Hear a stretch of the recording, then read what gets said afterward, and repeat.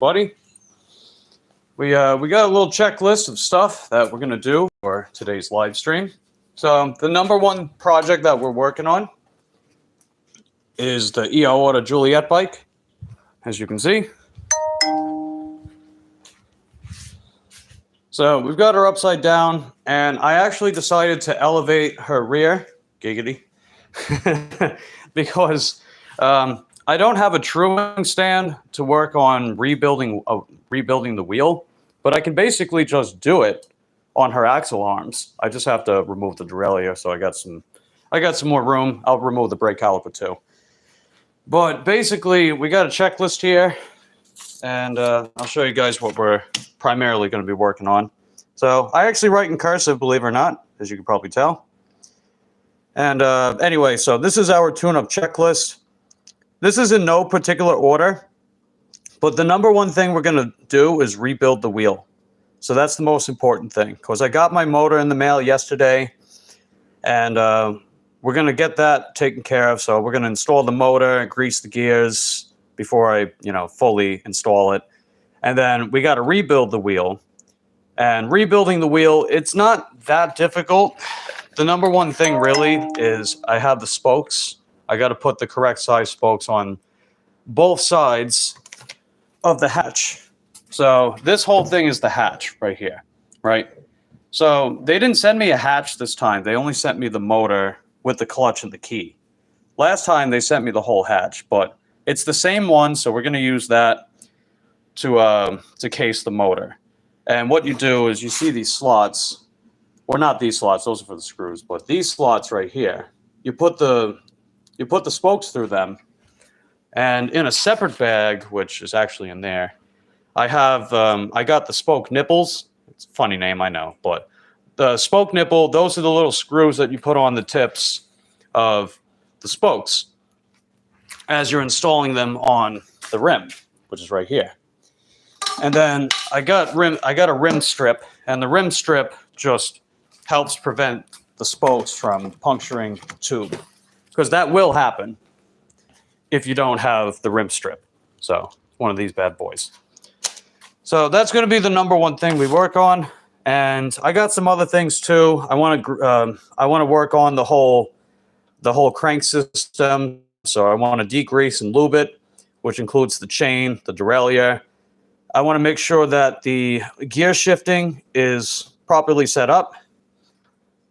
That way the cadence sensor also works properly too, because it's been acting odd for a while. So I want to get that taken care of. Like it either acts very jerky or it doesn't kick in, so I want to work on that. Definitely clean the frame. So I got some of my basic essentials. I got this ECOS all-purpose cleaner. It helps polish and clean. It's vegan, cruelty-free. Fun fact for you. Well, I also want to make sure the brakes are good. I want to oil up that front fork and lube the housing cables. That's just the cables that run like the gear shifter, the brake calipers, things like that. And I also got some of these coil wraps for some of the cables, so I want to work on that as well. And then any other miscellaneous stuff that I could think about. So that's going to be on our checklist for the day. And what do we got? Nice you have a garage to do your work in. Yeah. Definitely helpful. And B got me some coffee. Oh, thanks, B. In fact, there it is. Hooray! There's that cup of coffee that B got for me. So that's heckin' dope. Thanks, B. I'm going to need that faux show, because we got a lot of work to do. And not all the time in the world to do it. Cha. Yeah, refresh me on that, Chip. Cha. I don't remember 100% which one that means. What's going on, Corey? Good to see you, buddy. And I see Red's here. Jihu is here. Nisi's here. So, nice. Go ahead and see everybody here. Because, like I said before, we definitely got some work ahead of us, but it's going to be a good day. I think it's going to be a good day indeed. I don't really have a proper stand to put this phone on. Let's see. Cha means bathroom / bodily function. Oh yeah, I did that earlier this morning. So I did my chart and I did my toot. So we are good to go with that.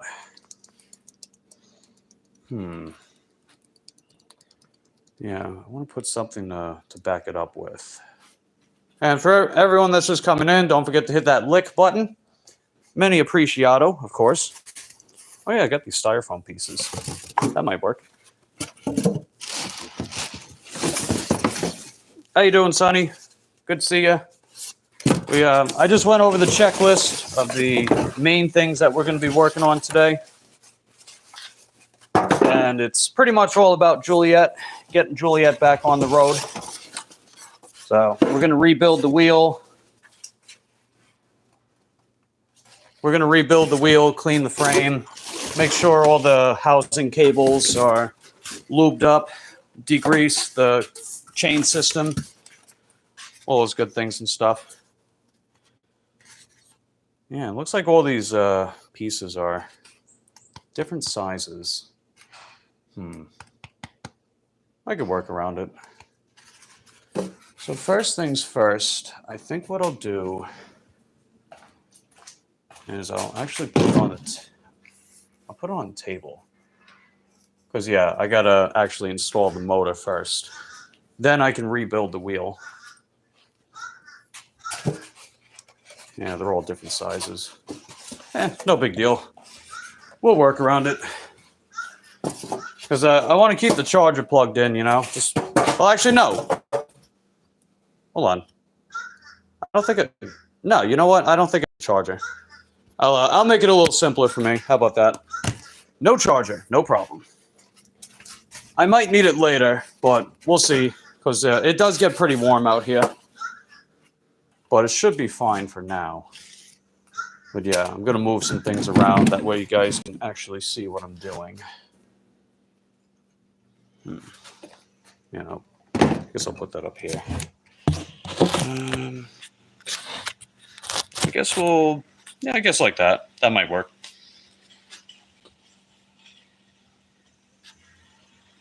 Okay, so Jehu, I got you.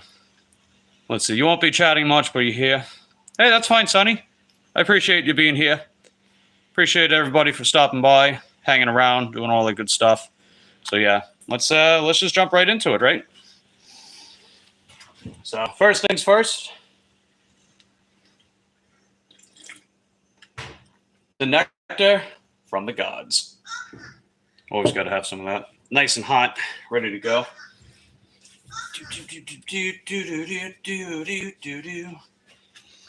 And let's see, got my gloves. Got my grease. I meant to get the other grease, but this is the only one I got. So it'll get the job done. And let's see. I had a brush. Yeah, I'm not going to need the brush. I'll just use my gloves. That'll be fine. So we got our grease. We got our clutch. We got the key. Got to remember to have the key. Otherwise, it's not going to hold the clutch in place. That's what the key is for. And let me get my screwdriver so we can pop open the hatch, which I have right here. Hope you guys can hear me and see me okay as well. What's that sound? It's probably my neighbors. They got a lot of work going on next door too, which is fine.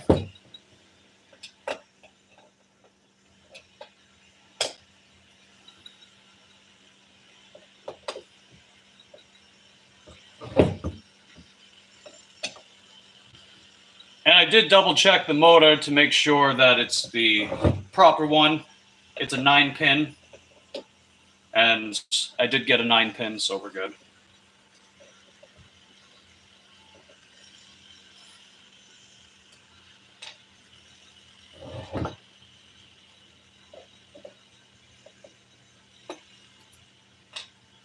And I did put a poll, so you're welcome to vote on it. It's basically just asking if everyone is, if you guys know how to change or repair a bike tire. And for anyone that doesn't, I did make a short video a little while ago on it. Feel free to check out the video tab on my channel. to find it, or you can go to my watch list. And it's a very short video. It's not even 3 minutes long. It tells you everything you need to know about how to change a tire. I titled it for bike tires because, you know, electric bikes are pretty much all the craze these days. So I figured that would be the way to go. Yeah. All right, so now I got to get my mallet. We're just going to use this to pop it open. There we go. So this is the old motor. It's got all the grease and everything, but it's seized, right? It's seized. And when it seizes, it starts tearing away at the gears. You might be able to tell. It starts tearing away at them.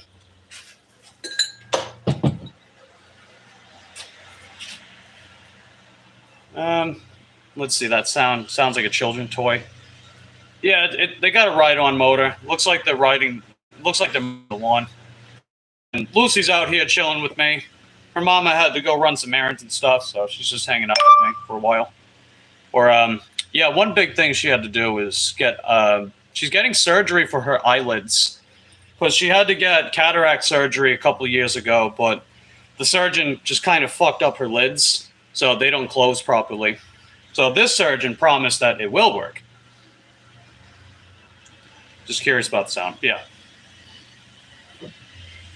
And one big thing I got to do, this is the hatch. That's the planetary gear. So I want to clean that down, make sure that there's no like excessive debris or anything like that in here. And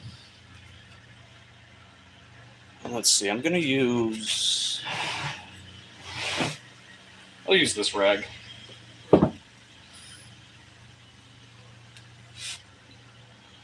Because I know like there's definitely pieces of chipped gear in here.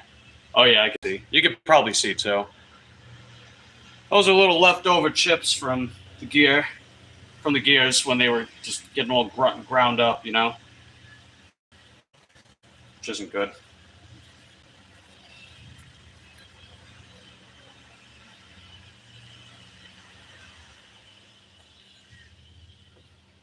And yeah, any kind of grease, don't use cleaner to remove it. Just do a dry wipe. That picks up all the grease much better. And once all the grease is out and all the other pieces are out, then you can use you can use cleaner, you can use water, you can use whatever you need. All right, so there's a couple more pieces in here. I want to make sure they're all out.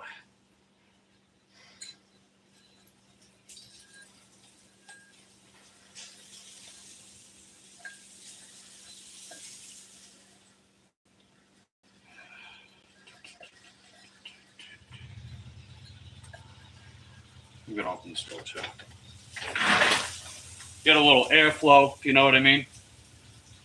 Especially if I got a toot, you know. If there's no airflow when you toot, it's just going to linger.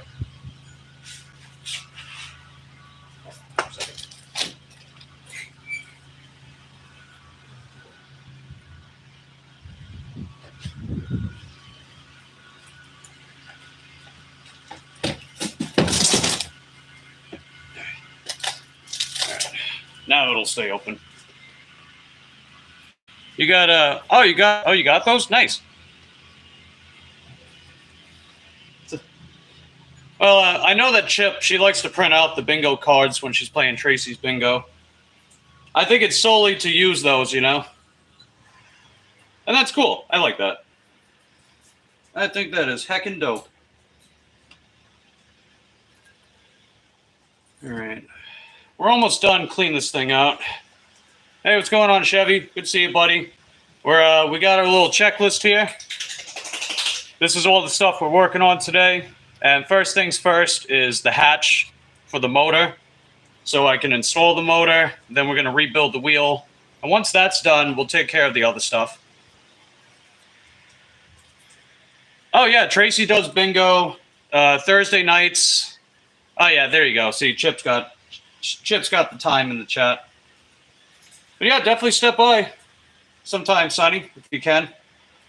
I know it's usually around the time you're working. But, you know, if you got time or whatever. Yeah. Yeah, there's still little pieces, so I'm going to use a butter knife to remove them. So I'll be right back.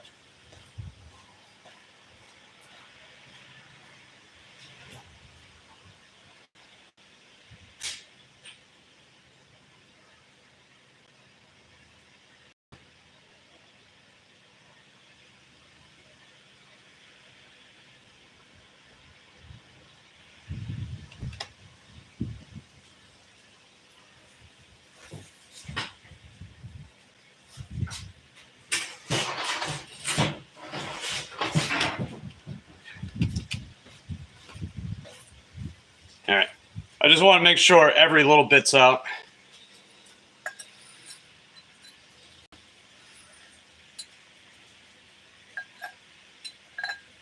Because, you know, if there are like any leftover remnants of chipped gears, then that will interfere with the revolutions on the motor. A revolution is just a full rotation for reference.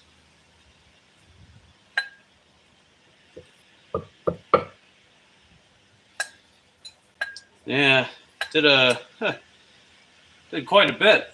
Jeez, picked up a lot of pieces of ground up chips and gears, which is no bueno. That is very very no bueno. But it's all good.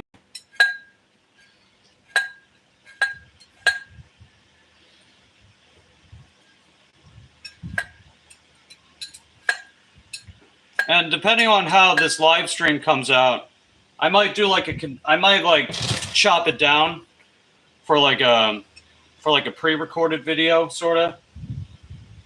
That way, you guys have like maybe a shorter reference point, possibly. I mean, I keep forgetting that I can do highlights on these streams, but you know, maybe I can download the stream on my computer, sort of chop it down so you guys can see more of a full process, I suppose. All right. So that's looking pretty good. I'm not seeing anything, not really seeing much in there anymore. Looks like we pretty much got all that out. Good stuff. You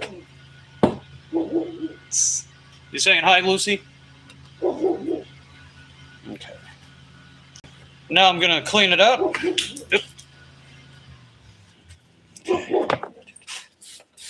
Now that we wiped up all that grease, we can actually give it a nice scrub-a-dub-dub.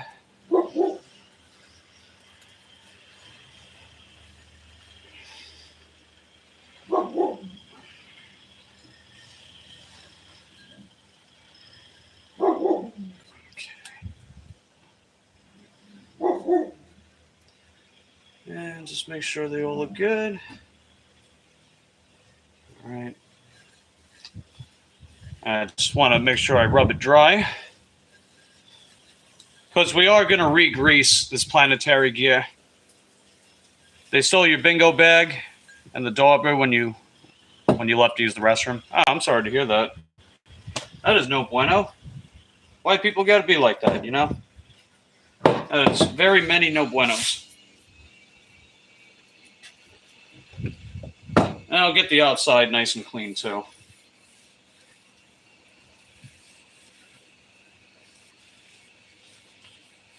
Want to make the bike look, you know, somewhat new, right? Somewhat new. What was that? Oh, Satellite Beach. Yeah, I don't think so. That's too far. Okay. And wipe down a little bit. And there are some scrape marks I can't do much about, but I'd say it looks pretty good. Looking pretty solid, I would say. It's all nice and cleaned out. There's no more remnants in there.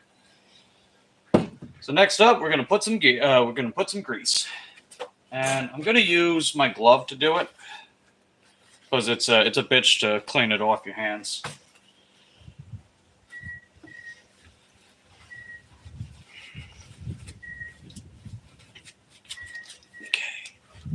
So don't tell Eric about the magic finger. You know, he is of age. If you know what I mean.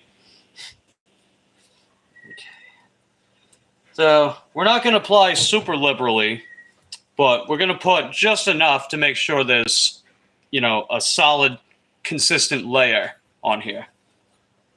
And just basically get it in those little grooves and crevices like that. And it doesn't have to be super greasy.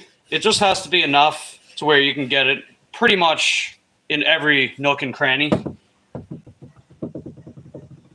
And luckily it won't take, let's see, clean as a whistle. Luckily this stuff doesn't take too long. Because we're also going to grease the clutch. We're going to grease the clutch as well. So it doesn't have to be a crazy amount of grease. Just enough. And a couple more dabs. It's like I'm using my dauber for bingo. Except it's my finger.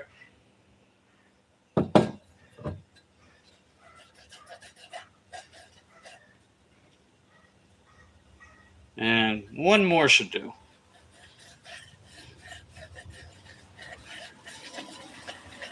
Okay, there we go. So pretty much all throughout, pretty sparsely, but enough to fit in pretty much every nook and cranny. So we're good to go with that.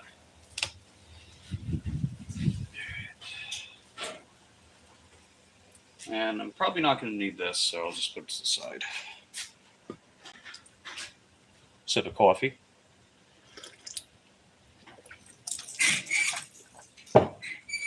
Hey, what's going on, Eric? Good to see you, buddy. We got our little checklist here. So what we're doing is I cleaned out the hatch for the motor. It definitely needed it. There were a lot of discarded remnants of the gears. Because when the motor seizes, it grinds away at the clutch.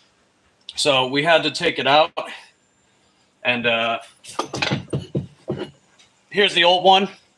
And if you look very closely, the gears are all ground up. And it creates those clumps with the grease. The grease starts to clump whenever the motor seizes. So we got our new one right here. And we've got the key and we've got the clutch. So we just got done with the hatch. Now we're gonna put the key in the ignition. And the ignition is a little open slot. It's this open slot right here. That's the ignition for the motor. So you put this little key right in there. So it goes just like that. So there you go. Just like that. It needs to stay in here too. Otherwise it's not gonna propel. And if you look at the center part of the clutch itself, this little indent right here, that's where the key holds it. So if you don't have it in there, it's not going to move. So all we got to do is we make sure that these gears are facing inward on the axle gear right here. So just got to insert, make sure that it is on correctly. And it takes a couple tries, but you just got to fidget it in there. There you go. Got it.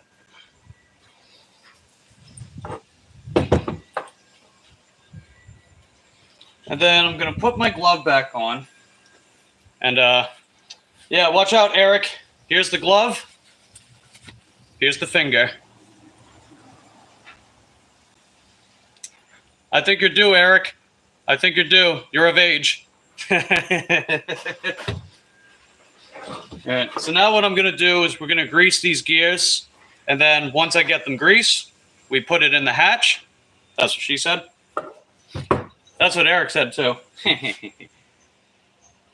So not crazy ton of grease, just enough, right? Just enough to make sure that we got a rather thin but noticeable layer on each gear. So we just want to make sure that's good to go.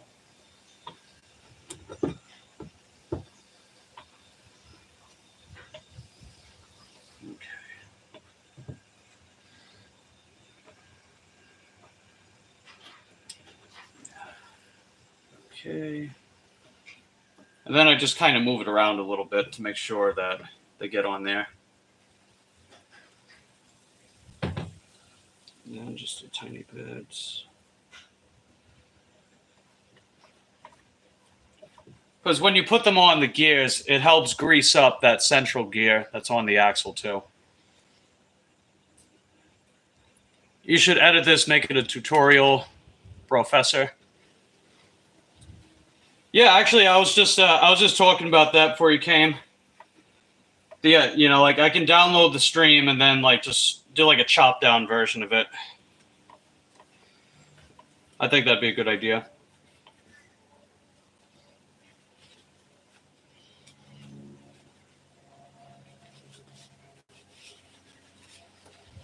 It should. Okay, it's going to spin like that. And I'm just going to give it a few spins. And if the gears aren't uniformly greased up still, then I got to apply some more. But I'll show you a little closer. So if you look right in between the gears, that's the central gear for the axle. So by spinning the clutch around, it's greasing that inner gear because the gears are rotating, right? You're getting that rotation from each gear on the clutch, which helps to grease up that central gear. And that also keeps the hatch greased up too, because after we got it cleaned up, we did put a thin layer of grease in here too. So it does put a little grease on the outside, but it's not a big deal. It doesn't do anything. So, let me see. Okay, looks like we might have enough. Yeah, looks like we got just enough grease on there. So you don't have to be super liberal when applying grease.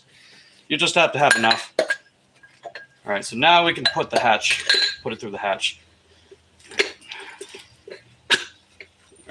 It does take a little bit to get it in there, but it's all right, we're good.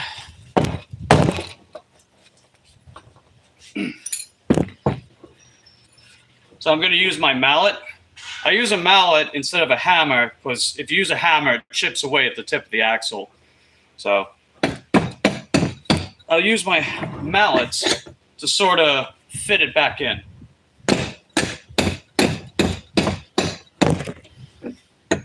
Takes a little bit, but it gets in there.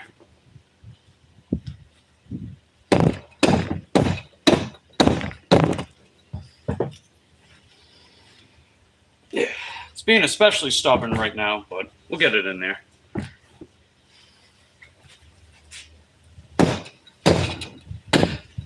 All right. So I just got to hammer it in just a tiny bit more. Got it in there. So right about there.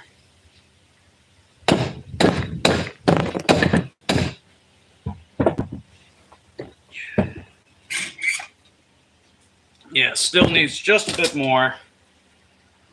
We'll be good to go.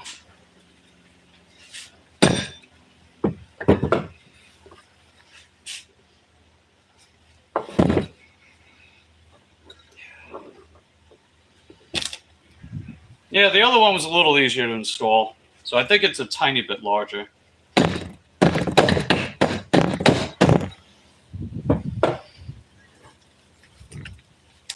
But yeah, I want to make sure it's fully sealed because if you look on the edges, you can still see the wiring inside there. So that's why we're trying to hammer it in.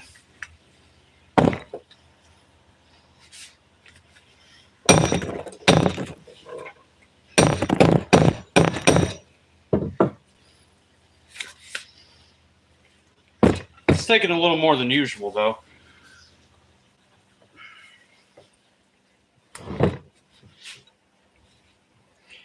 Because as soon as I get it hammered in, then we can drill it back in. Bet your neighbors love hearing that when they're waking up. Well, in all fairness, these neighbors are even louder than me. So...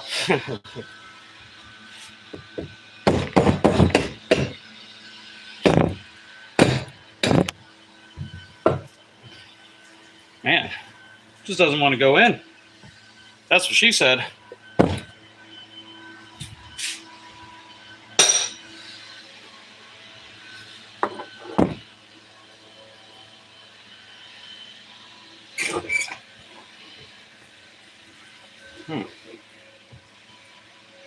Yeah, that's odd. I don't usually have this much trouble getting it in there.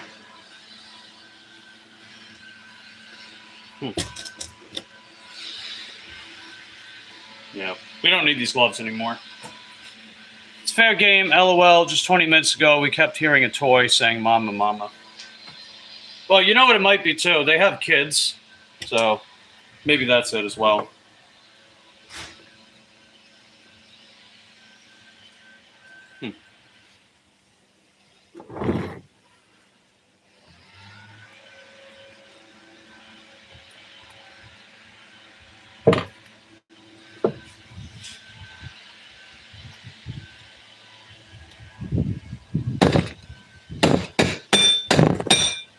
Jesus.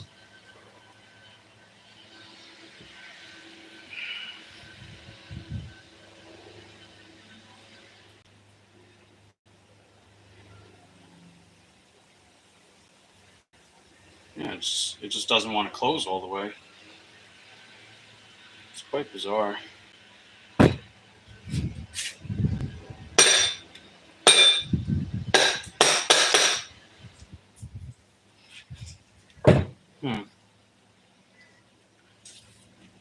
Yeah, it might need a little extra reinforcement. Because it's got to go all the way in. Doesn't normally give me this much trouble. But if I reinforce it with the screws, maybe that'll help. But it actually needs to go further in.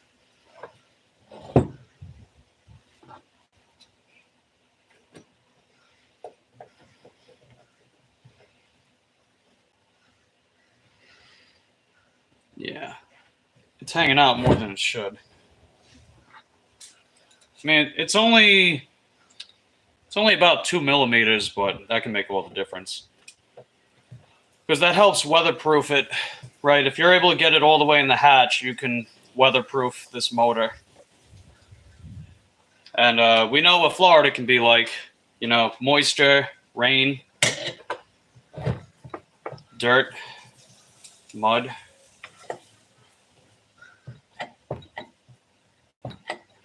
A lot of unpleasantries, if you will.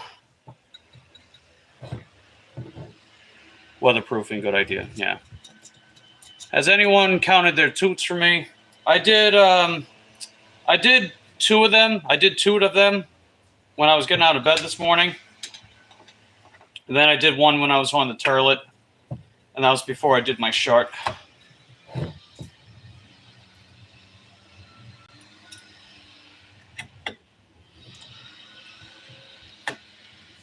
Being able to get this hatch all the way closed, too, that also reduces the noise just a bit.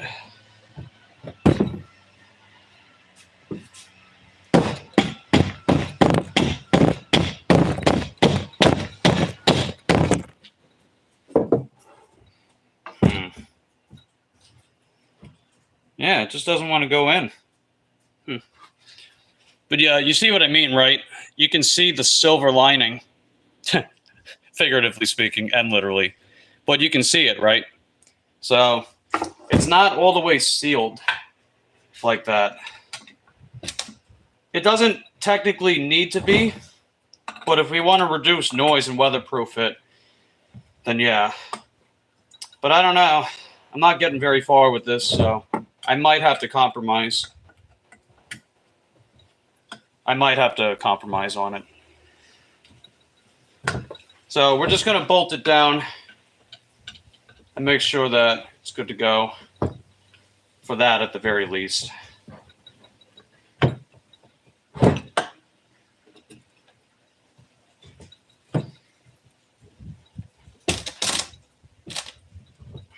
Let me just get my power drill.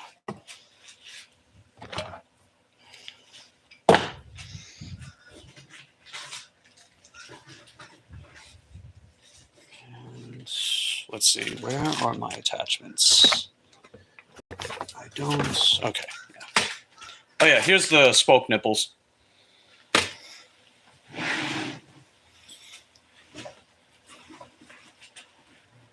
Where are they at? Okay, here we are.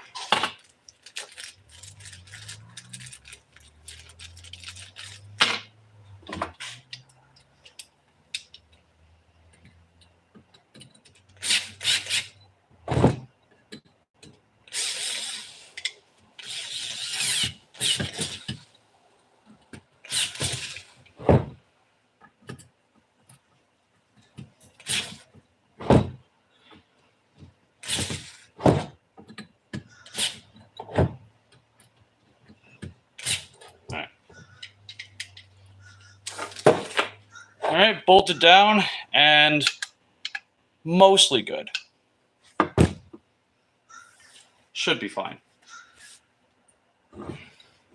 Sure hope so anyway. And that's about 1.5 millimeters, so.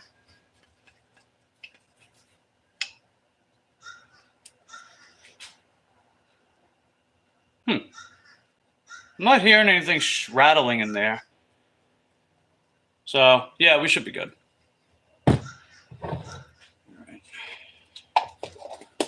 So that's pretty much the end of the grease. That's basically all we had to use the grease for. So, mission accomplished with that. And I can check that off the list now. Let's see.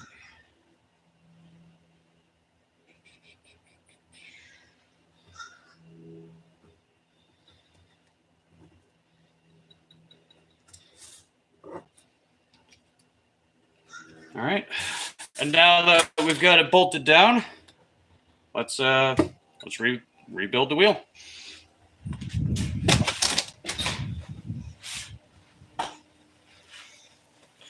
And I want to try to get a decent angle so you guys can see.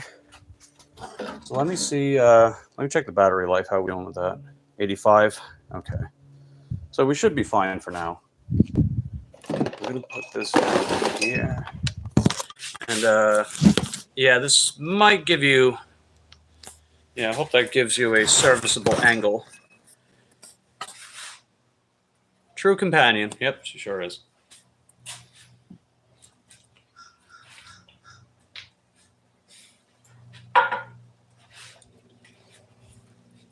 So.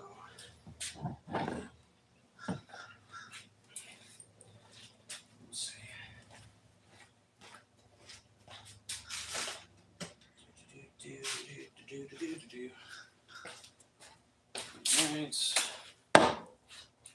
And let's see. I should have a washer ring somewhere.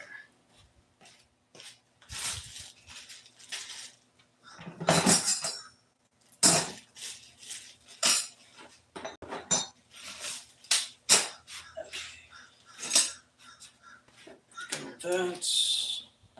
And where's my lock ring at? I should have it in here. Oh, wait, no, that's right. It's on my repair stand. I forgot. I actually have one. Okay, cool. So the next step is, so this is the freewheel.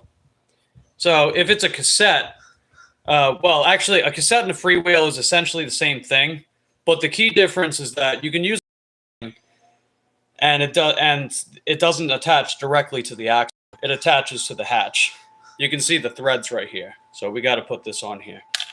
So what I'll do, try to line it up just right. Takes a couple of tries. And then we're going to use our lock ring to screw it back on. As soon as I can, yeah, got to make a readjustment real quick.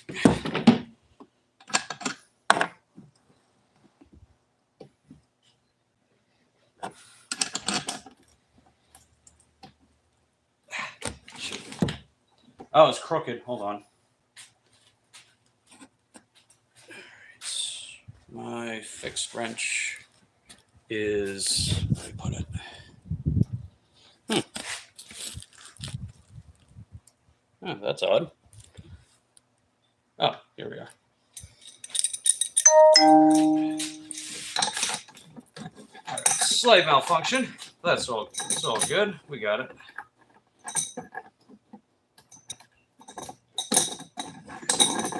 Okay, there we go. So you got to make sure that the freewheel is on the threads properly. Screw it back into place. So righty-tighty, lefty-loosey, right? And then we use our wrench to lock it in place.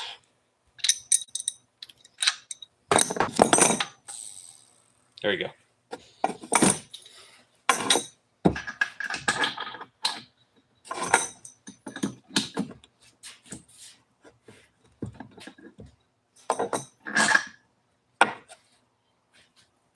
All right, so next up, you wait. Where are my Allen wrenches? I know I got some in my bike setup. Yeah, let me check that real quick.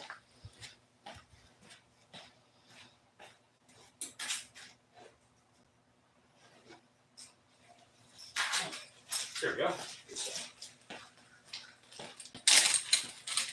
All right, so I got my Allen wrenches. What I'm going to do is I'm going to remove the derailleur.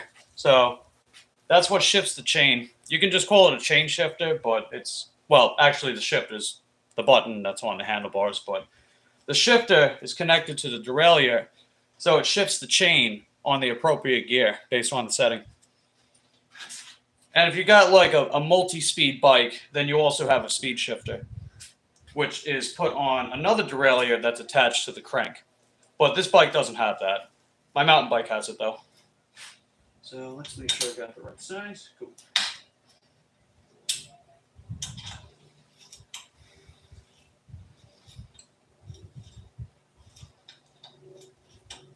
And I'll play around with the gears and everything later.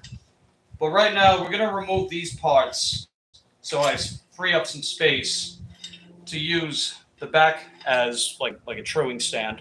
The truing stand is what people conventionally use to rebuild spoke rim wheels. And we're going to take the caliper off too.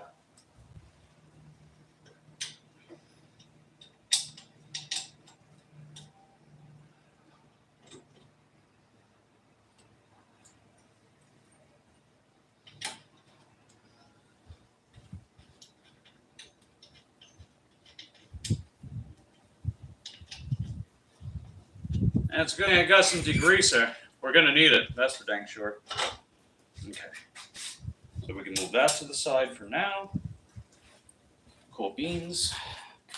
Now, keep track of the screws. You don't want to lose any of them. So the next thing I'm going to wind up doing is we got to put the spokes on the hatch. That way we can actually start installing it and start adjusting and tightening on the rim itself. So that's going to be with these bad boys. And these bad boys. And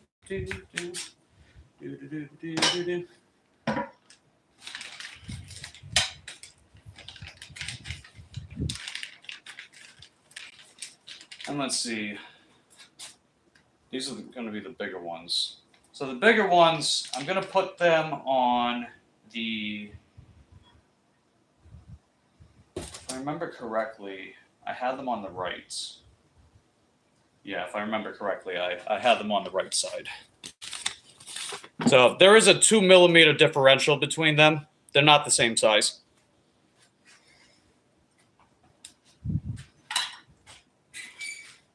So I'm going to put the bigger ones on the right side of the hatchet, or the side where the disc rotor goes. That way it makes room for the freewheel on the left. Let's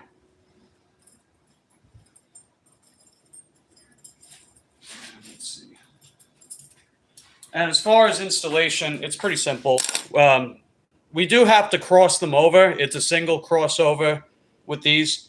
But basically what you do is you insert the screw part through here like this. So then it'll just hang off like that. We're just going to do that for every side. And then once I get all of these put in here, then I'm going to attach it. I'm going to reattach it to the bike. So then I can start tightening and adjusting the spokes because I want to make sure that the wheel is properly aligned. I didn't really get to do that last time because I was trying to save up for a truing stand. I mean, they're not that expensive, but you know, kind of ran into some issues along the way, but that's okay. Yep. Or as Bike Farmer says, oh. He's one of the bike guys I like to watch. His channel name is Bike Farmer. He makes some really cool content. He owns a bike shop and he basically records himself like tuning up bikes, and he's very knowledgeable. So I definitely recommend checking him out too. I've been following his content for quite a while. Oh. Oh. That's how he says it. But yeah, I got some of my tips and tricks from him. And then some of my other tips and tricks sort of did with trial and error. Like doing like a pre-inflation of the tube when you reinstall a tube on a tire. It just makes it easier to fit in evenly when you gotta do that sort of thing.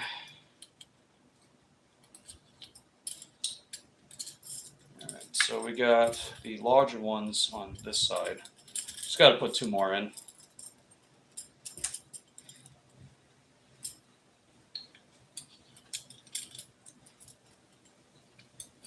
All right, there we go.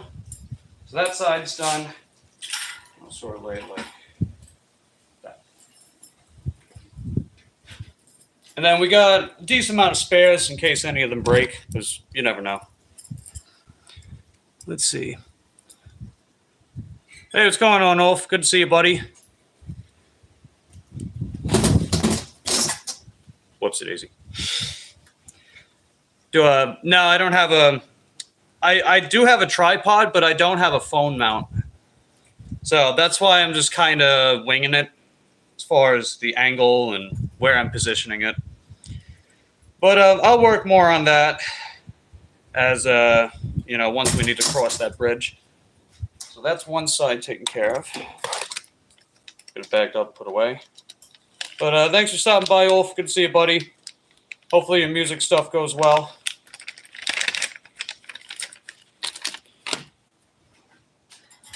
And now, same procedure, the opposite side.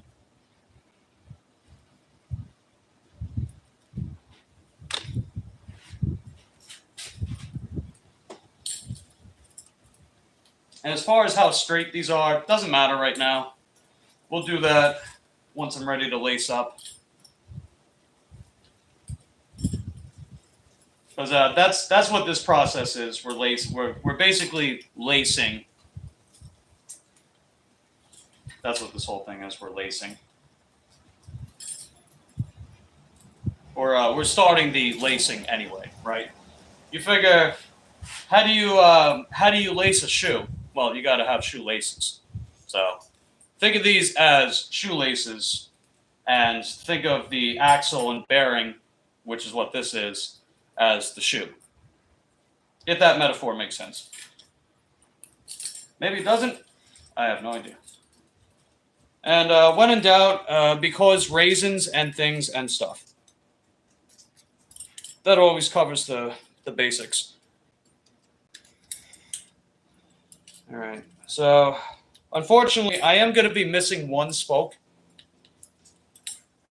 because one broke off a while ago, and I don't have spares for the 131 millimeter. That's what this size is, but it will get the job done. All right. Just make sure that these are all the way in. All right. That'll do for now. Hey, Lucy. All right, so what we're going to do now is I'm going to get this set up on here. Well, first things first. Got to loop this in here.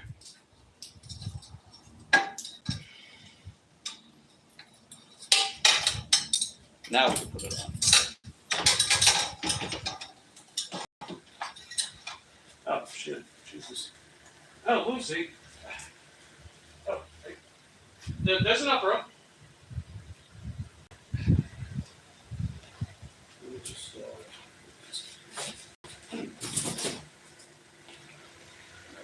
yeah, landlord's just coming back home.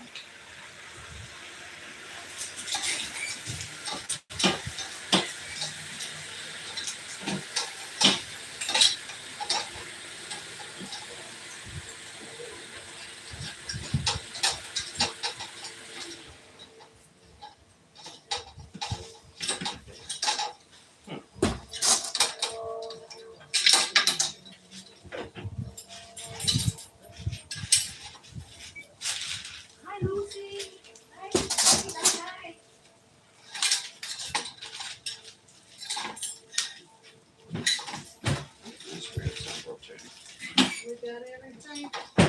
Get my stuff out of that. Hey, honey. Your stuff should all be in that bag. You gonna work then? Come get some. Come on. Hey. Come on.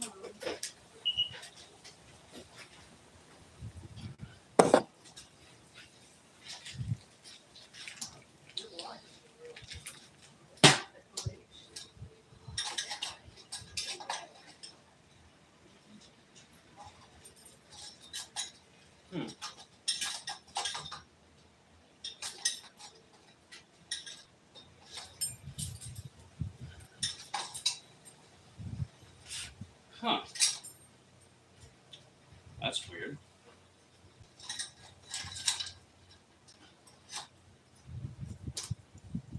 That is very weird.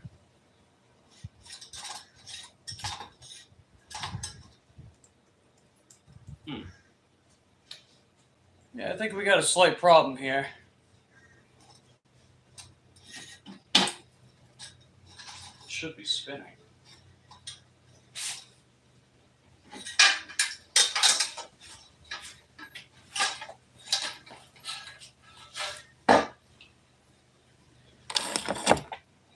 Okay.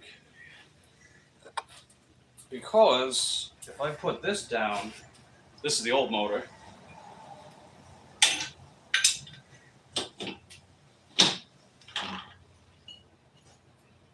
Yeah, wow. Okay.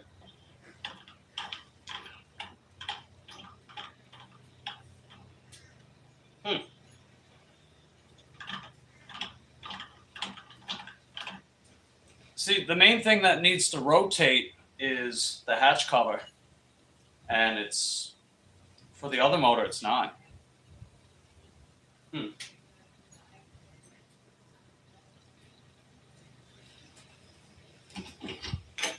right.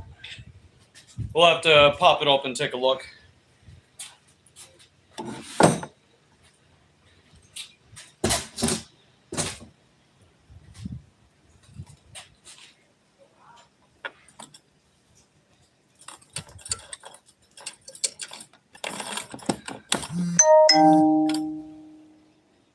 It should be.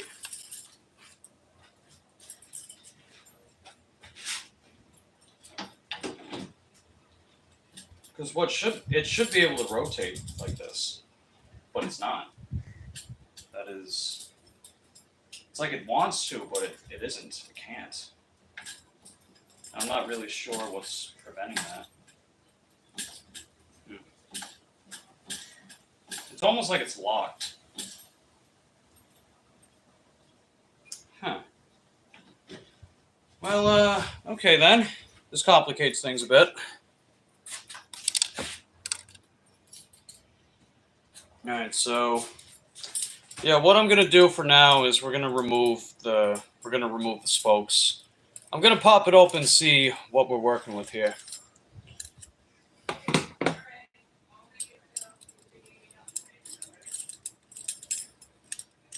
Yes, I do. And do a little diagnosis. So, take it easy for the day, all right? Talk to you later. All right, thank you, hon. Yep, bye-bye. Is Lucy working with you? I'm gonna lay down. She's out here somewhere, She I lays think. there. Okay, yeah. Yeah, I'm just live streaming my bike tune-up. We're having some complications with the motor though, so I'm trying to figure that one out. I gotta get that ice pack on my arm, lay down.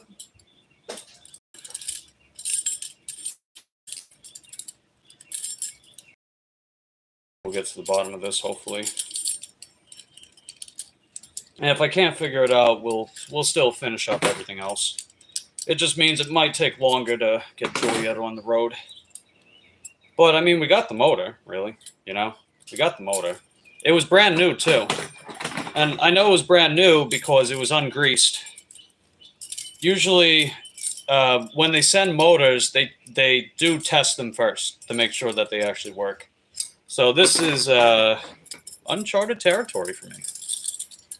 So we're going to be learning some stuff. But hey, knowledge is power, right, guys? Knowledge is power. And as a wise woman once said, I've got the power. Back in the 1980s. That was another spoke on this side. There we go. So we got, make sure we keep track of those. All right. Now I can start pulling them out. Giggity.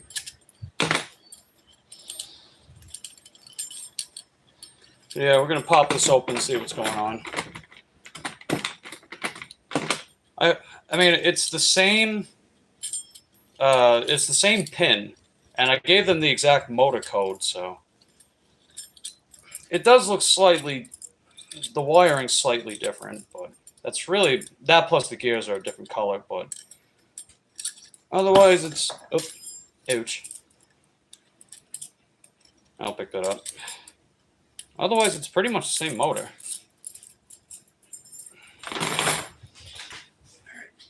Don't want to lose those. So I'll have to unscrew. See. Adam. No, that's not my car, Adam. That's my landlord's car. I mean, I've said this before, but for anyone that didn't know, that's my landlord's car.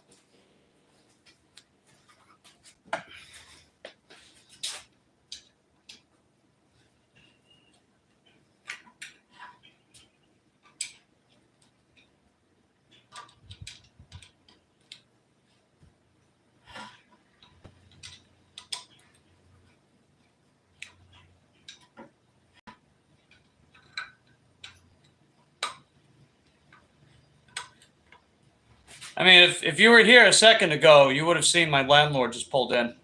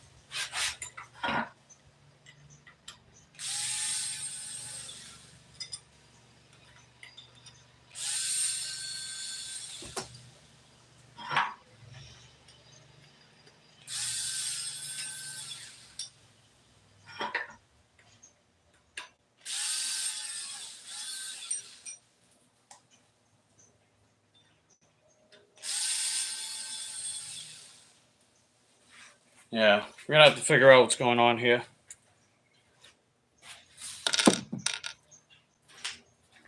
And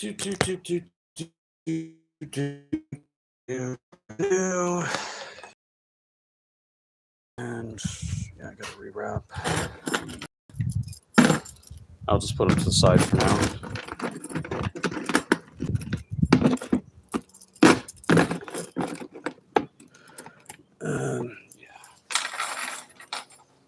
So I'll bring you guys back to the table. But yeah, something is preventing the motor from spinning properly. Want to get to the bottom of what might be causing it. Yep. Whoops, daisy. There we go. And refresh the chat, make sure we're good. Because halftime, sometimes I got to do that, you know.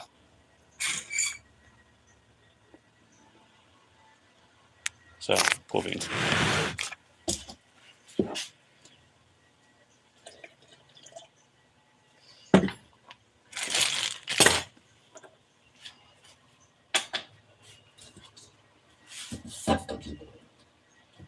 And I'm actually going to clean the rim real quick while we're at it. Better to take care of that when there's no spokes in the way, you know?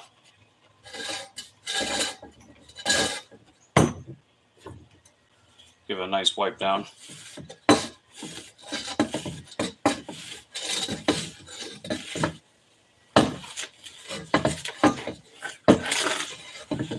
So how's everybody doing this morning? What are you guys up to?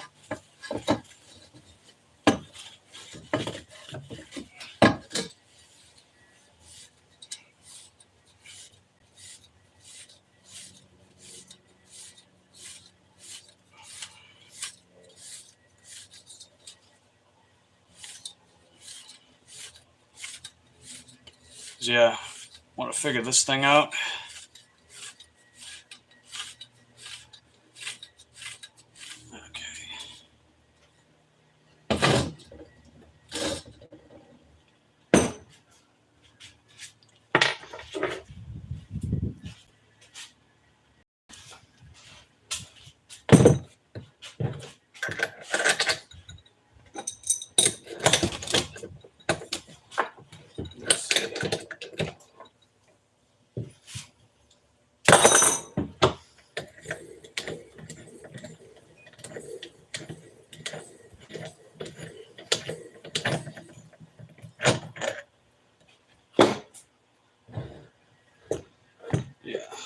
Just gotta take it back out, see what's going on.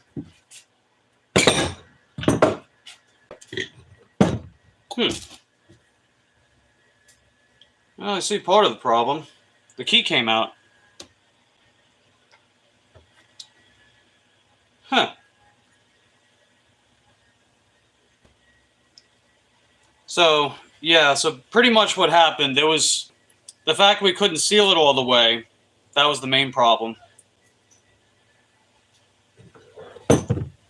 So it left like about 1.5 millimeters of room for the key to come out. And I might have to reinforce the clutch as well, just to make it less likely to fall off.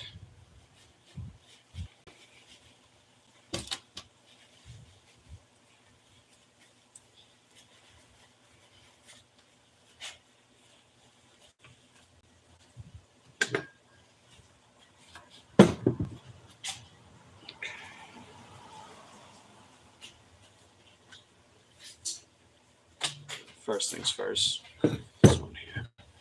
Because, yeah, it's spinning fine. So, there we go.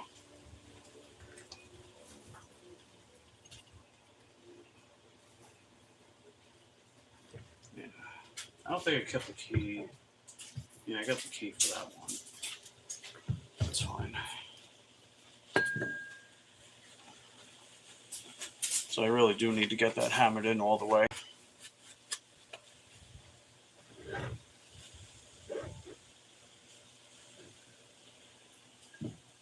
Okay.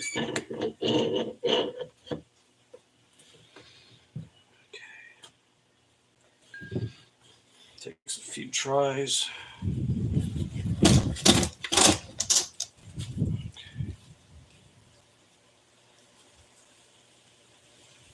Make sure we're lined up properly.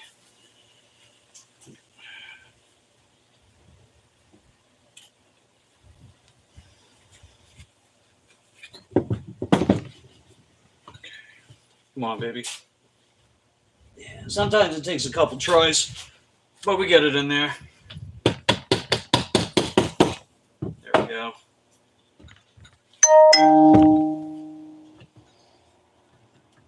Yeah, it's fairly loose. I noticed that too. It's fairly loose. So I think that's all the more the reason to try to reinforce it some more. But as you guys saw, it wasn't fitting all the way. So, I mean, it's pretty much the same motor. Wait a minute, hold on. I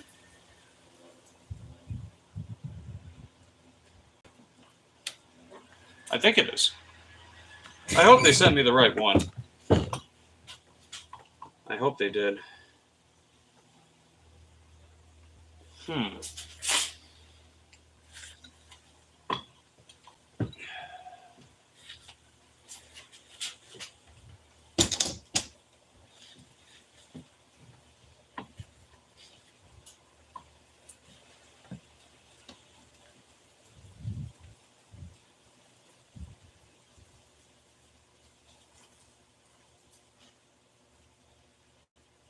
It is ever so slightly different. I noticed that.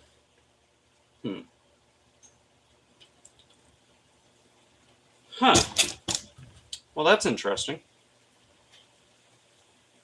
That's very interesting indeed.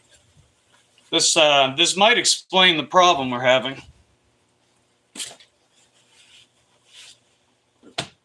Okay.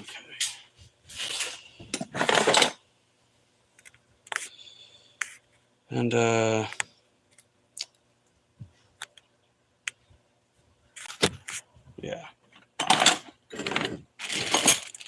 Yeah, just future reference, I don't own the car. My landlord just pulled in. So, you know, instead of saying I own a car, just ask. That's it. Let me get my other measuring tape. I'll be right back.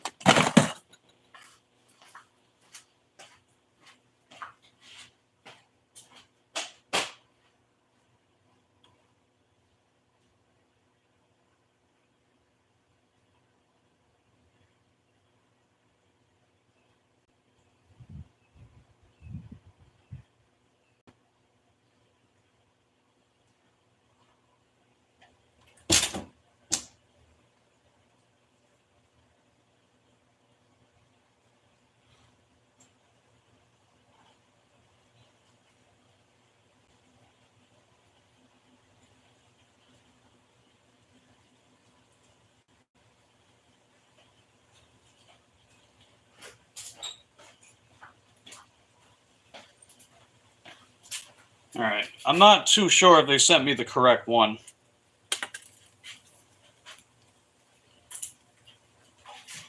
Want to make sure we actually have the right one, you know? That's sort of the problem we're facing here.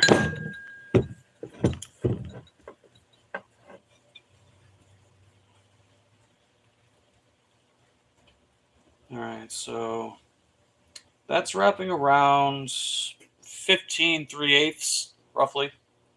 15 3/8.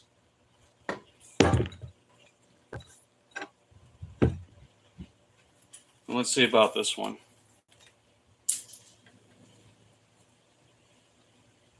In fact, it might even be the hatch itself. That might be the problem, so it might be the hatch.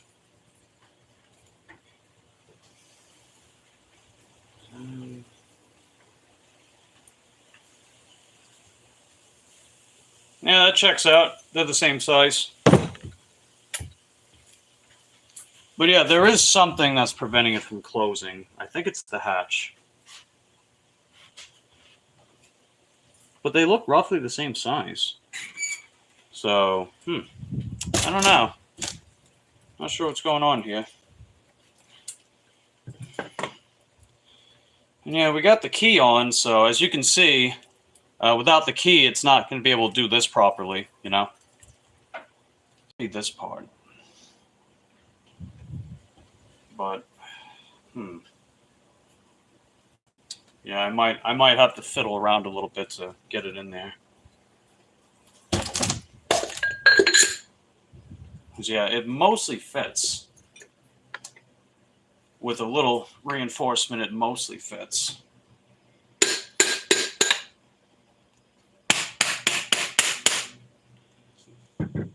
Oh, I think we got it.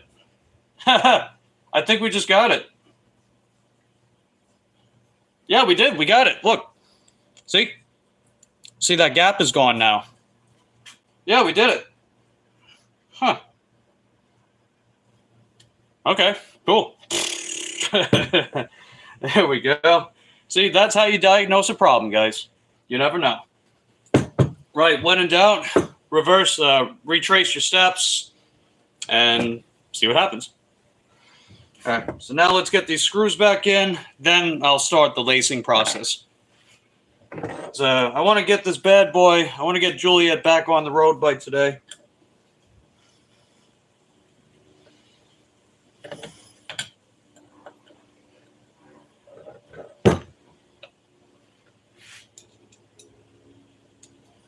Okay, there we go. Then I'll bolt it down. Hey, what's up, David? We were diagnosing a problem, David. So, when I got the motor installed on the hatch, so right here, there was like a 1.5 to 2 millimeter opening, and I think that's what was preventing. That's what loosened the clutch. I think that's what loosened the clutch. So if I put it back on the bike itself, then it should be just fine. And I had to basically take it off, reverse the steps, and then try it again. And it finally closed properly. That's actually the first time I've had that problem. So, hey, we got it diagnosed, right?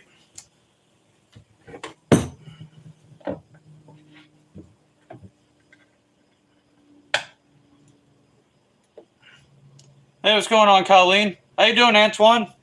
Good to see you guys. We're getting my Juliet bike back on the road. So the first thing I was doing was getting rid of the old motor, because as you can probably see, you know, it's in pretty bad shape. It seized, essentially. So then we got the new motor yesterday, which was great. And a little trial and error, but we were able to get it in the hatch, because they didn't send me a hatch. They just sent the motor. Last time they sent me the hatch, but they had to transfer this from a Hong Kong warehouse, so maybe that's why. I don't know. Let's see. Cocoa Beach, Melbourne. Yeah, that's too far. Yeah, they're still notifying me some stuff. All right, let's get this bolted down.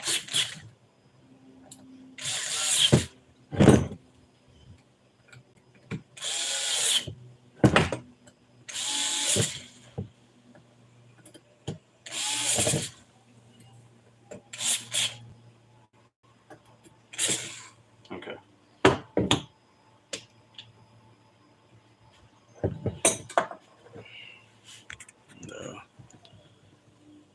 Hold on a second.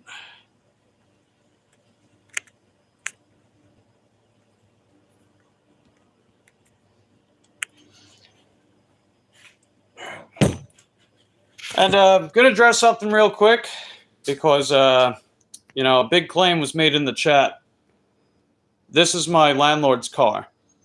That's her car, too. If you guys were here earlier, she pulled in with her friend. She had eye surgery today. She had to get her lids redone because the last surgeon fucked it up.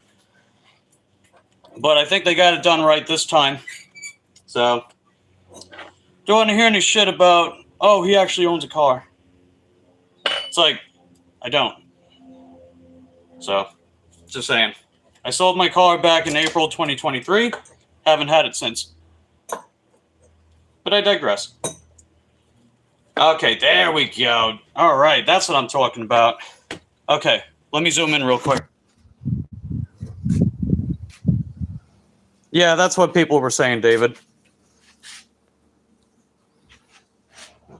So now, as you can see, it's actually rotating. It's actually rotating.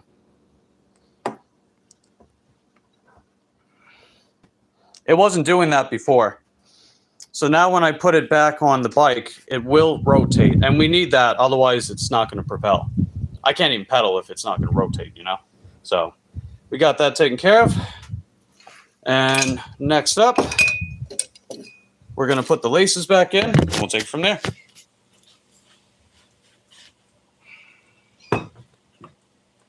And let's see.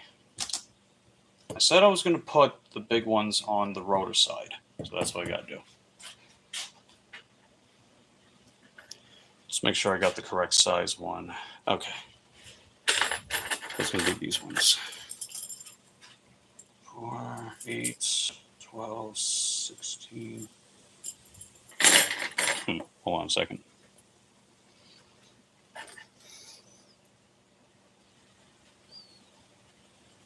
Yeah, okay.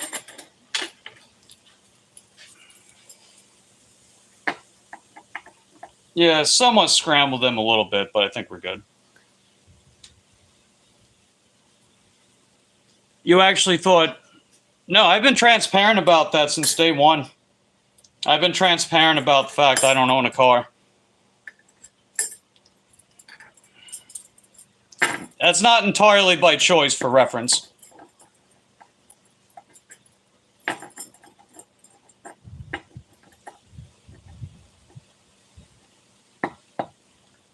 Okay.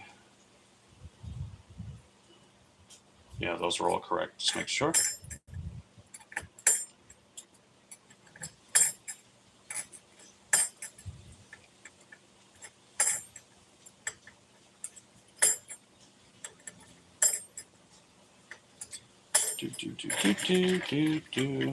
So what are you guys up to? Let's see, Antoine, but not for dashing. Nah.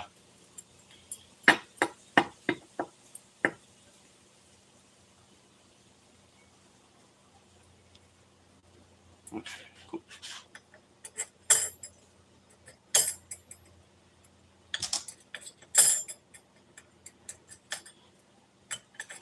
Yeah, I had my other spoke. Don't remember where I put it. I might have mixed it up.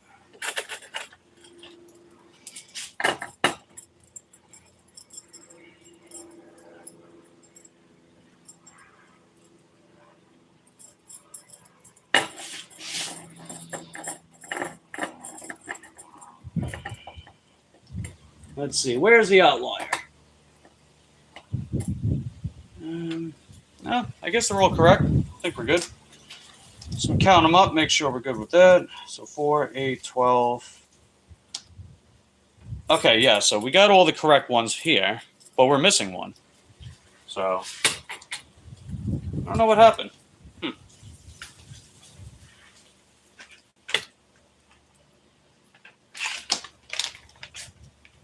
It's all good. I still got one, so we're good.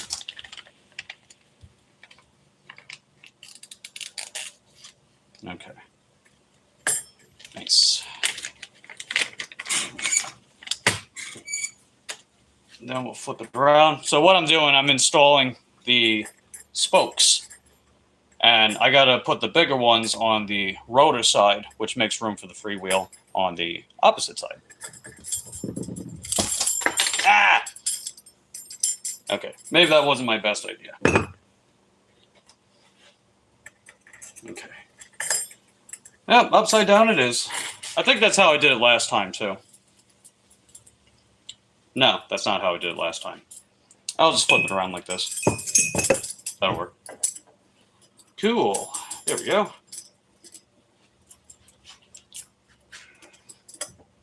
And then, whoops-a-daisy.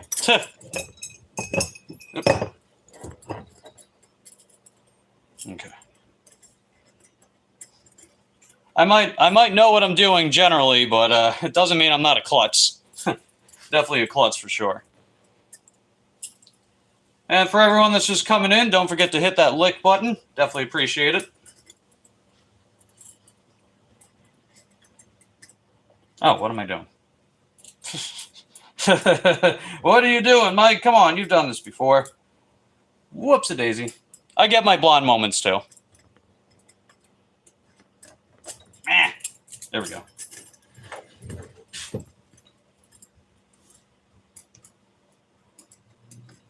Okay.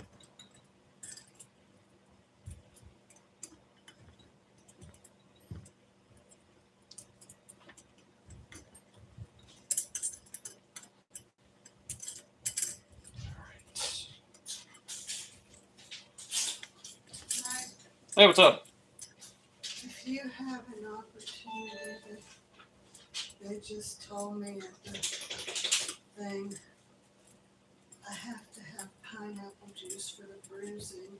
Oh, okay. Can I give you some money to get me some pineapple juice somewhere? Yeah, that's cool. I gotta go to the store sometime today anyway. Good. All right, rest up. Yeah, that's fine. Let's see. Oh, hey, there's Ray. How you doing, buddy? Good to see you. I thought I gave you a wrench already. Maybe I didn't. There you go. Hey, what's going on, Stoffel? How you doing? And how you doing today, Ray? We're getting my bike all fixed up, ready to go. Because I got my new motor in the mail yesterday.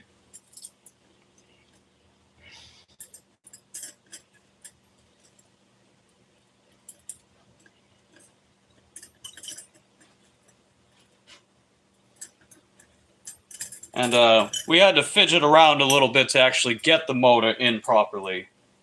For, I don't know, raisins and things and stuff.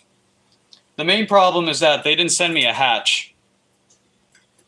They didn't send me a hatch for it. But I did still have the hatch from the old one, so I just cleaned out the old hatch and we put it in here.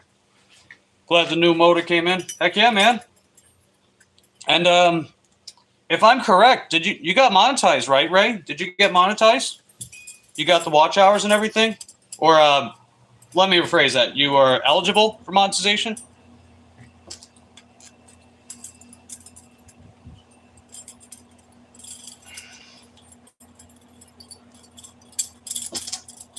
Correct me if I'm wrong, of course. And I'm gonna bring you guys over here. Hey, how you doing, Budflies? She put in earlier because her friend brought her to get her eyelid done. Oh.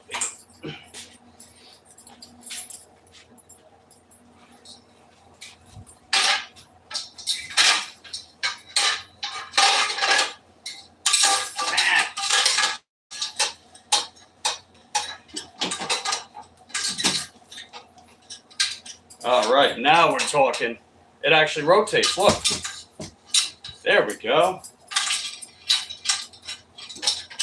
Okay, back in action, baby. There we go.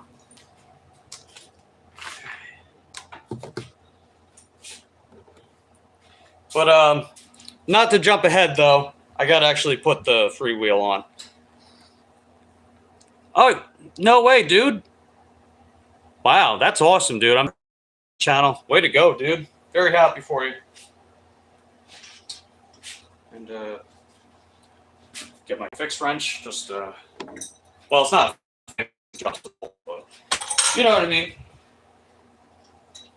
Go back off.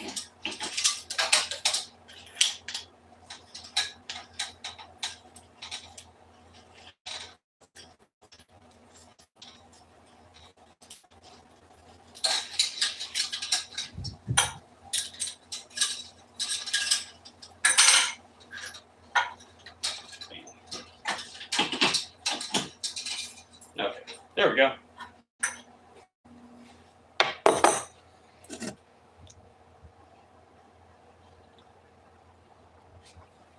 Just finishing up my coffee.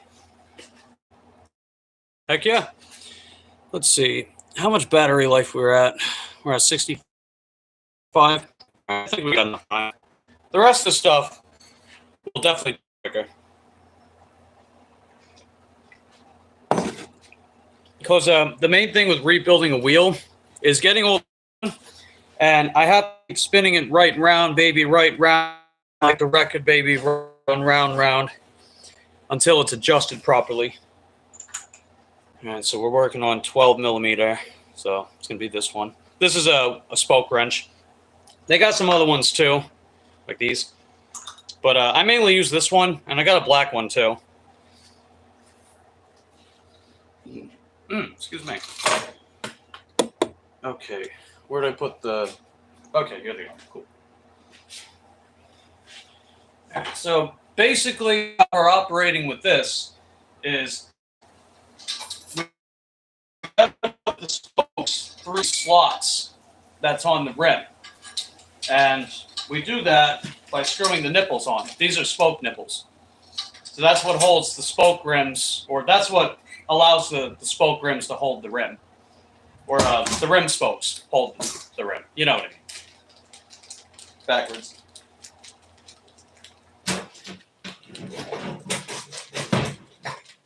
Do you want the door closed? Okay. Just go in there. Oh, gotcha. Cool beans. Okay, so let's get this started.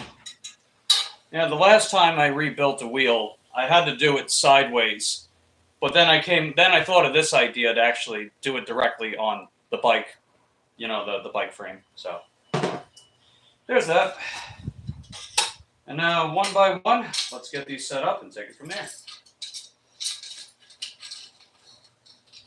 And like I said before, we'll do all the adjusting as we go. Just to make sure that the pulling spokes and pushing spokes are, you know, not doing their thing. All right, let's see. Let's go. Okay, I overlaid them like this last time. See, that's how I did it. Got it. Okay. That's one.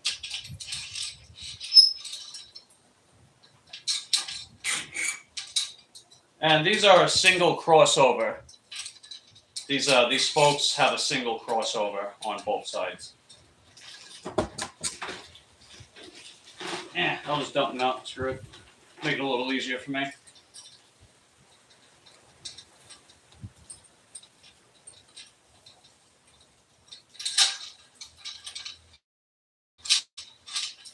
And we'll just readjust everything as we keep going.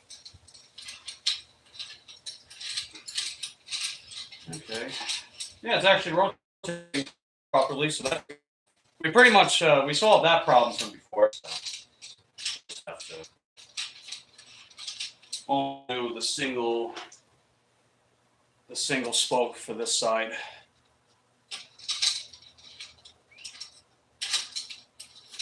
And it'll naturally fall into place as we get more and more of these spokes on. But I saw this one bike mechanic guy on YouTube who said that you can use a cup, right? You can use a cup and just lay it sideways as a makeshift solution for not having a truing stand. But I thought of this idea, and I like this idea better. So I'm going with this idea instead.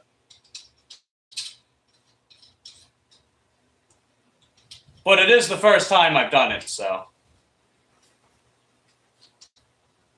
If it looks like I don't know what I'm doing, I can assure you I do. It's just that this is the first time that I've rebuilt a wheel like this. Because I don't have the truing stand, you know.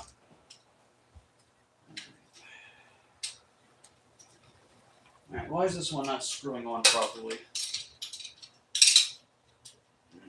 What are you doing?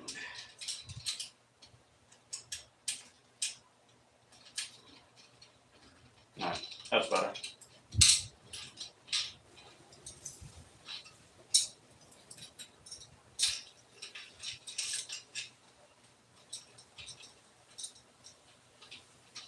There you are. There's that one.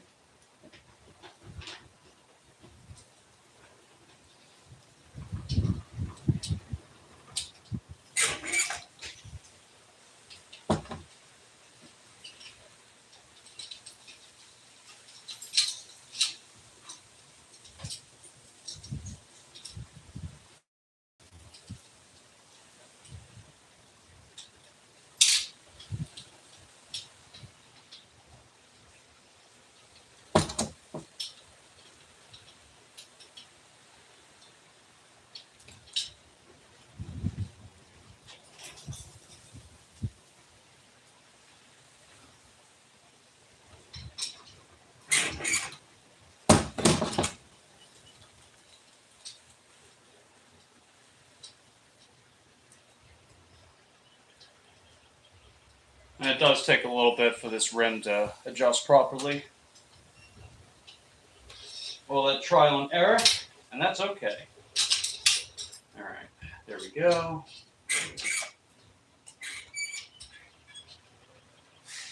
So it'll start to even itself out as I get all the spokes on and then just start readjusting them as I go.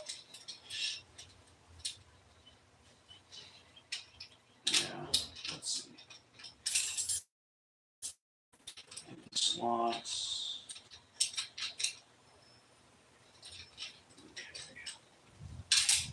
A couple of them are acting weird though. Yeah, we'll just keep going.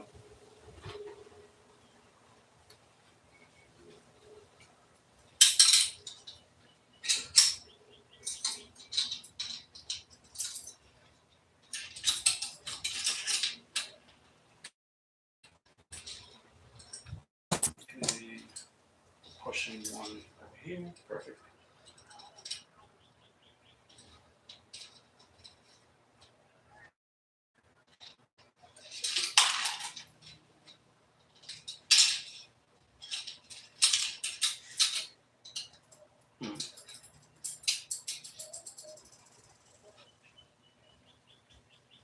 Okay.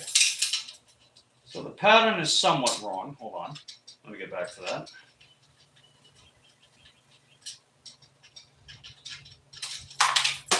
Okay. Put those through here. Perfect. Okay. There we go.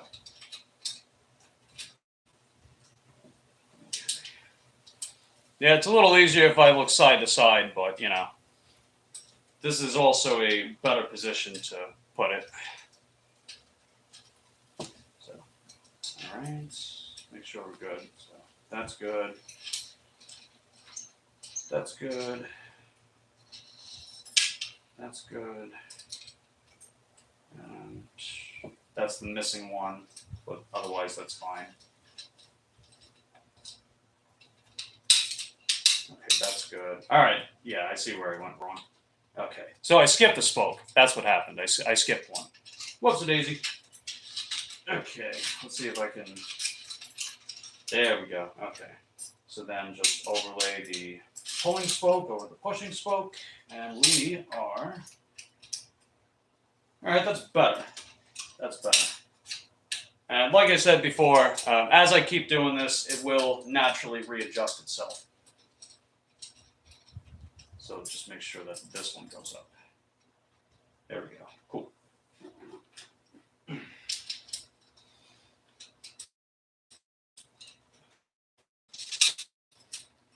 Perfect. Got it. Okay, and then this one, underlay.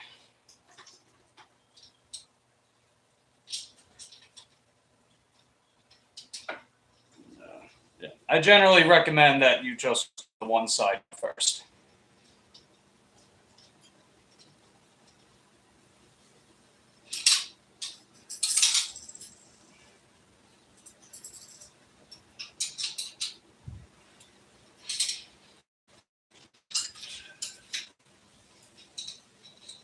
Okay, it's over the pulling. Got one more set, and we're done with one side. And like I said before, we'll just get this readjusted as I get all the. We'll do the official readjusting of the spokes as I get all them on. So once they're all on, then we can focus on spinning it around, tighten where necessary, and get this wheel as straight as possible. Like, you can get away with a wobble. That's what I did last time. That was before I used this technique to true it upright. Because I don't have a truing stand, but, you know, just sort of making do with this, you know.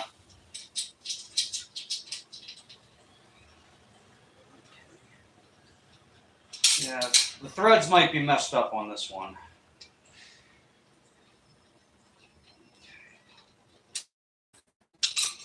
Yeah, let me try a different nipple.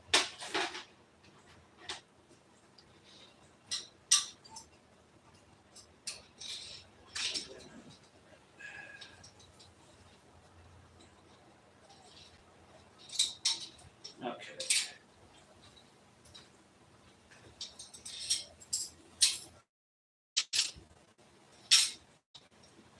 All right, looks like we got it so far.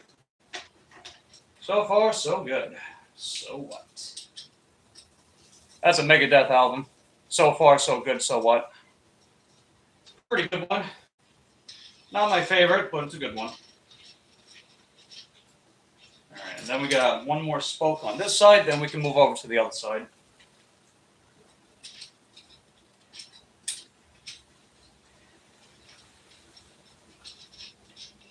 Okay, done. And yeah, it's going to look a little wobbly at first, but again, we'll reposition everything as we go. Because I definitely want to make it a little array and so full. Back for a minute. Thanks.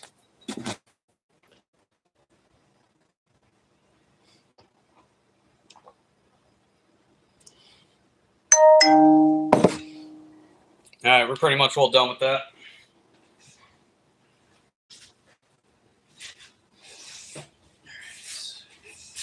So yeah, I'm gonna get on this side this time because I'm a lefty, so the right side feels a little awkward. But no big deal, we can do it. Okay, so it's gonna overlay from this one. Oh, I just realized this is okay. There we go. So now let's overlay these two. Lay that down. And commence once again. Just make sure we get the correct pushing, pulling pattern.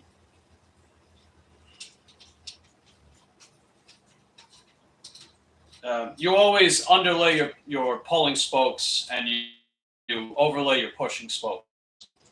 The pushing ones are facing the same direction you're going. Pulling ones are the counterclockwise.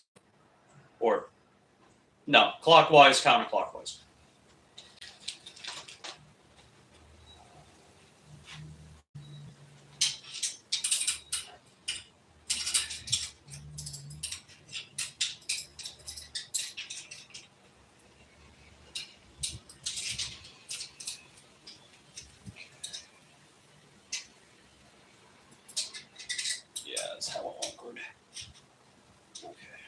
Hold on a second. Yeah, I gotta move these out of the way so I can get to this one.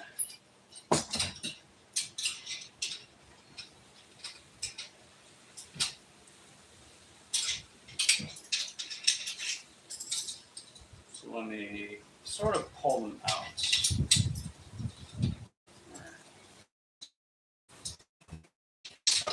Yeah, just gonna pull them out. That way I can move them around the outer part of the rim when I'm ready to get to them. So we'll do it for those ones for now. So that's better. Okay, pushing, pulling. In you go. In you go. In you go. There we go. If you guys are finding this interesting so far, just let me know in the comment section down below, and don't forget to hit that like button. Trying to give you guys a little bit of wisdom, if you will, about these things and stuff. And hopefully you guys maybe learn something or two along the way. Or if you just find it interesting to watch, that's fine too. Whatever the reason may be, that sounds okay to me. So, all right. We got a little cluster. Get those out. And get those out. Get those out. Get those out. Bring this one back in. Okay, there we go. Got it. Nice. Many noise indeed.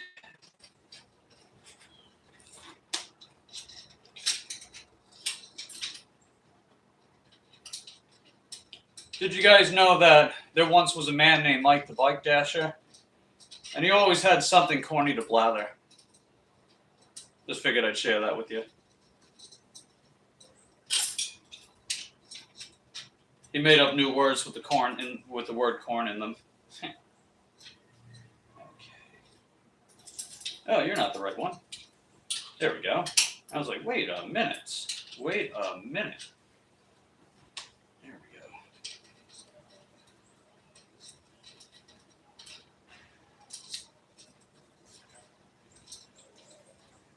Yeah. So one thing that was holding me back from getting this bike on the road sooner was the fact that the company they told me that the bigger spokes on this bike are 107. They're 12 Gs, 137 millimeters. Which is correct. What the? Go away! Why are you in here? There's no food. Go away. There's a fruit fly. There's no fruit in here. Get out. Get away. But when I had the listing that I found, it took like almost 4 weeks to get it, and it turned out it wasn't the correct size. So the way that I found out is I took one of these spokes and I to it to see if it's actually true, and it wasn't. What I did is instead of getting the next size down, I went 2 sizes down. So I went to the 133 millimeter spokes. Go away!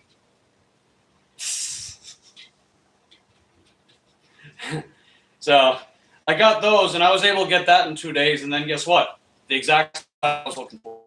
So even though eAhora has been a very good company for me so far, that is the one time that they kind of goofed. But all is forgiven because, you know, this is the second motor that I got, and I was pleasantly surprised they were even willing to do it for me. So that's water under the bridge, but a little fun fact for you. Well, maybe not a fun fact, but, you know, it's a fact. So I digress. We just got, yeah, we got one more pairing to go, and we're done with this. We're pretty much done putting all of the spokes on. No, never mind. We got a couple more. Whoops-a-daisy. I'll see what you guys are chit-chatting about in a second.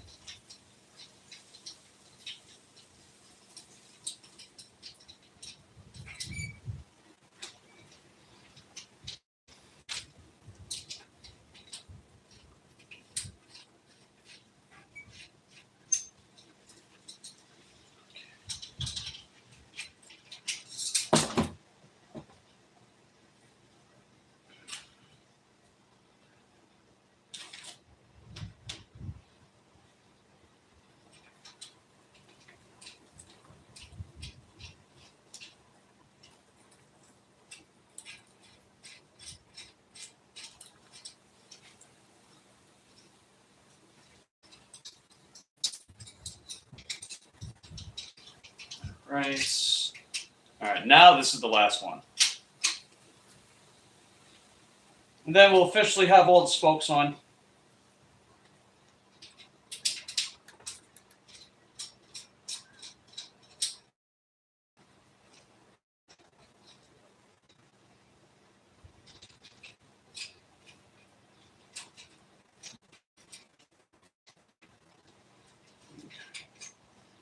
There we go.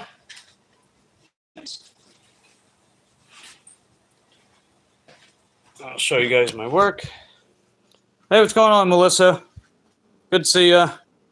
And hey, there's Nina too. How you ladies doing today? So this is what we got so far. I still need to adjust the lacing, but essentially we got the old motor out, right? So here's the old motor. It's all busted up, as you can tell. And we put the new one in. It didn't come with a hatch, so I just used the old hatch for the new motor. It wouldn't fit at first, so I had to like adjust it a bit, and then it finally went in. That's what she said. So we got that, and we officially got the lacing done. The next part now is to just get all the spoke nipples in, and to have this aligned as straight as possible, just to make it less wiggly, make it less wobbly, you know? So that's what we're working on now. And what do we got? What's going on, Nana? Good to see you. That's what we're working on. We're just finishing up rebuilding the wheel, and then I can get the tire back on here, and we'll just tune everything else up too. All right. X out, X out, X out. There we go. Cool.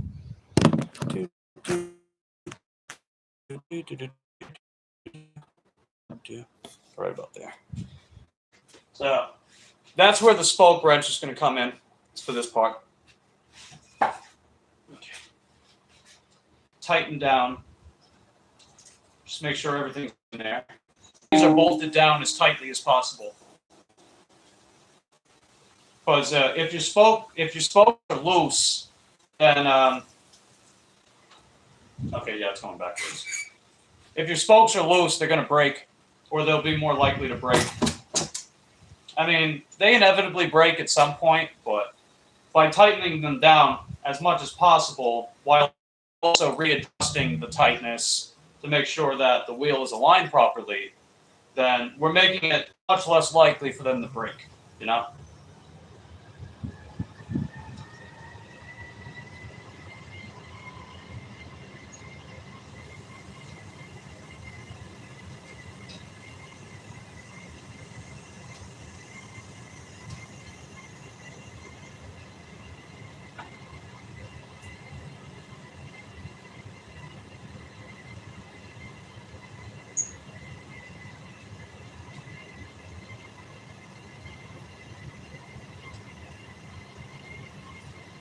Yeah, that was a little wobbly.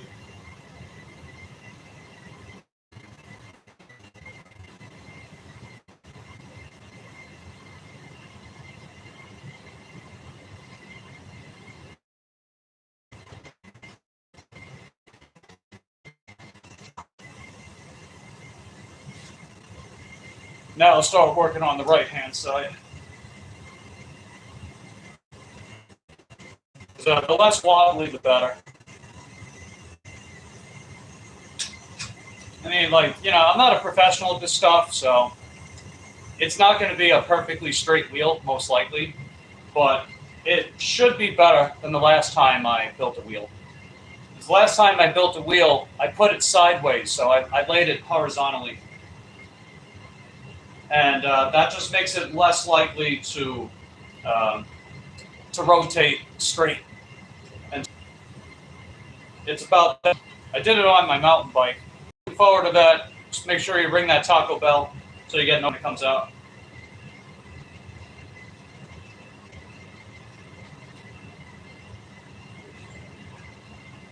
So yeah, it's still a little wobbly. We're going to keep going.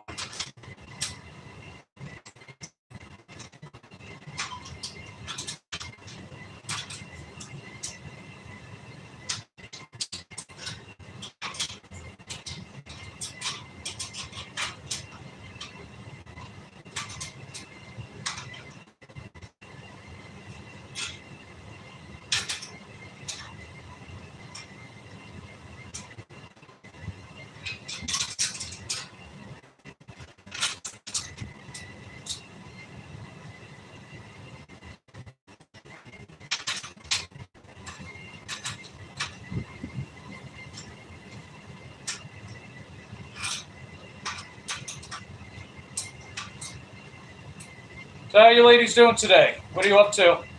Other than, you know, watching me, I guess. You heading out for work? You got W-2s?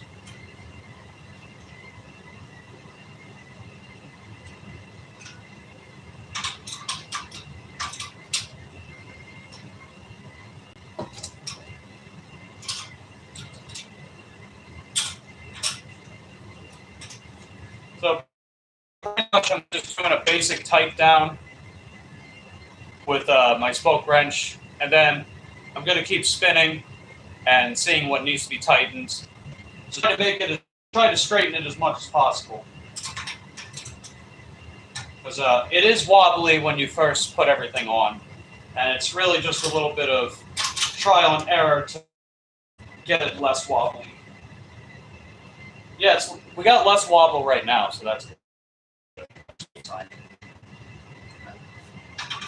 So put as much torque on the screw as possible.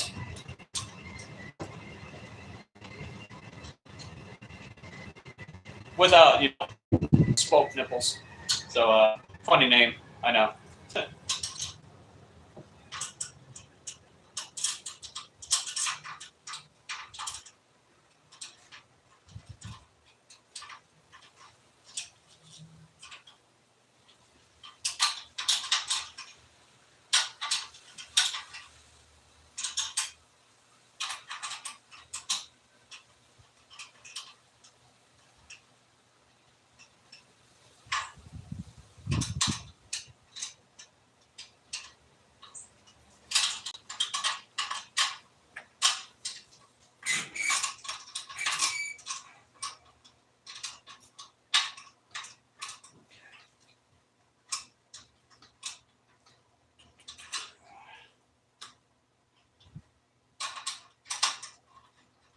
So I know it's not always a lot of talking with this stuff, but you know, it's all good. After I get everything taken care of for the bike, we're just gonna make sure that she runs properly too. And gonna run a couple errands this afternoon, and then I'll be back out for the dinner hours to work. And I would like to take Juliet out to do it. That would be the goal. Okay. Still got some wobble. That's okay. We're getting there. Bit by bit, piece by piece. Hey, what's going on, Nicole? We're just rebuilding the wheel for the bike right now. And then after that, we'll get into more of the tune-up stuff. And chat. What are you up to today, Nicole? You heading out for work? Yes. This fruit fly won't leave me alone. Even though there's no food out here. Well, it's all good.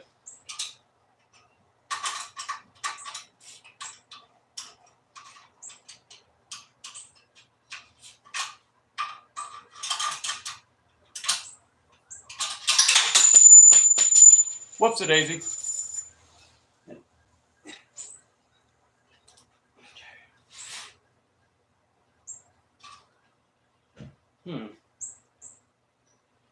That's not too. It's not. I definitely noticed that right off the bat. Last time I rebuilt the wheel, it's definitely less wobbly than that time.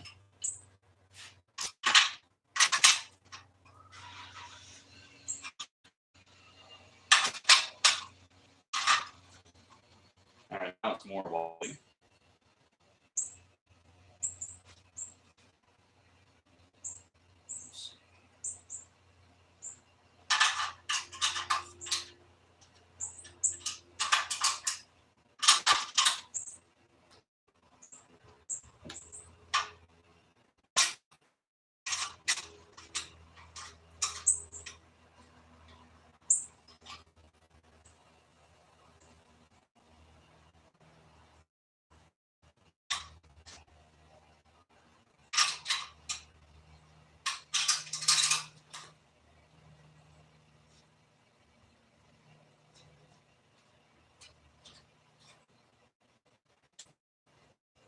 All right, it's more on this side.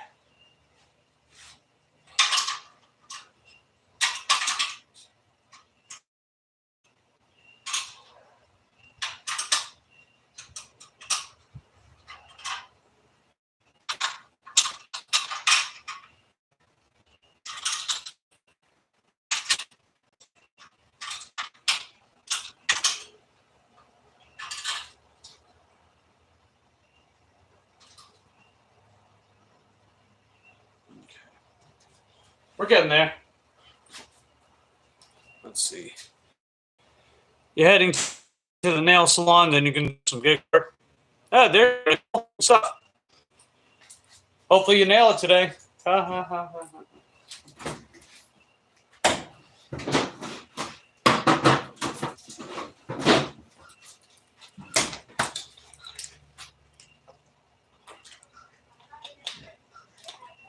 You gotta remember to get new sippy cups. Always a pleasure having you. And everyone's still watching, definitely check out Nicole's channel if you have to do so. She started making animated DoorDash videos. They look really cool. I think you guys would get a kick out of them.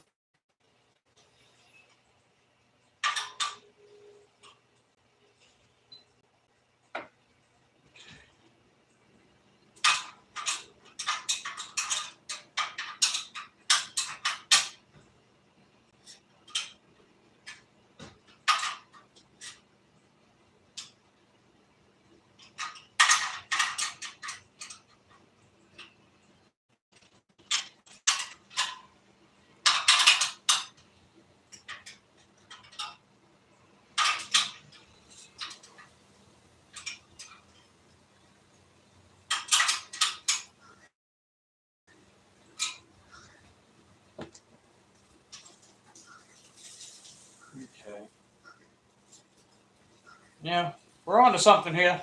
We're on to something.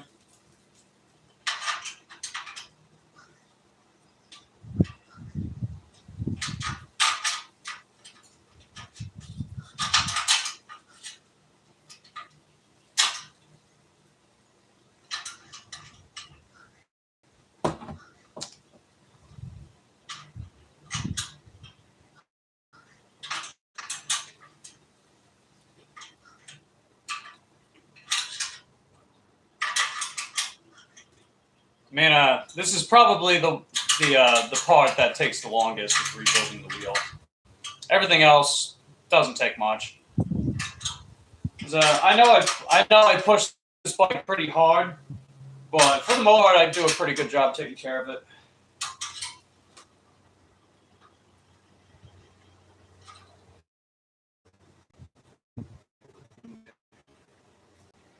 All right, get in there, get in there. Good stuff. Let's see. Hey, what's going on, Jake? Yeah, I just got the new motor put in. It took a little bit at first because the hatch wouldn't want to close all the way, and it left like 1.5 millimeters of a gap. So the clutch slipped out, and then the key for the clutch slipped out. So then I had to take it out, kind of reposition everything again. Then it went right back in, like a lot more easily. Go figure. It was probably off by a millimeter, like, well, not a millimeter, like micro or macro, nanometer, whatever. Yeah, nanometer. So that's we got that taken care of, and it wasn't even greased up. So all they did was send the motor. They didn't send it inside of a hatch. So it was just the motor, ungreased. So I made sure the gears were greased. I cleaned out the old hatch to make sure there's no leftover pieces of ground up gears or anything like that. And then I re-greased the inside. So we're good to go with that. And now it's spinning properly, as you can see. And I got all the laces on. Now we're just doing the trial and error to make sure we try to minimize wobbliness. Let's see.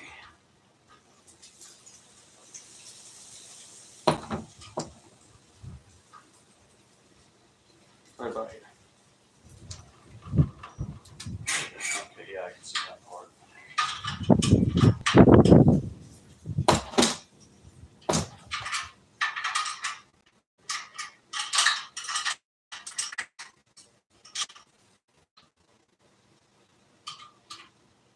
And we'll gradually get them tightened properly. Let's see. Looks like straightening a rim. Yeah, that's pretty much what we're doing. So basically, I had to put everything on, right? So I had to unlace everything first. So then I got everything relaced. And now what we're doing is just straightening the rim and tightening down the spokes.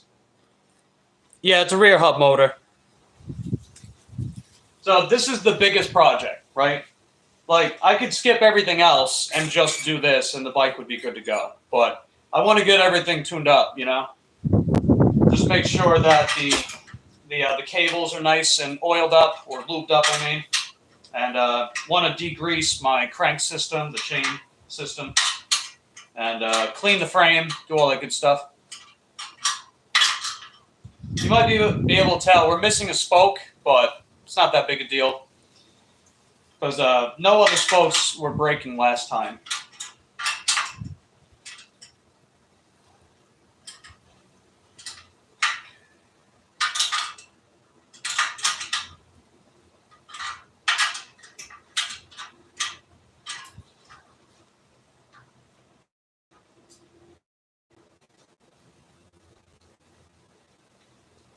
All right, so I got it.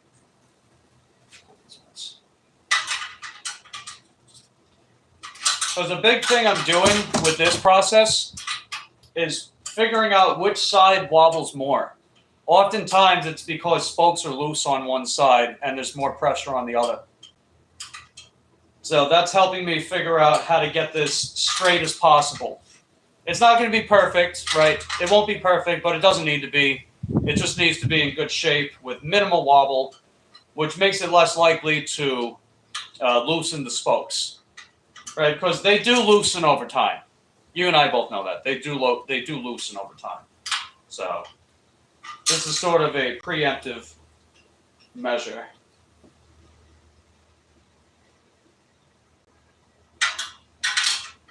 Hey, what's going on, Mary? Good to see ya. Pro mechanic. I wish. But I do watch a lot of people, and well, not a lot of people, but I do watch some people that I got a lot of my knowledge from, and just applying it and coming up with other solutions on my own.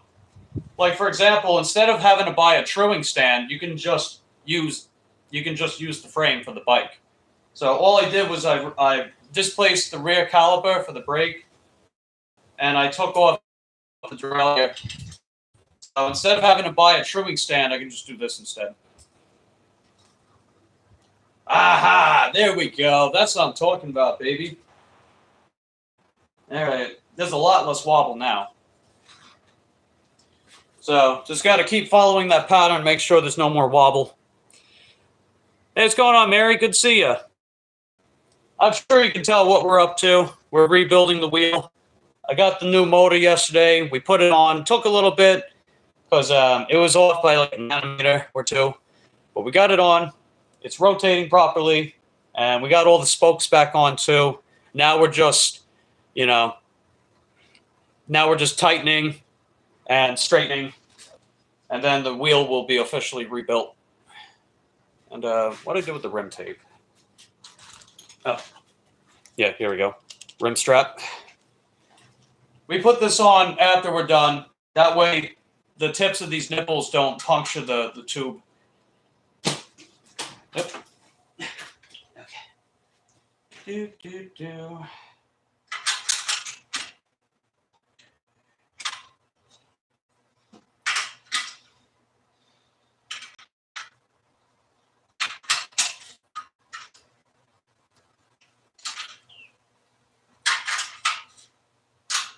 And I want to get these as tight as possible without, messing up the inner threads. Because if you use too much torque to put these on, it will it will break the thread.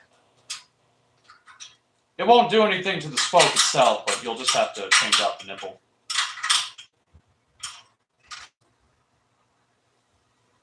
All right, let's see.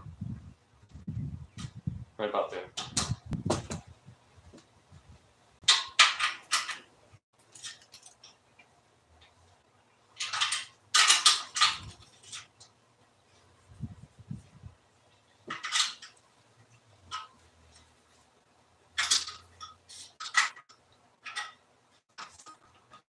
Okay, we're getting there.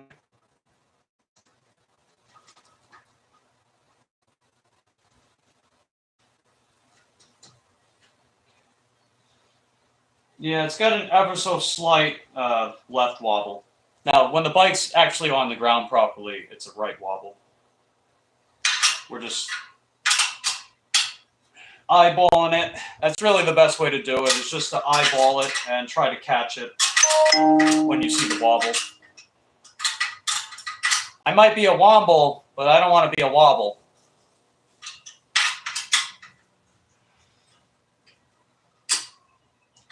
Remember, you've got a wobble. Remember, you've got a wobble. That's what I tell myself with this. Remember, I've got a wobble. But deep down, I am a womble.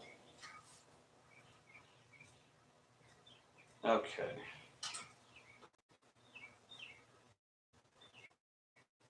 All right, I'll show you. So, I think we pretty much got it.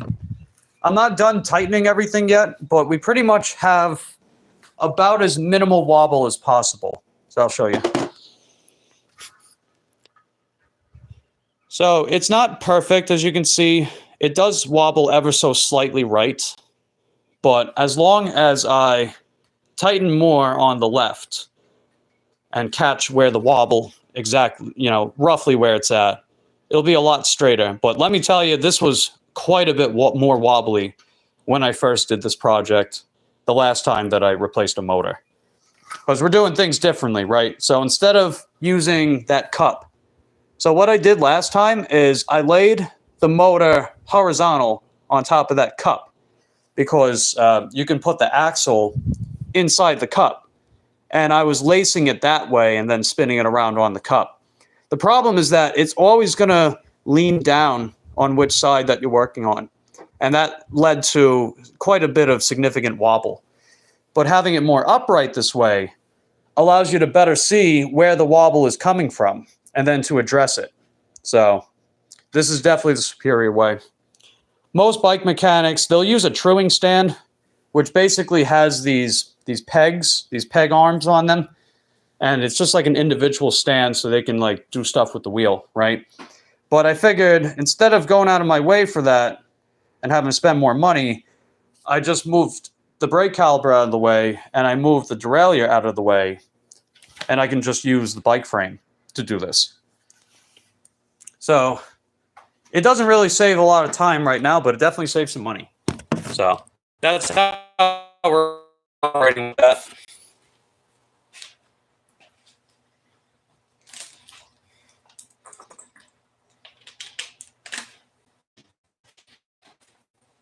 And once I have everything about as tight as I can get it, then I'm going to put the rim strip on, and then we'll put the tire on, and then we can finish the project.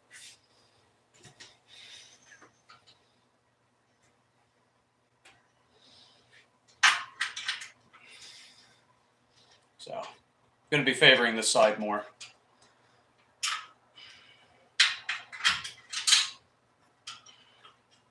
It takes a little bit, you know?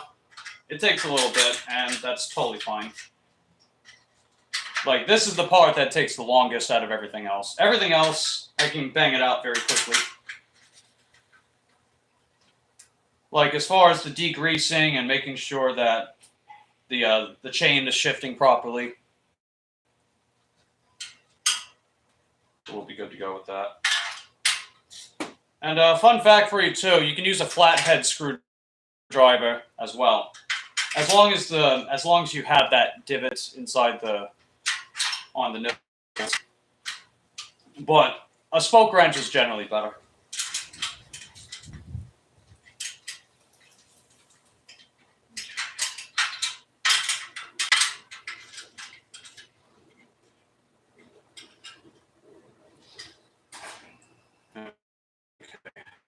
We still got that minimal wobble, which is good. Good to see. Okay, I know I've hit these before. Yeah, I hit those. I think I hit that one. I didn't hit this one. All right, there we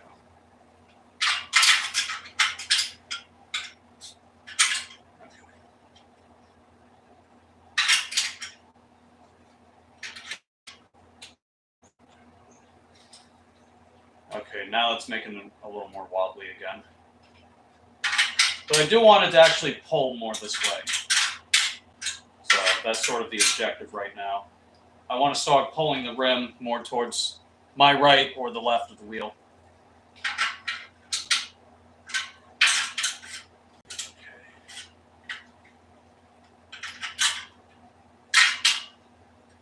So I hit that one. I hit that one. All right, so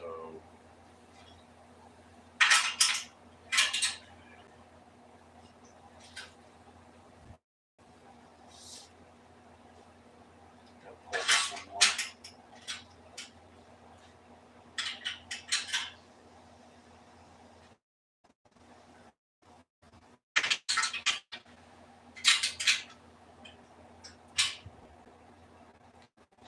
Pull this side back a bit.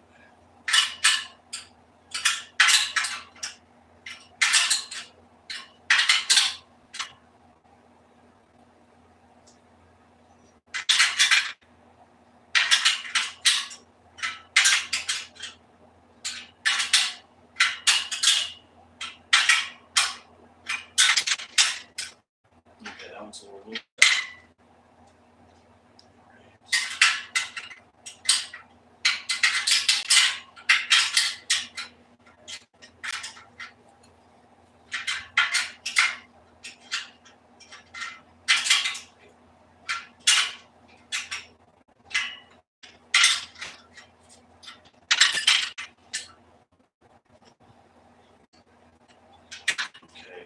Yeah, they're starting to tighten now, so that's good.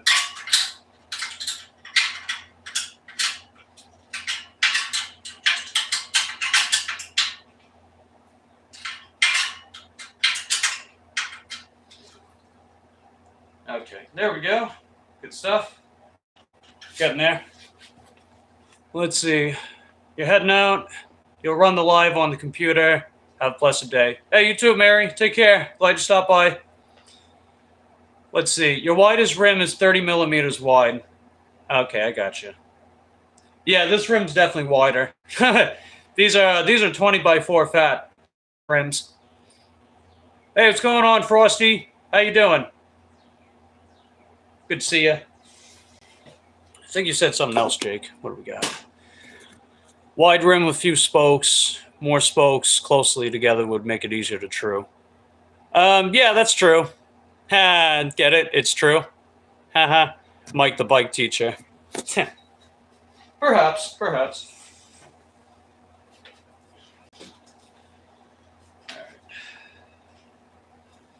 So now let's try to get a little more on this side.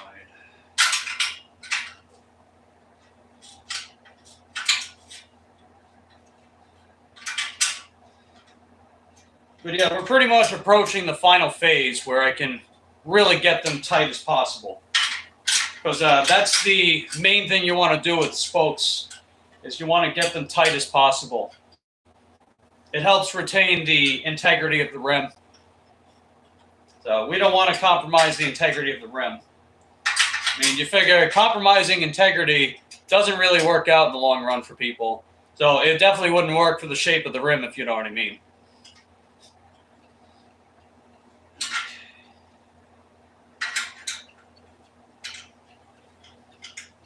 So yeah, really starting to tighten these down. Not all the way just yet, though. Because I still want to make sure that we've got the ideal shape and that it's not like super favoring one side over the other. Otherwise, it is going to be more wobbly. You don't really want that. You don't really want that.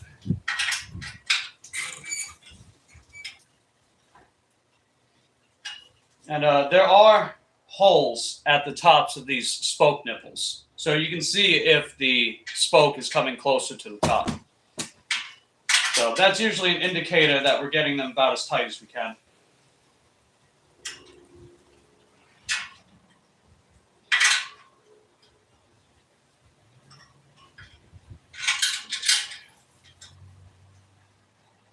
Okay. Yeah, that's looking even less wobbly now. Perfect. We're definitely on the right track. Let's see if there's anything significantly more loose.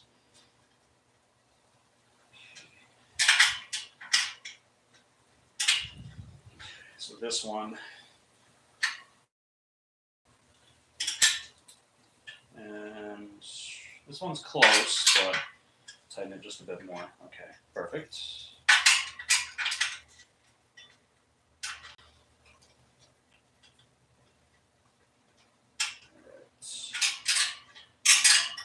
All right, getting close, getting close.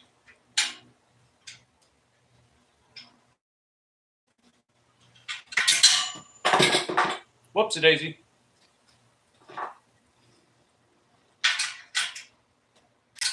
Okay. Yeah, that can come up slightly more.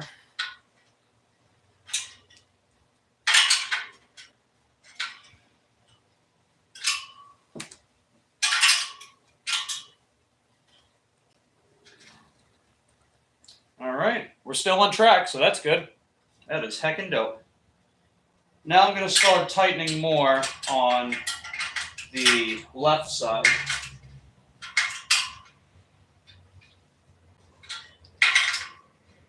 Because what I'm trying to do right now, this final step, is I want to get this side tightened all the way first. That way I can have the longer spokes pull more towards the left of the wheel. So I know it's my right, but when you flip the bike over, it's the left of the wheel. Or should I say the brake rotor side. So, little word to the wise is get the rotor side tighten down all the way first. So make sure that you have your form on, or not the, hold on, let me rephrase that. What I meant to say is you want to get the freewheel side tightened down first. So tighten down the freewheel side all the way first, once you have everything uniform. And then finish off tightening the brake rotor side. So that's what we're doing right now. We're getting the freewheel side, so this little part here, freewheel.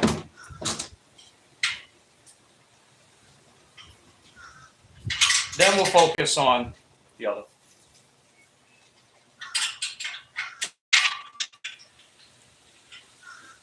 Because if you tighten like one half and then the other half, then it's gonna be very lopsided. So we're uniformly tightening. We're uniformly tightening the whole side now that both sides have been established. Starting with one side, then favoring the other.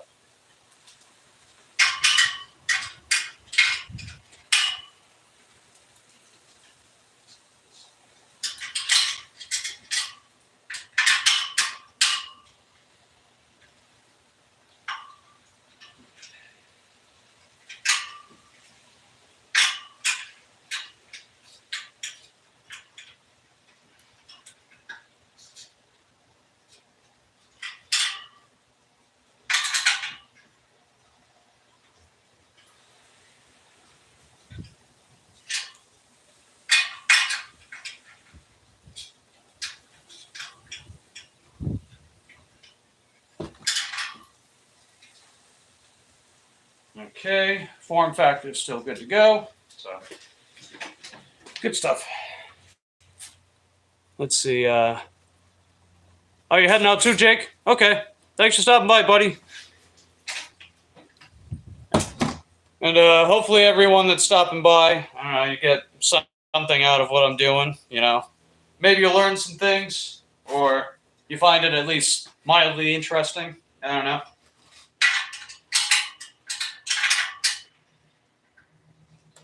But yeah, this is all that nitty-gritty stuff that I'm willing to do, right? Willing to do, because it saves a lot of money, being able to do things yourself. Because, you know, I know bike mechanics got to live too, but, you know. At the same time, I do think it's good to have a decent set of skills if you own a bike. And then leave the more advanced stuff up to like a mechanic.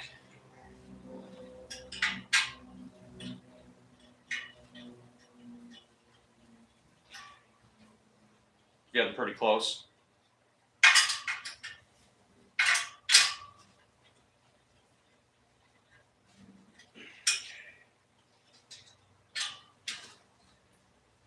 All right, still doing good with that. Perfect.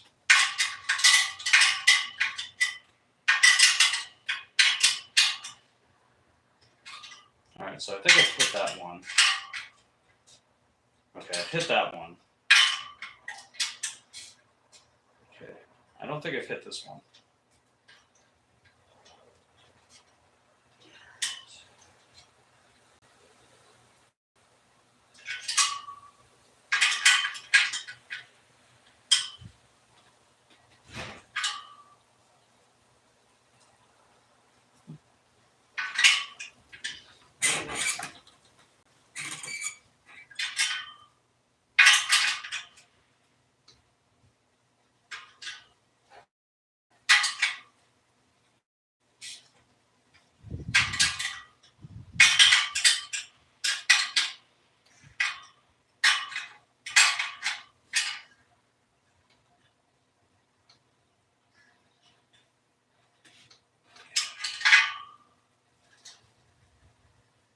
All right, still on track, so it's good to go.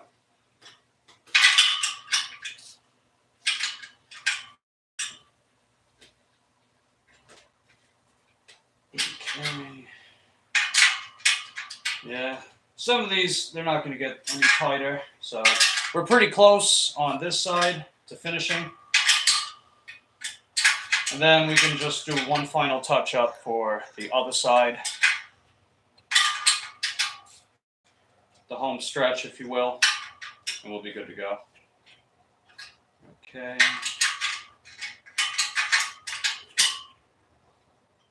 Oh, yeah, a little more on. There we go, perfect. Got that one.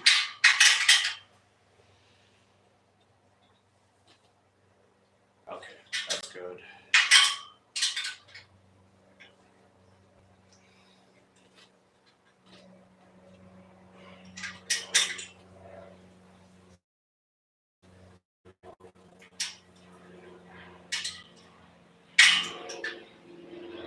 Alright, hit this one. Hit this one a little more. Oh no, they're coming after me. Better duck for cover.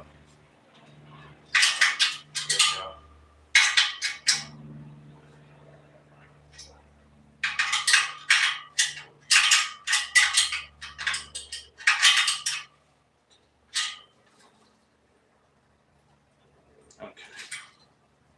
So we still got good form. That's good. Okay, the reference point is there. Perfect.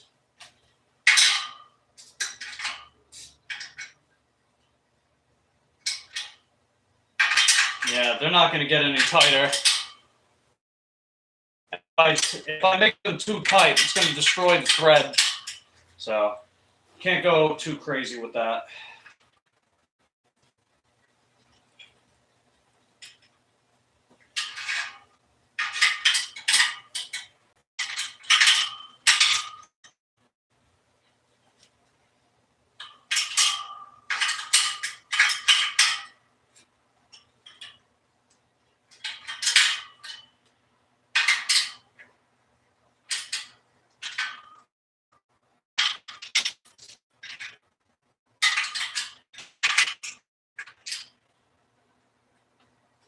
Okay.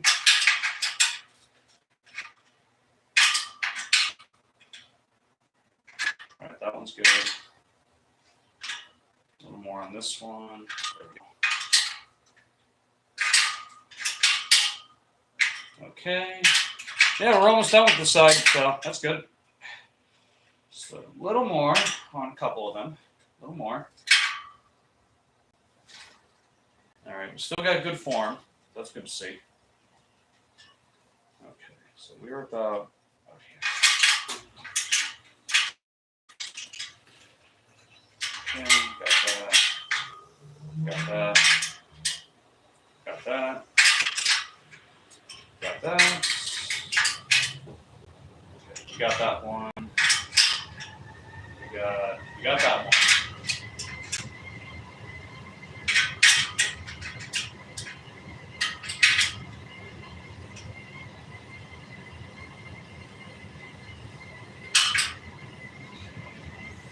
We got that one.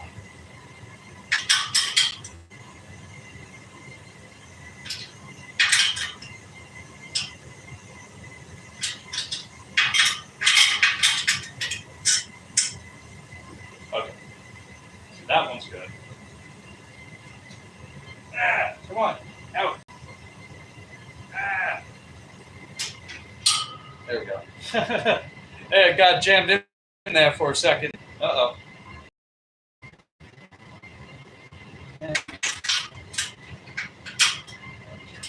And done. Okay. Okay, we're still good. All right, so the freewheel side is all done. So now I'm going to do the brake rotor side, and that's pretty much it.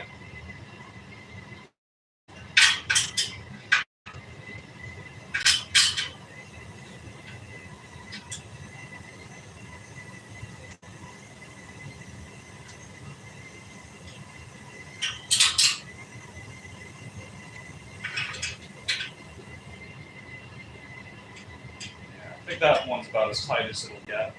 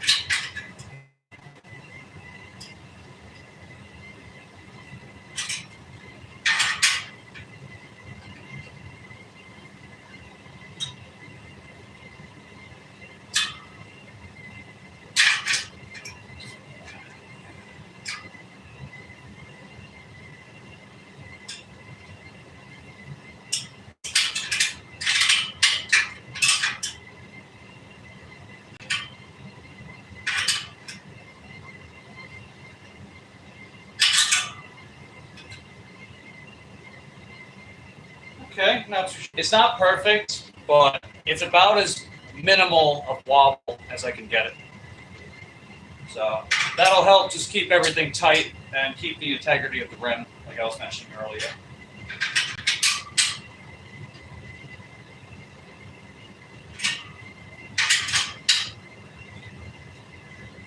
Yeah, that's about as tight as it'll get. That's about as tight as it'll get. All right, that side, not the same thing. Same thing with that one.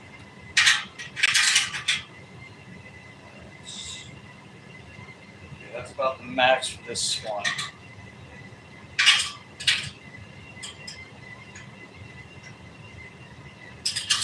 Okay. Oh yeah, that one's maxed out. That one.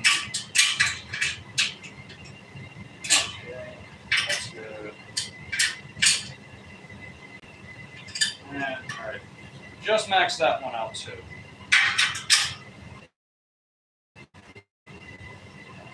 That's maxed out. Okay. Yep, we're done. So here's what we got. This is about the best it's gonna get. So you can see like it's a tiny, like very minimally wobbly. So the last time that I built the wheel, it would noticeably lean more towards the right and the left. That means that the rim was like it was just very lopsided, you know? But now, as you can see, it's quite a bit better. Noticeably better. So, what do you guys think? That's pretty good, huh? So everything's about as tightened down as it can get.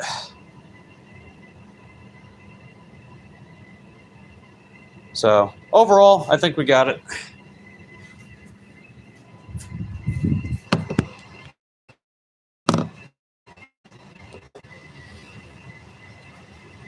All right, so next up, we got this rim strip. So the rim strip covers the nipples.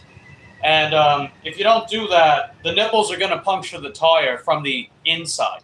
And we don't want that to happen. So we use the strip to cover them up. So it makes it much, much less likely for that to happen. And I'm going to try to lay it the same way that I had before. Because I had this on before, you know? Yep. Ah. There we go. That's right about there.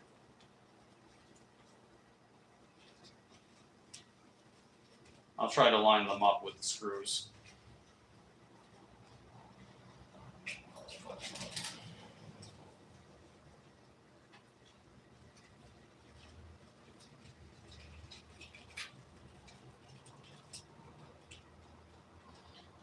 And, shift it up just a tiny bit. Okay, right about there.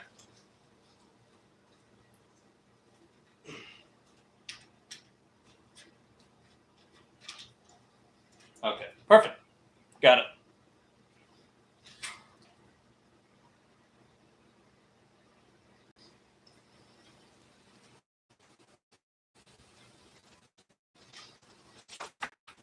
All right, let's see. Hey, what's going on, Share Bear? We got the motor installed on the hatch, and then we laced up the hatch. We put the spokes on the rim. Everything's nice and tight. We put the strip on. So now all I can do is we're going to put the tire and the tube back on here. So that's the next thing we got going. And as per tradition, we pre-inflate, so it's only got about 2 psi. That just makes it easier to slot it in. And then we got the tire itself.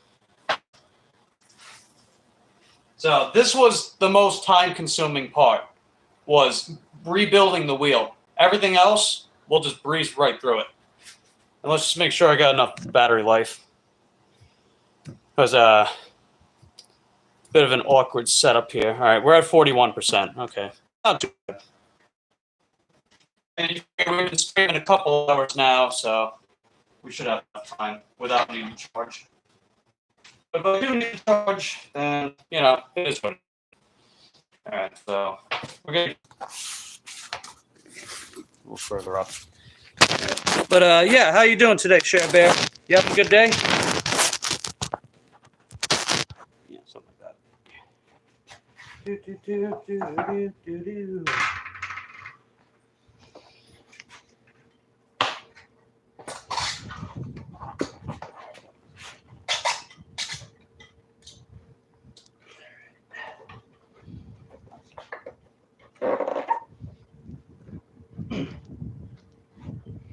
Might use my trusty tire lever to lodge it in a bit more. Now, sometimes you gots to do's what you gots to do's.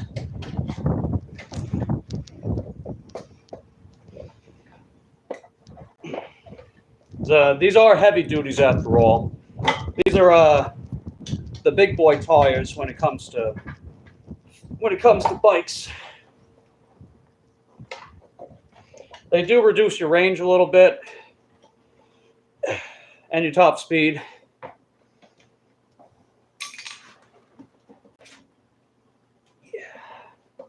Yeah, sometimes it takes a minute to get these on. If I was using the other tires, it would be a quicker process for sure. But it's okay. We're doing what we gotta do. Sometimes you just gotta rough it up a bit. You'll get it in there.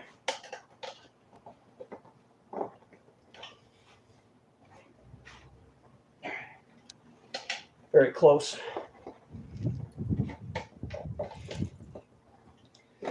The walls on the sides of these tires too are very thick. So it definitely takes a little more elbow grease to get them on that way. But it's only the one side. The other side is a lot easier once you actually got them on.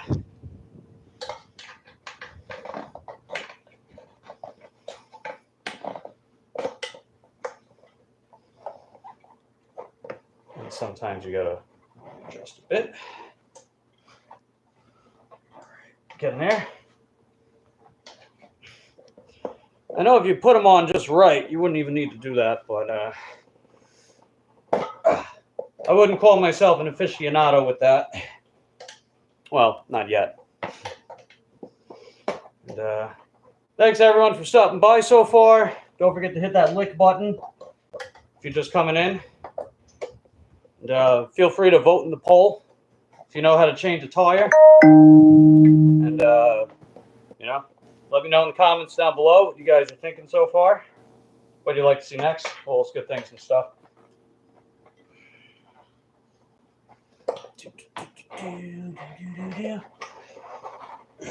Come on, baby. Get in there.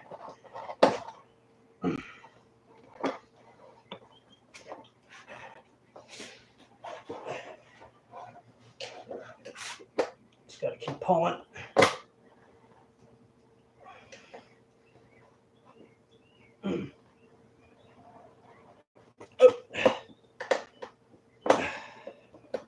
Getting there. Hey, what's going on, Amber? We rebuilt the wheel. So if you want to scroll back a little bit, you can go ahead. I got my new motor yesterday. So they didn't send me a hatch, but that's okay. I still had a hatch from the other motor. So I just put it in there. And then we rebuilt the wheel, you know, putting the spokes back on, making sure they're nice and tightened down properly. And now we're just putting these heavy duties on. There we go. Got it. Good to go. And then after that, I got another list of stuff to work on. We want to get this bike nice and tuned up. That's really the main thing with the stream. Get this bike nice and tuned up.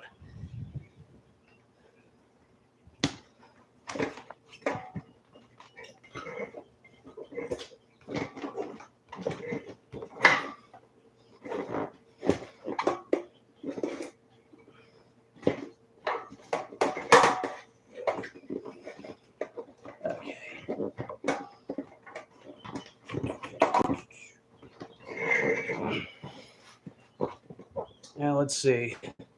So exciting, you'll be riding again. I've actually been riding my other bike. It's a DJ6. It's that one to the left. And I got the mountain bike. I got that bike last Friday. So that was my plan B bike. We'll say B for bike. So I was using that, and then I had a backup bigger battery. So I put it on there so I get more range. But I got the motor for this bike yesterday, and now we're getting the bike back on the road today. So that's pretty heckin' exciting, if I say so myself. Okay, we got that in there, perfect. And now I just got to put the rim wall on the other side, and then we can inflate the tire.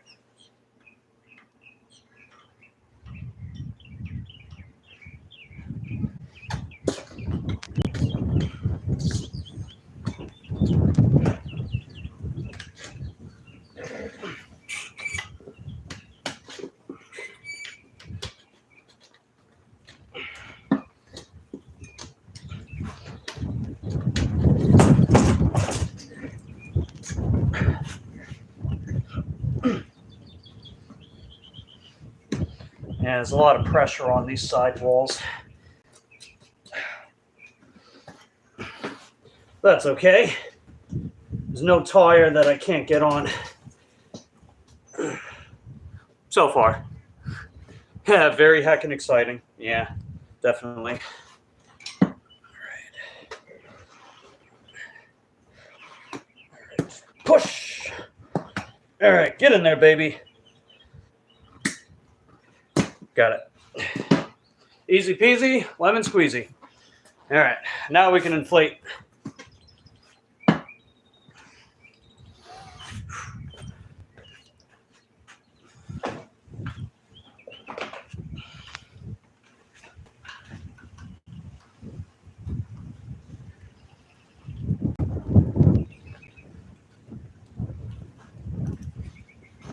Do, do, do, do, do, do.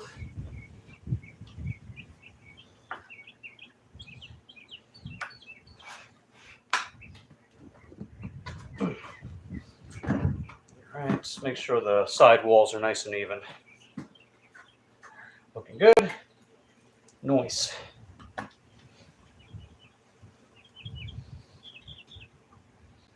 And I didn't have to do anything with the front wheel. It's still in good shape. Just got to clean it up though. That's really it. All right, done.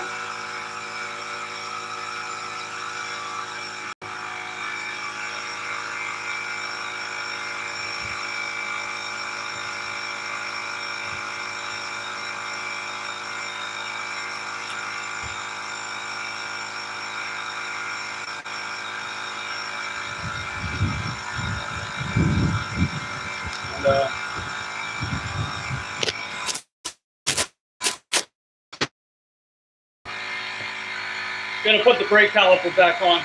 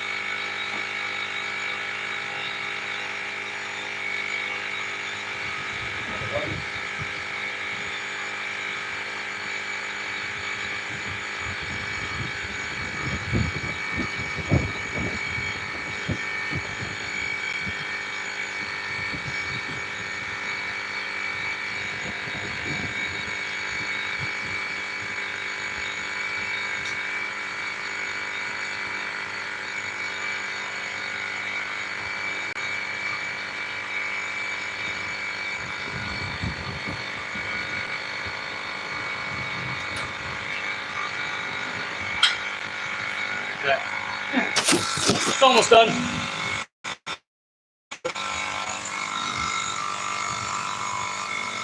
I put it all the way up to 20 psi. You get a better ride. It's not as you also get better range with that too when you have a higher psi. But it does feel slightly rougher. Slightly.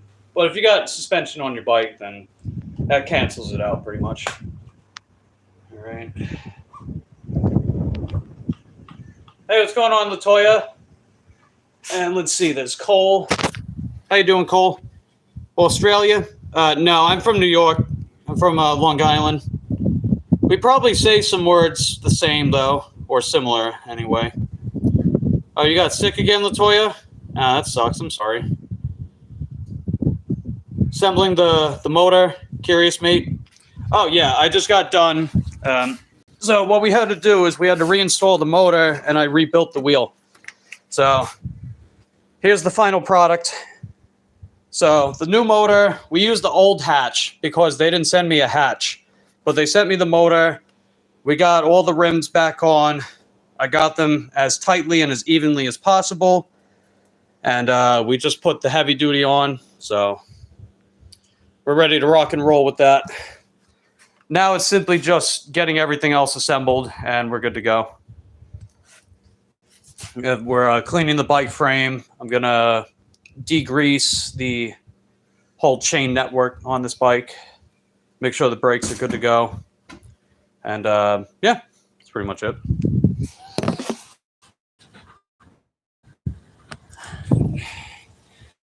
That's brilliant. Well done. Yeah, thanks, dude. It came with practice. Came with a lot of trial and error. But we did it. So, all right. And now we just want to get this set up properly. Yeah, this chain got all fucked up.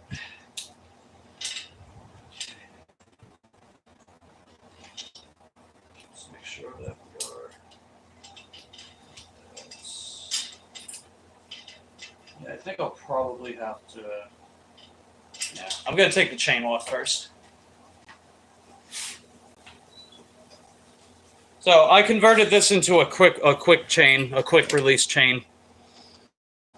So all I gotta do is choose pliers, chain pliers. We'll find the link and snap it off. There we go.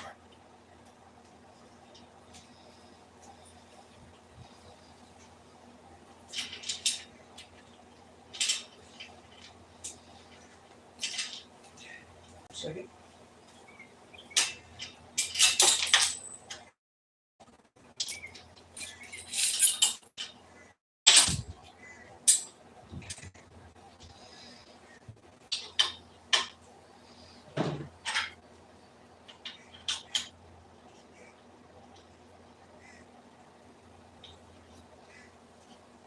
Let's see, how far up did I have the last time?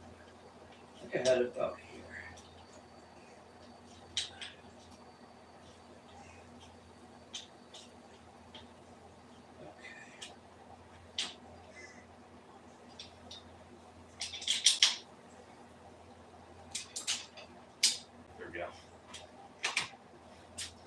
Yeah, I know this needs to get readjusted a bit, so I'll toy around with that.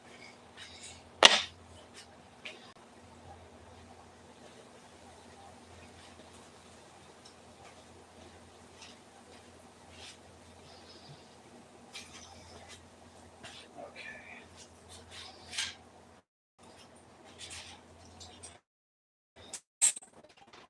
And let's see. Yeah, I got one of these hooks. I put it. This is a chain breaker. I already did the chain breaking though, so I don't need to worry about that for the time being.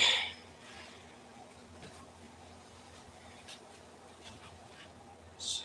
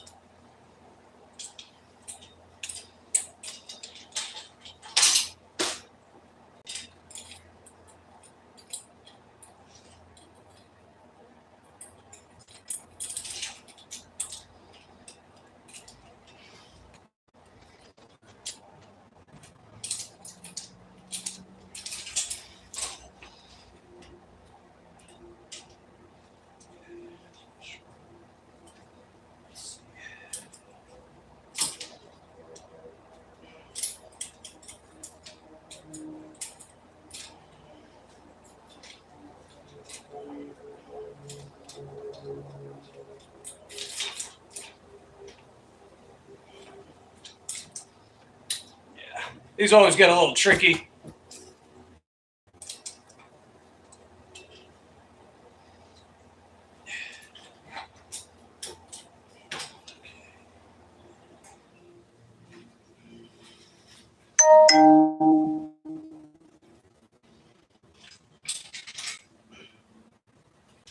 Just gonna hold that for now.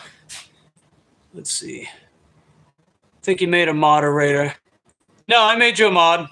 I don't really want people going around moderating, but I give people a chance to, they can go around subscribing to people if they want. That's usually why. I might start giving mods out a lot less. I might start taking them away after a while. We'll see. Be right back.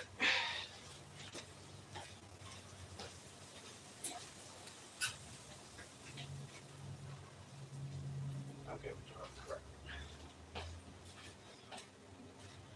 Okay. Just make sure that we got the right angle. Good stuff. And the chain pieces. So the chain pliers, you can take, that's what you can use to snap the chain off the quick release pieces. But you also need it and in reverse so you can put it back on. So.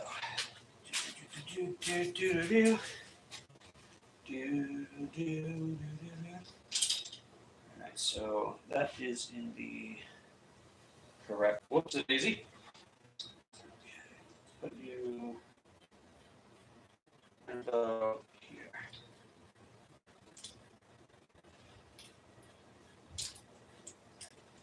Yeah, I'll definitely need to get that.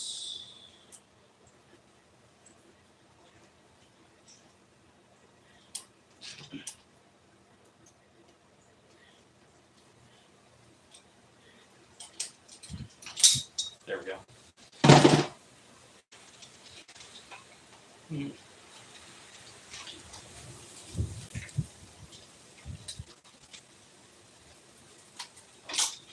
Just make sure that we're good to go with that. Okay, cool beans.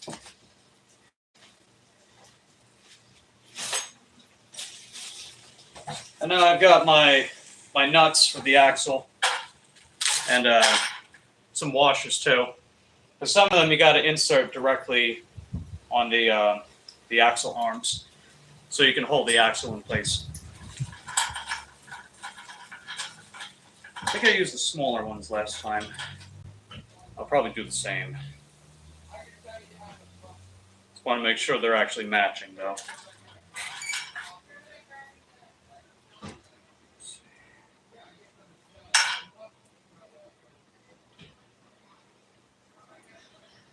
Good enough.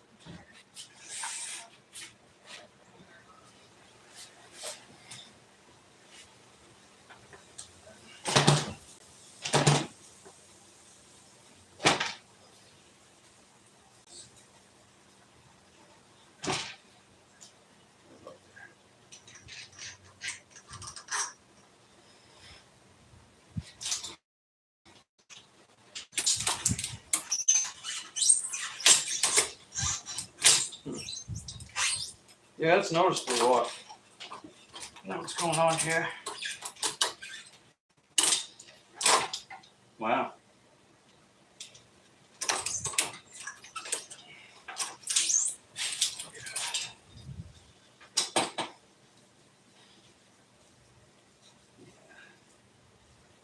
I might push it back a bit. I'll reposition the derailleur in a sec.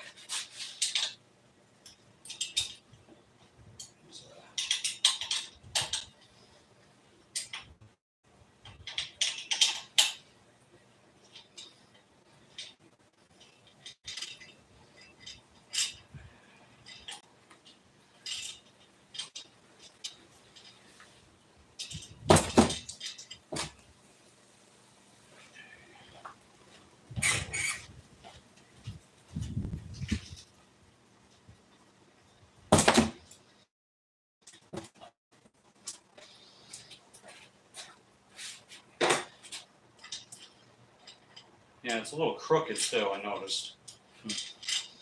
All right. That's what I'll do. I'll push it back. So we'll actually put it back here. Might be better.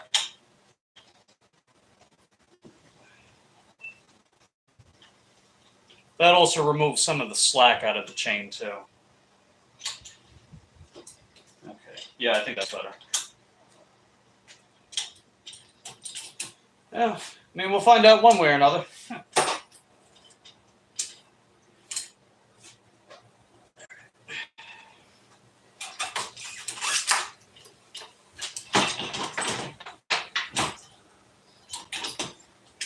Oh, wait. I almost forgot. I gotta put the brake rotor on. Whoops, daisy.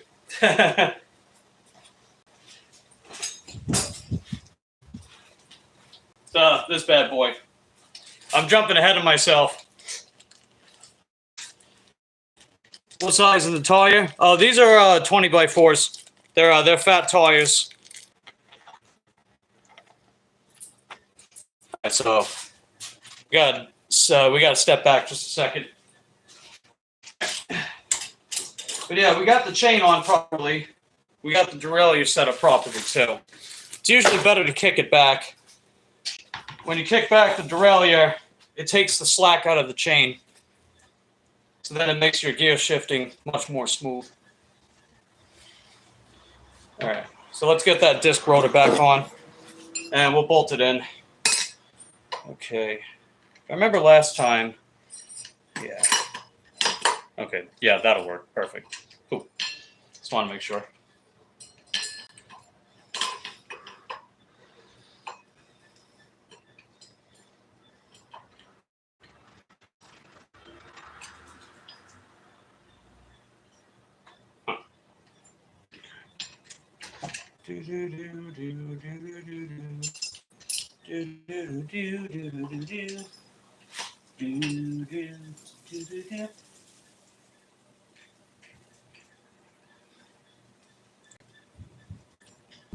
I think it might have dropped out like once or twice, but that's about it. That's fine by me. Ah.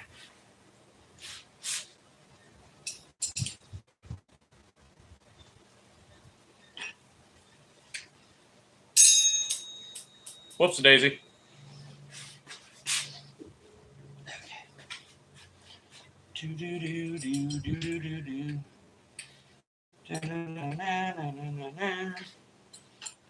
Yeah, if I took this into a bike mechanic, if they even worked on e-bikes, a lot of them don't. I'd have to wait like a couple days for a project like this. But I figure, why do that when I can do it myself in like a few hours max? And that's if you do like the full tune-up, you know? Like we're doing a full tune-up for the bike. That's why it's taking longer. But if it's just mostly basic stuff, you know, a lot less time. Like changing tires on this bike takes like 10, 12 minutes maybe. And that's if it's the rear tire. Let me just get my drill. Don't fall.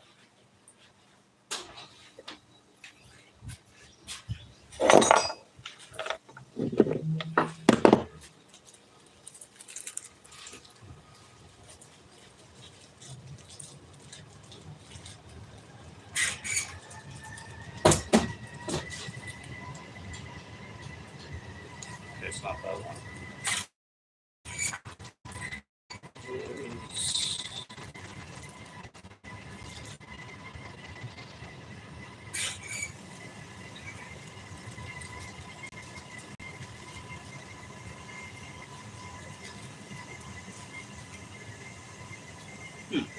Okay.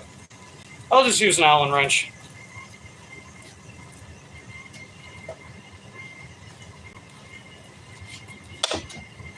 All right. Let's see. Oh, that's right.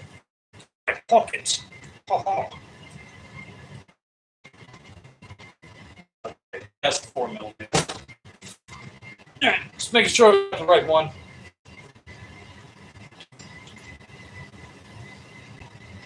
Play feet.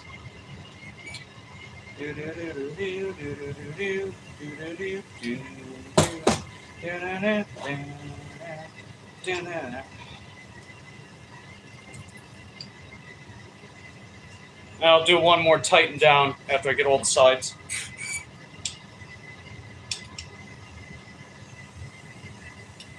We don't want to make the brake rotor lopsided, you know.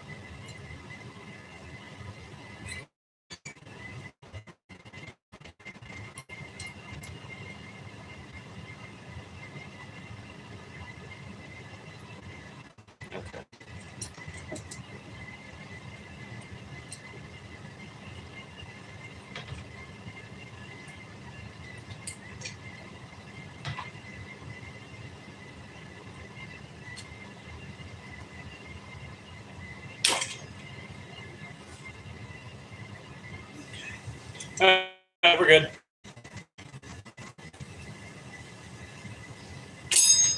Dang it. I did it again. Whoops, Daisy.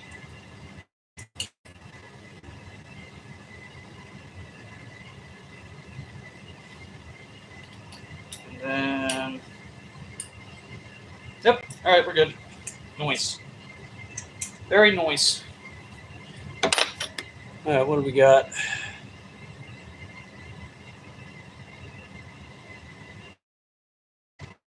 Learn by teaching yourself other things. Yeah, exactly. What's going on, bro? Construct the wheel because we got a new motor yesterday, and we're just making sure everything's good to go. And then I can finish up the tune-up, get the frame cleaned up. We're ready to rock and roll. All right, that's good. Noise and that is also nice.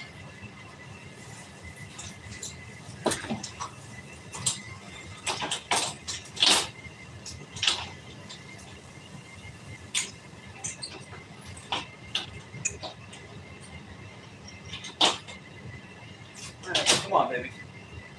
Ah, why? This damn cable being annoying.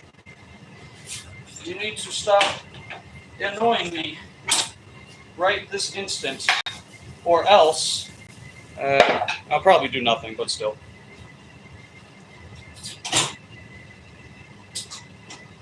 Get in there. Got it.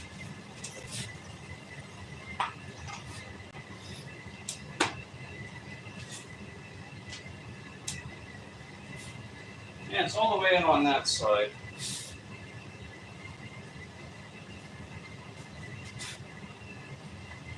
What's preventing it from going all the way in?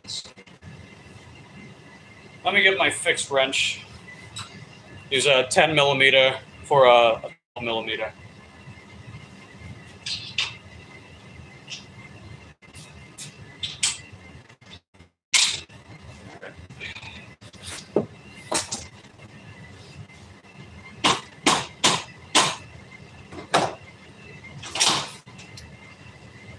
Got it.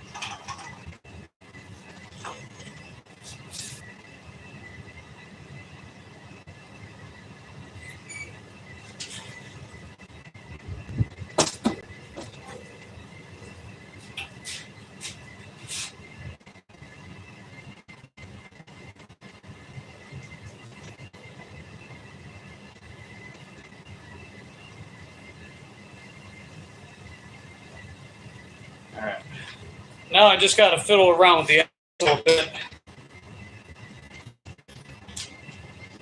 Yeah, it's pretty tight. Yeah, it shouldn't be that tight.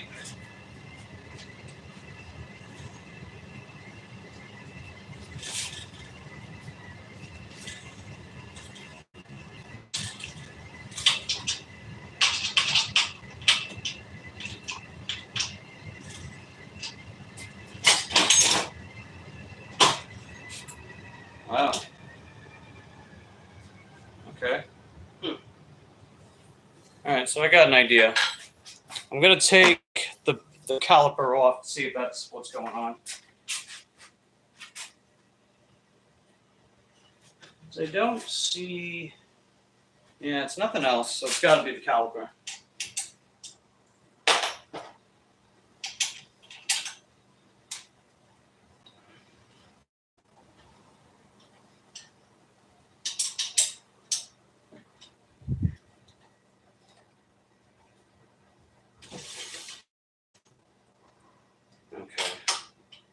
Yeah, I think we got the culprit.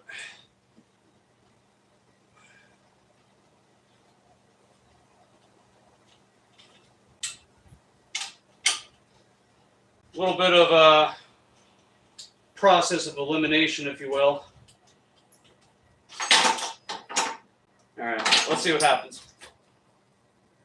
Okay, I was right. It is the caliper. So now I must figure out why. It's probably the amount of washers. There's like 2 washers on here. I dialed it down all the way. Yeah, maybe I can loosen the pistons. I got 2 pistons on these. Let's try to loosen the pistons a bit.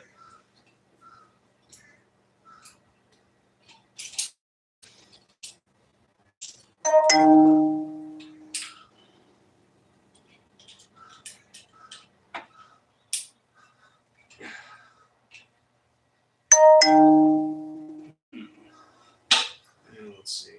Yeah, some people going live. That's cool. What you gotta do, guys and gals.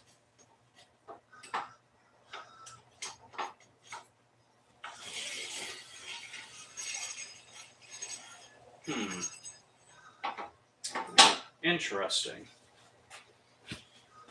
Very interesting.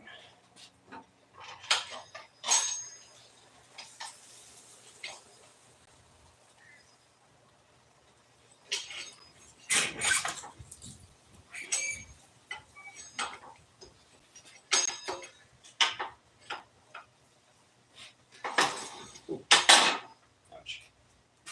Okay.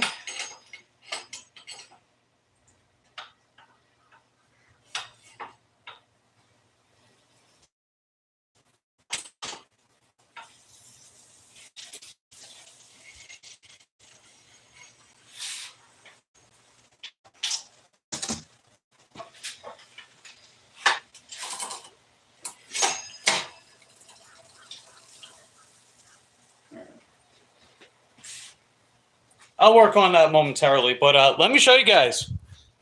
This is a night and day difference. So I'm going to turn the crank real quick. I'll show you how straight the wheel is.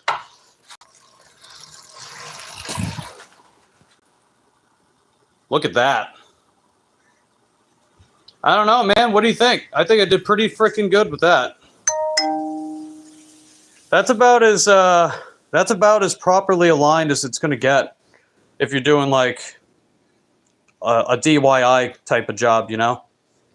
So for DIY, or DIY, I mean, yeah, that's pretty freaking good. Not to toot my own horn or anything, but, you know. You figure if you've been doing something long enough, you kind of perfect it to some extent. So, not too bad, not too bad. And yeah. Wow. It's even lined up properly with the fender. That's great. I don't know. What do you guys think? You think that was pretty good? I kind of made myself just now. But don't get me wrong. I know the fundamental on, you know, building a well-aligned wheel. Because I've done this more than once before, but that's probably the best one I've done. Maybe I should do this for a job. Yeah, heck yeah, getting there. The only thing now, I just got to adjust the caliper. So the first thing I'm gonna do is loosen the pistons. That'll be a good place to start. And I might have to put a washer or 2 on the axle itself. Because when I put the caliper back on, it's doing that scrape, so that's what we're working on right now. We're trying to eliminate that.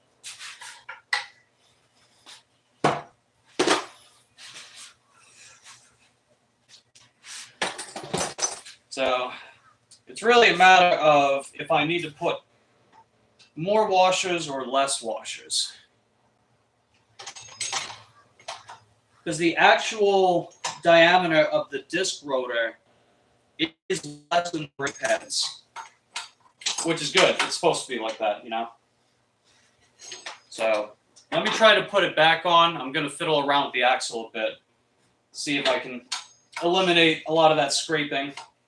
A tiny bit is inevitable because, right, they make these pads with the DY islands pretty thick. And these disc rotors are 180 millimeter, 3 millimeter thick. So you get some good braking power from these. They're not the best in the world, you know, but for the price, they're fine. For the price, they're fine, you know. Yeah, I can tell one side is a bit misaligned. So we're going to try to get to the bottom of that.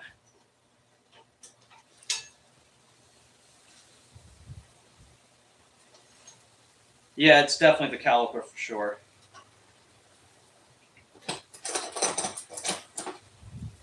And just don't want to lose track of these, so I'm keeping them wrapped up.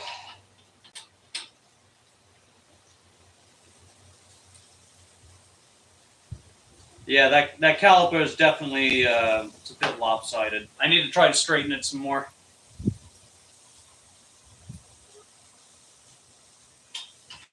Because I got the axle perfectly straight. But yeah, it's the brake caliper. It's a little crooked.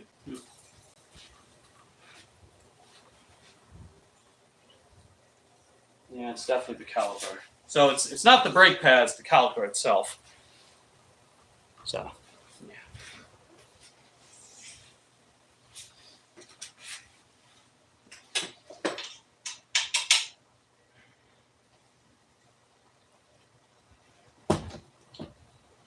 The real question, though, is why? There's gotta be a reason.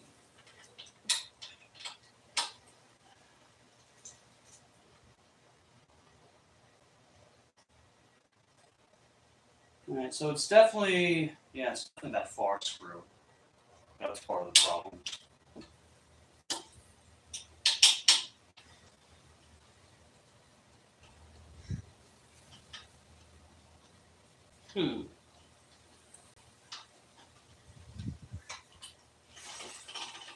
Huh. Okay. Okay. We might be onto something here. Because when I unscrewed the one that's closest towards the front of the bike, it's slightly straightened. So it's still doing that, but it's doing it less. So if I pull it, yeah, maybe that'll work, maybe. I gotta realign the caliper, that's really what it comes down to.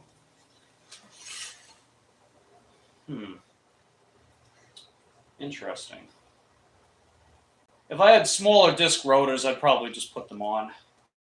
Make it a little easier. But that is not quite the case for right now.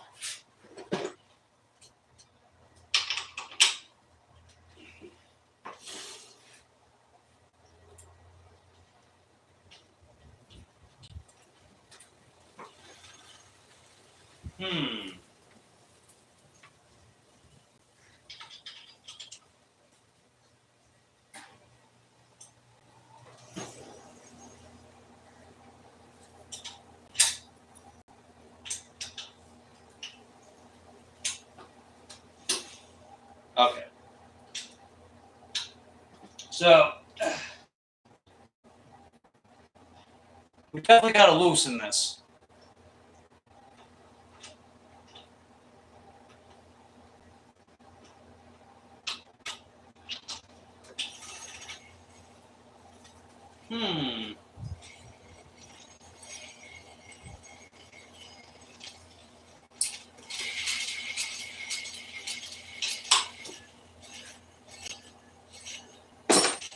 Huh. Very interesting.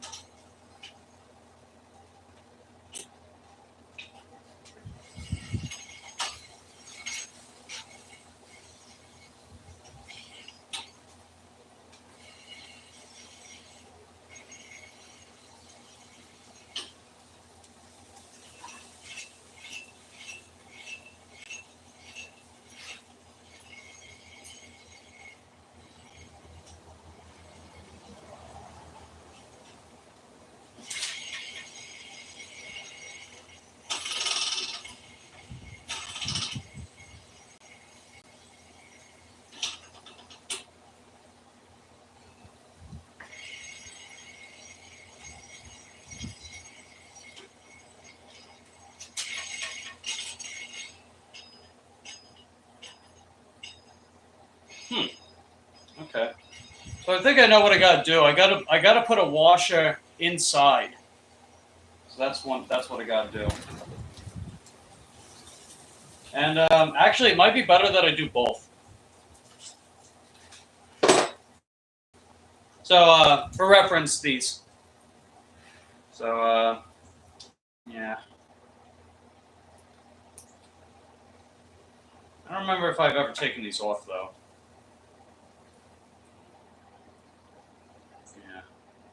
I'll look through my screws, see what else I got. Screws, bolts, same thing, pretty much.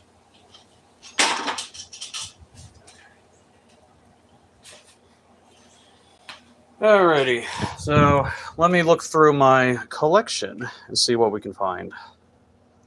Let's make sure that it's loading all the messages. Alright, good to go. Looks like we're caught up with the chat. It's perfect.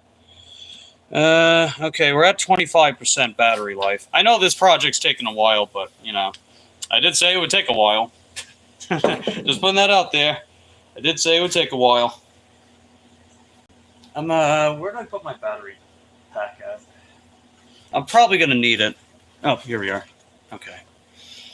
Yeah, I figured I would probably need the battery pack. So if I do like that.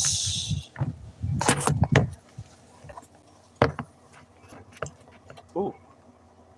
Okay, cool. Let's make sure that it is charging. Okay, it is charging. It is charging ever so quickly. Alright, so I'm going through my screws and nuts and bolts. And finding the same size ones. Those are the 6s. So let's see what I got for 6s.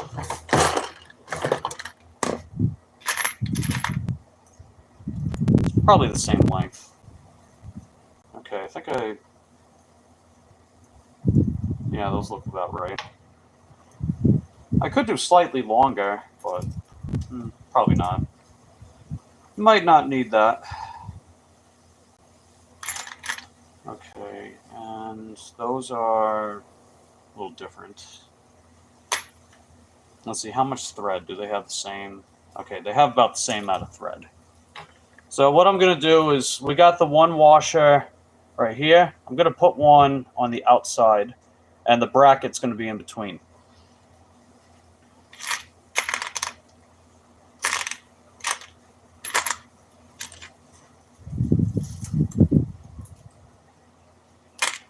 Because, okay, no, that's not it.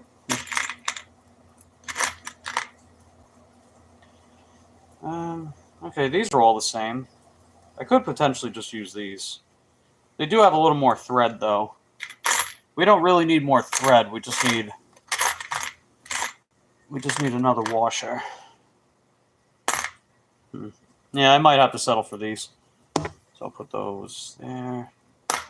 So, yeah, we'll go with these ones. And then the washers themselves, I think I will... see. Yeah, maybe. Okay. Can I find the same one?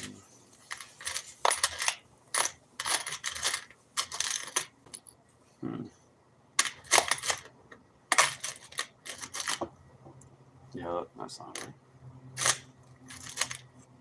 Okay.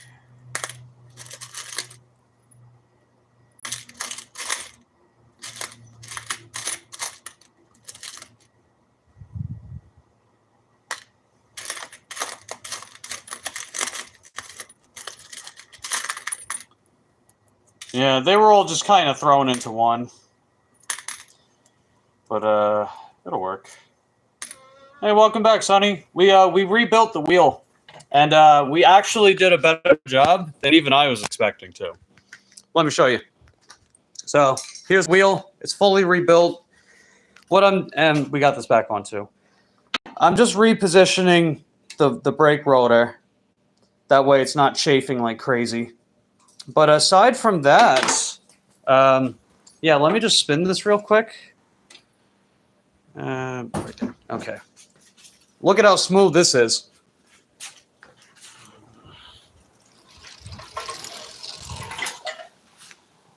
Check that out. It doesn't really get smoother than that, huh? There's like almost no wobble. So that's going to be a much smoother ride.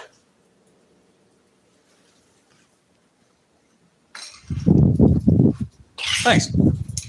Yeah, I think we did pretty darn good with that. A lot better than the last time, for sure. And now I'm just trying to find matching washers so I can reposition the brake caliper, because it is scraping up, and it's also a bit lopsided, so I'm trying to even it out. Thanks, appreciate it. I might use a bigger washer. I got these ones that are a bit lopsided, but that might... let me see. No, they're too big. I'm trying to find a 6. That's what I'm looking for. I'll just take a handful out at a time. I need to find a 6mm.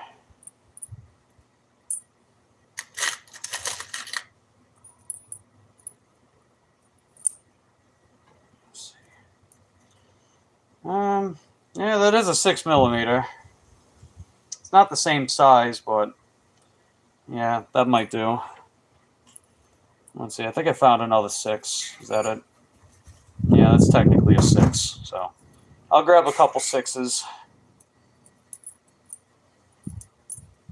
And that's a 4. I think that's a 6. Okay. Yeah, I found another one. Hey, what's going on, Marge? Oh yeah, you saw that, right? I did pretty freaking good, man. I didn't even think it was gonna come out that good, honestly. So I'm pleasantly surprised myself. Not to toot my own horn or anything, but I mean, the last time I rebuilt the wheel, it wasn't quite as good. It was serviceable, you know, but I definitely, you know what it is too. I rebuilt the wheel directly on the bike instead of laying it horizontally in a cup. So it made it a lot straighter. Alright, I'm just trying to find a couple more 6s. Because right now we're readjusting the brake caliper. Because it's a bit lopsided. I want to straighten it and pull it out just a little bit. Alright. I'm just finding all the 6mm washers that I can find. And then just figuring out how many to put on, and then take it from there.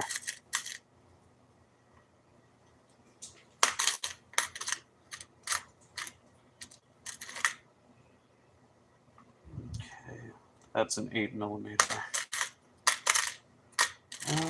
Let's see. I think that's a, yeah, that's a 4. Okay.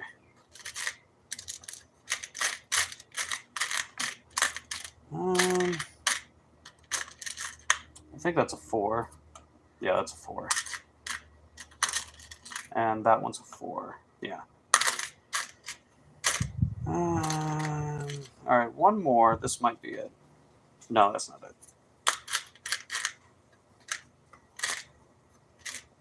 Yeah, not quite. Okay. Yeah, I think we got enough for now. We got 7 plus the ones that are already on the... No, wait, I have 8. Never mind. Because I got this bigger one. Okay, that'll work. Cool. You can make big money rebuilding wheels. Hey, maybe. I know I've been talking about wanting to lean more towards bike servicing as a potential side hustle. But we'll cross that bridge once I get there. All right, I'm going to turn you guys around so you can watch me readjust the brake caliper. Let's make sure that we're still charging. Okay, cool. Yeah, we are. Nice.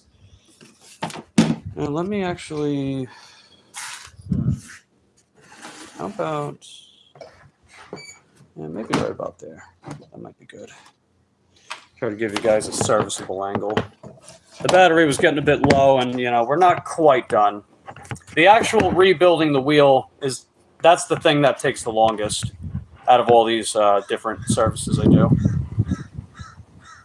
Maybe I should close the door.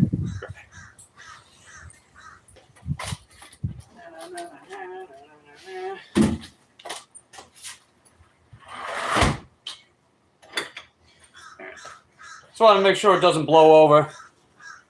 Hey, what's going on, Red? Good to see you. You're bored? Yeah, I'm sorry, dude.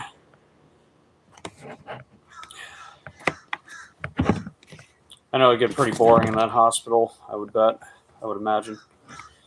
I'm gonna lean you against the degreaser, because we're gonna degrease after I get this done. We're just taking care of the more difficult prospects first. And then we'll move on to the easier stuff, like, you know, degreasing the cog and the chain and cleaning the frame. Can't even go to the gym. They got physical therapy there though, right? Maybe.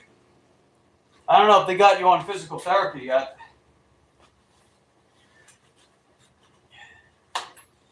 But yeah, right now I'm gonna see how many washers I need to put on these screws to get the caliper adjusted properly, because it's kind of it's leaning too much. It's favoring one side more than the other, and that's kind of messing with the flow. Yeah, somewhere around there might do. Alright, so let's get this, and I'm gonna say let's try to slot that in. See if that helps.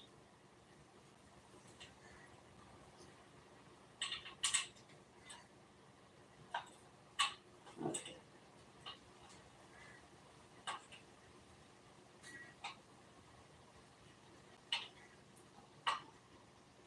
It's not really the front one too much, or the back one, it's more the front one.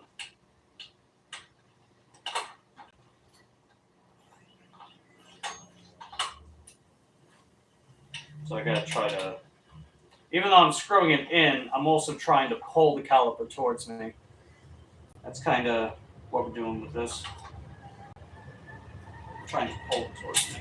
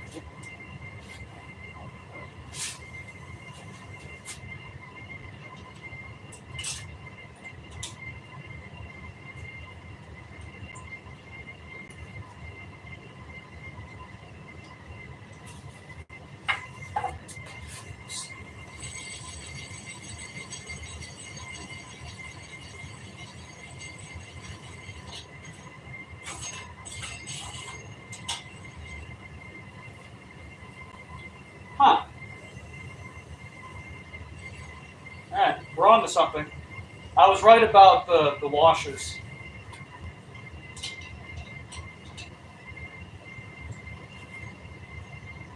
Oh. Okay. Let's play off that.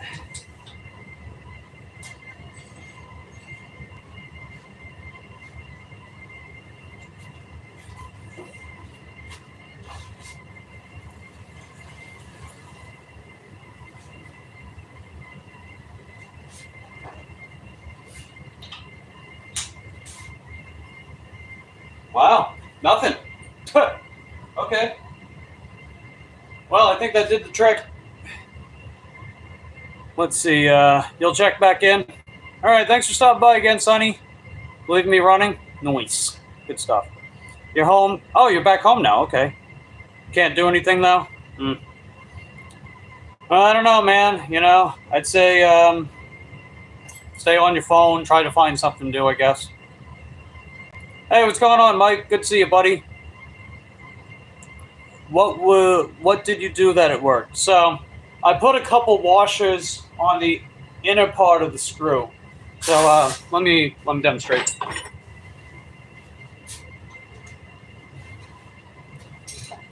So, the piece of the frame where you slot the screw, it looks like pretend my finger is the frame, right?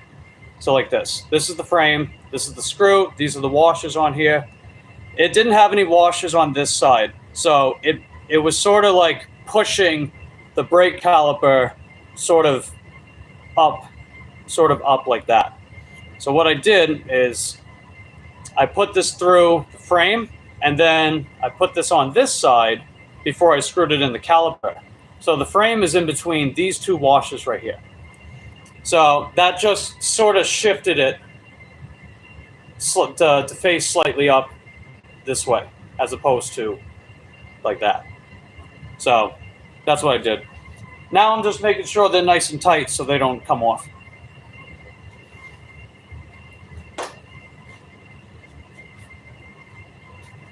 Oh.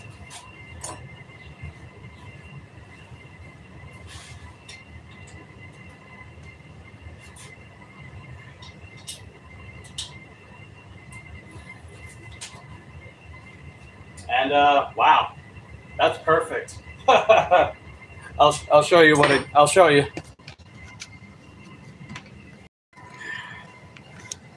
All right, so okay, first things first. So if you look really closely, okay, let's see if I can point it out. But yeah, you see this screw right here. There's a washer right there on the outside. The inside right here, that's what I... Okay, yeah, on the second screw, you get the two that I put in there. So that actually wound up straightening out, and as a result, there's no chafing. So the disc rotor was chafing against the brake pads. That straightened it up. Let's give it a nice crank. And look at that. Roll out. There's no chafing. My God. Look at that. It's still spinning. Shit. Wow, this is my best work yet. Holy frick. Again, I'm not trying to toot my own horn. I'm shocked. I'm like, wow, okay. Really am pretty good at this stuff, huh? I'm not the best in the world, obviously, but I don't know. For a do-it-yourself type of guy, I think I'm doing pretty good. Hey, thanks, Marge. Appreciate it. And, yeah. Oh, sweet. I just realized, too, we're on the right gear. It wasn't like that last time. Last time I had to set it gear 4, but it kind of messed around with the cadence sensor, so... Yeah, there we go, baby. That's what I'm talking about. I'm definitely in my element with bikes. You can probably tell. All right. So now... Oh. Whoops, Daisy. Okay. There we go. We got a chain hook, chain breaker, chain pliers. How's he assembling? Oh, we're doing great, Cole. I don't know if you caught what I did, but we got the wheel almost perfectly straight. Like, that's about as straight as you're gonna get, man. And I adjusted the caliper so where it's not scraping anymore. And look at that rollout, man. See, when it keeps spinning like that, that's going to help your bottom end torque. Right? Because you figure you got bottom end, you got mid, and then you got upper torque when it comes to hub motor bikes. And having a better rollout like that helps tremendously in the bottom position. So it's not gonna start up as slow anymore. And that also makes it much less likely to seize when everything's not super compressed and you know, just pressing against each other lopsided. So honestly, this is my best work yet. Frick. And hey, the best part is we got the hardest stuff out of the way. So now we can start zooming through everything. So that's what I'm talking about, baby. We got it. So first things first, let me check off my list. I got a big list right here. This is just everything I wanted to get accomplished. And we did the installing of the motor. We built the wheel. So that's checked. And we adjusted the brakes. They're perfect. I still gotta work on the front wheel, but honestly, that's not gonna be a big deal. And then all we really got is we gotta degrease, clean the frame, oil the fork. I got some of those coil wraps for some of the cables, create some more housing for the cables, and I'm gonna lube the cables too. So put some lube in there. Let's see. I make it look easy. Yeah, it takes practice. Definitely takes time for some of the stuff, but you know, good stuff. Okay, let's see. Actually, yeah, we'll keep it on this camera. I'm gonna move this stuff here because now we're gonna start our degreasing. This will be pretty quick because I got some basic bike degreaser, and then I'll lube up the chain. Because it degreases, but it doesn't lube. So if you got a chain, you got both. You got to degrease and you got to lube it. So let's see if this is a serviceable angle. Yeah, I'd say so. Okay, cool beans. All right, so we got our lube. And we've got our degreaser. So first thing is the degreaser itself.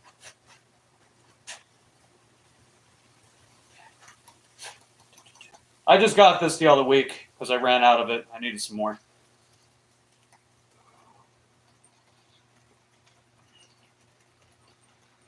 And in the near future, I'll tune up the mountain bike and I'll tune up the DJ bike.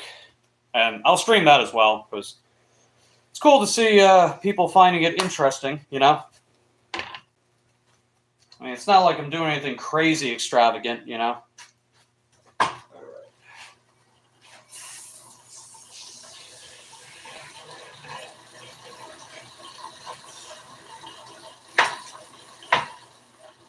Wow, that rollout is really good, dude. That's the best rollout I've ever had on this bike. Yeah. It's gonna get a little messy. That's okay.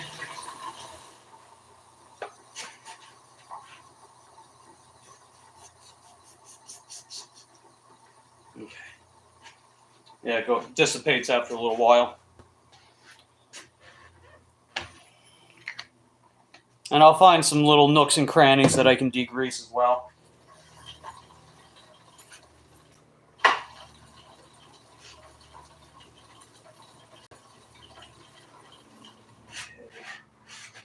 We are getting a little bit of chafing of the chain. Just a tiny bit. So I'll readjust that derailleur just a little bit. I look like a professional wrestler. I mean, I'm pretty strong, don't get me wrong, but I don't know about that one.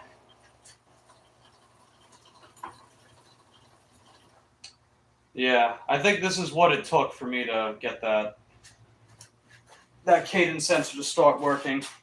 I haven't tried it yet because the battery's still out, but that's because we're taking care of this other stuff first. Okay, looking nice and clean, perfect. And now I'm gonna oil up the chain. Whenever you oil up the chain, Don't do the exterior. That doesn't do anything. You want to get those inner links, right? The inner links is what really matters. The degreaser is for the inner and outer, but the actual lubing is only for the inner. So make it pretty easy for ourselves.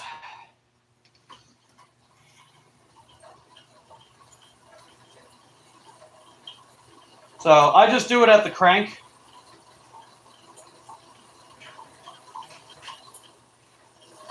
And then it sends all that oil into the derailleur. So it keeps that going too. Man, I can't get over that rollout, dude. That is nuts. My God.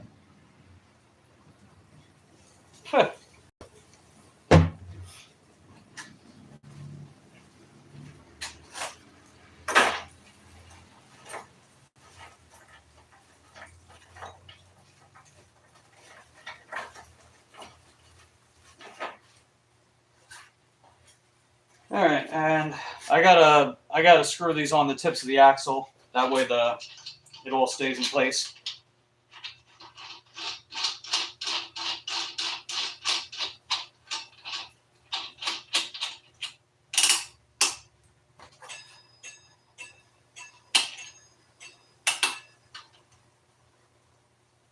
All right, tighten this one.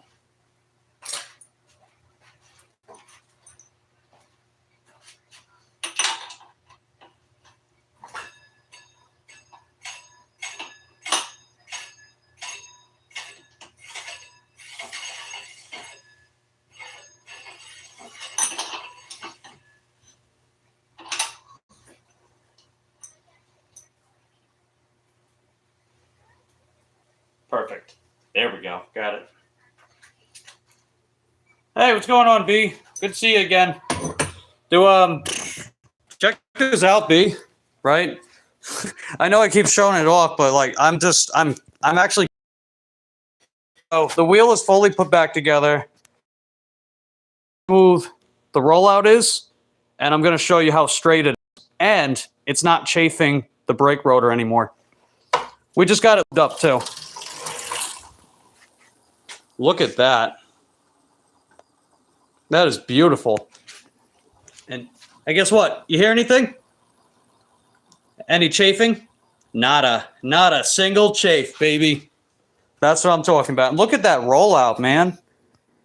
Look, it just keeps spinning.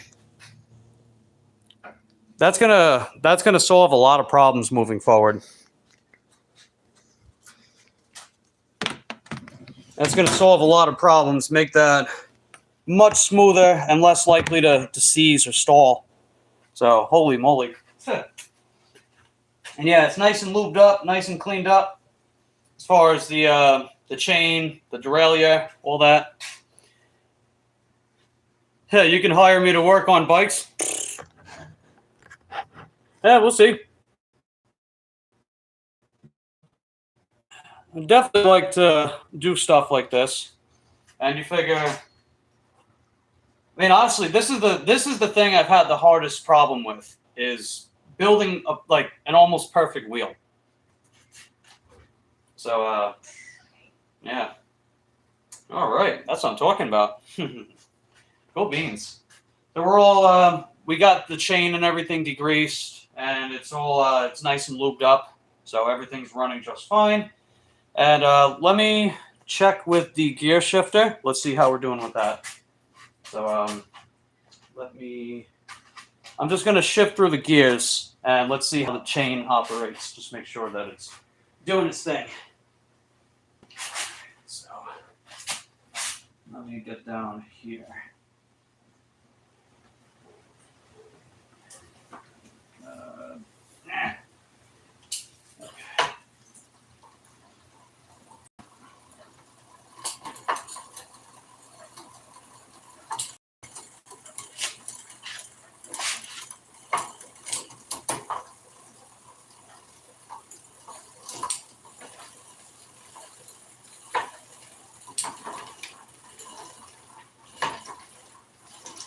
Okay, so downshifting is good.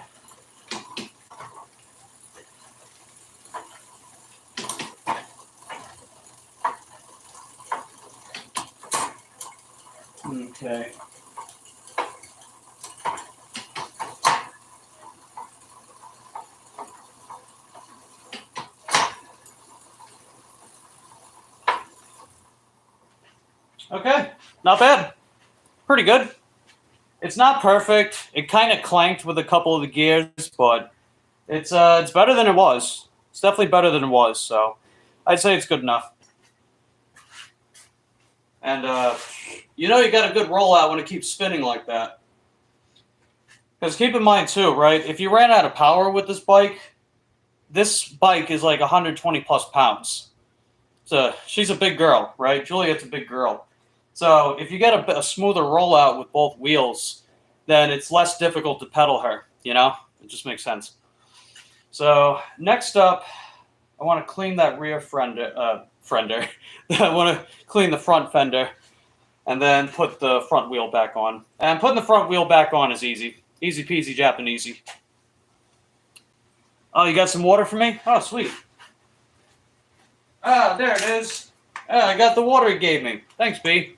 Appreciate it.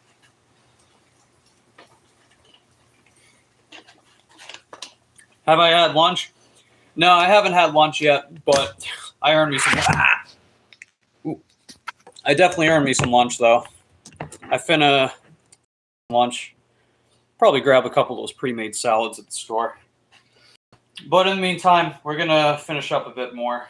So just clean off that motor controller a bit, get it all bolted back down. Make sure that cadence sensor works. Cadence sensor was acting very jerky last time I used it. So this might solve some of those problems. Let's make sure it's all lined up properly. And we're just keeping the crank. I'm just sort of working around the crank. Let's see.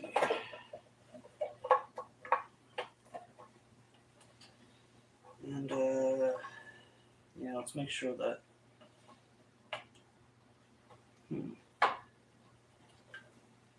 Yeah, interesting. Whatever this damn bracket is. Okay, I see what it is. It's sandwiched in between the cadence sensor. Well, that makes a lot of sense, I guess.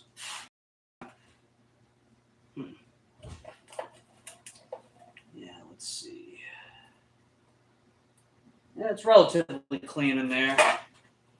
I think I'll shove the controller back in. Carefully. But I gotta make sure everything else is plugged in, so. The discharge port, check. And let's see. Which one is this? Is this the... Okay, I think that's for the light.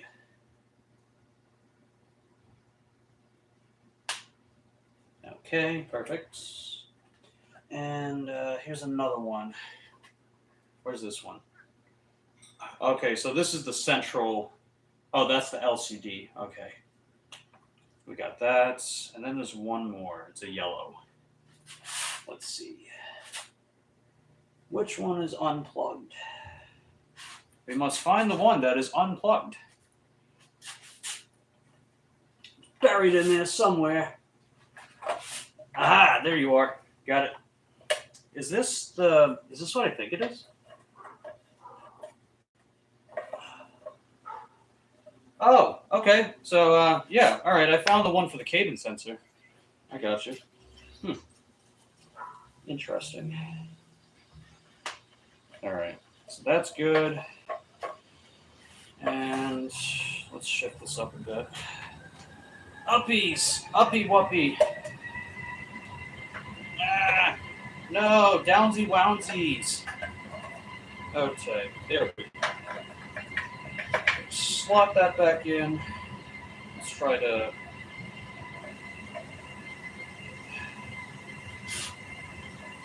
Yeah, it might be a little messy, as long as it's serviceable. I mean, the main thing that we had to really perfect, the wheel, you know, that was the number one thing.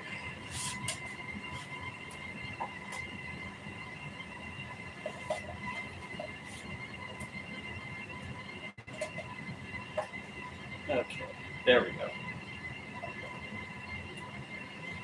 And just push a couple things around, get that realigned.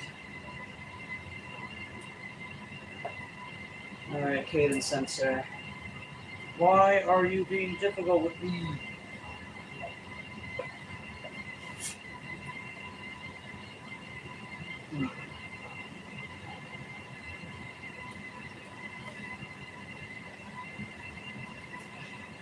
I'll get around to that one. We can clean the frame around. Which does the... DJ's got a torque sensor. So, Juliet, you're not going to get exercise with this bike unless you pedal it without power. But the cadence sensor, all you got to do is just...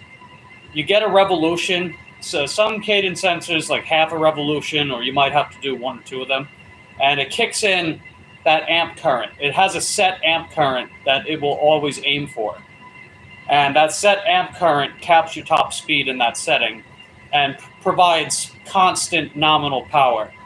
So that's what a cadence sensor does. The torque sensor, it determines power output based on your input. So when you're putting in more power with pedaling, you're going to be able to go faster.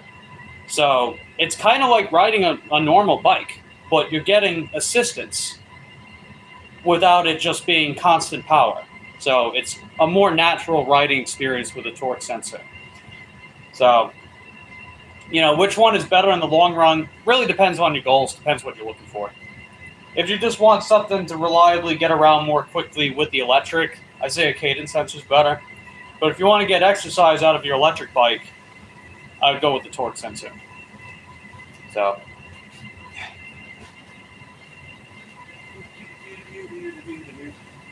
All right, let's start cleaning.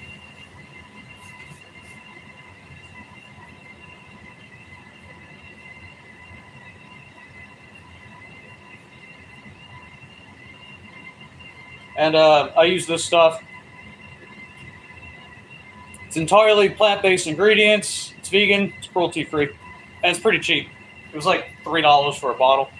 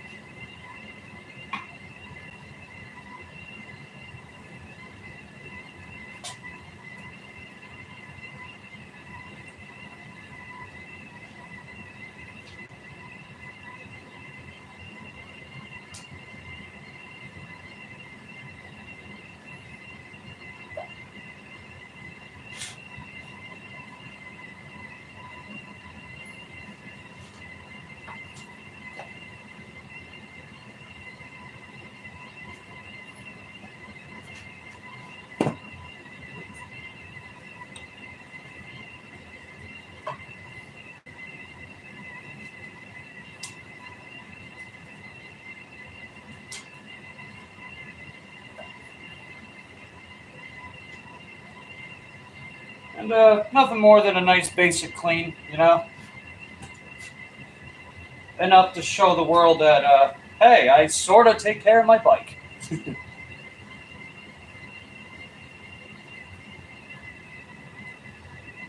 unfortunately, people have a habit of just buying these things and treating them like they're toys, you know? When you treat things like a toy, you know, you're not really that considerate about the longevity. You kind of roughhouse with it a little too much, and then when it breaks down, it gets all dirty, and, you know, a lot of things get lopsided and such. But, you know, if you got to use this as a vessel to get from point A to point B, then, you know, you got to try to be a little more delicate with it. And that's not saying I don't have room for improvement with that. I definitely do. Like, I'm probably not going to load up big groceries on this bike anymore. That way I'm not pushing the payload too much. But I got that cargo trailer, you know? And that cargo trailer is freaking huge. You can put a lot of stuff on it.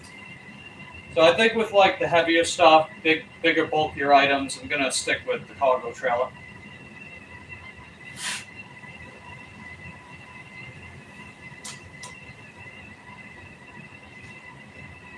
But now that the rear wheel is a lot smoother, I can still mount the bag on the back. And it's not going to shake up as much because super smooth, silky smooth, man. Smooth as butter. Smooth as plant-based butter. Am I right? You wish you were that super clean. Oh, psh. There's Casey. How you doing, buddy? We if you rewind a little bit, you'll see what I did with the wheel. It's fully rebuilt. Everything's lubed up and degreased, or degreased and lubed up. Super smooth.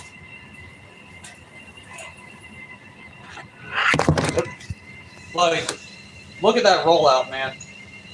I barely even cranked it. That is rolling out like crazy. It's rolling out like a policy change. Am I right? Rolling out like a policy change?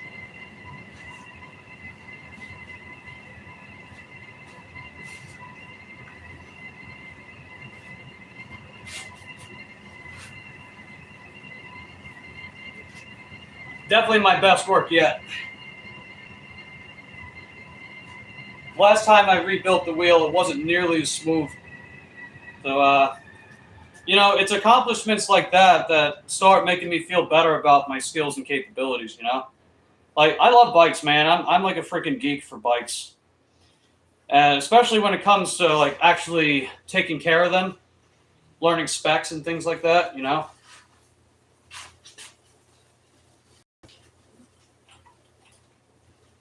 And it makes me more motivated to want to do more stuff like that. I'll do a little more on this bottom part of the frame after I get done. But right now, we're just cleaning up the frame and then doing some other things and stuff. Bike technicians get paid a lot. They can, yeah, certainly. I'd definitely be down for that as a side hustle. Now. Okay. Meh. Okay. Cause yeah, we moved from the back to the front. So just gonna get a little more cleaned up around here. Those good things and stuff.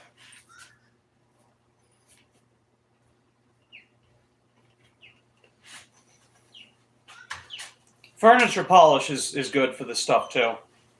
But I don't really have any furniture polish, so just got my plant-based, cruelty-free cleaner. Yep. Meh. Okay.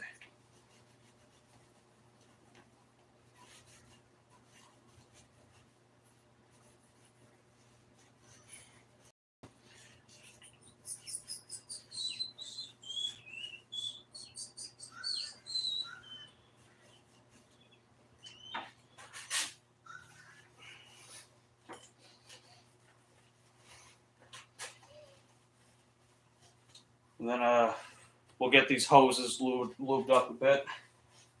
That sounds funny. Lube up them hoses, plural. So multiple babes. No, I'm kidding. Well, I mean, if you're into that, be my guest. I don't know.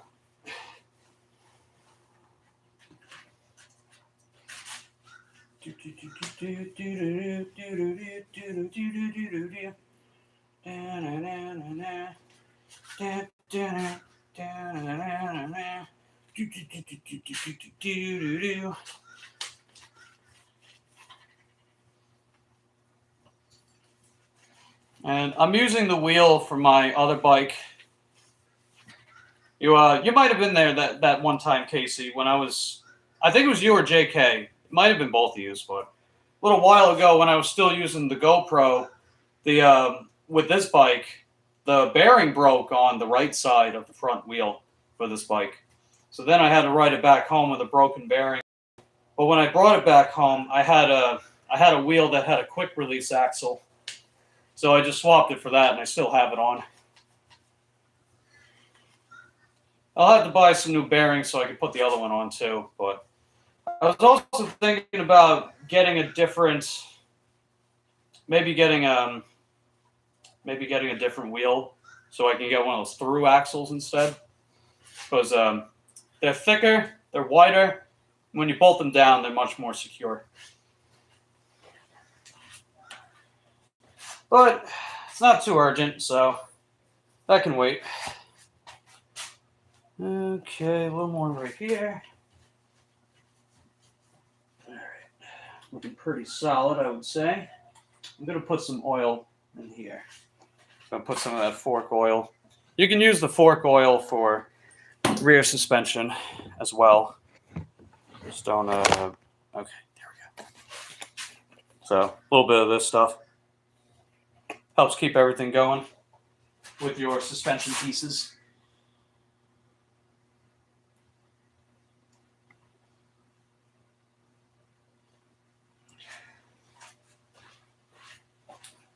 And I'll get a little pump action with these when I flip it over. So then it'll send it all in, but it'll also just release all the dirt and grime that gets built up in them.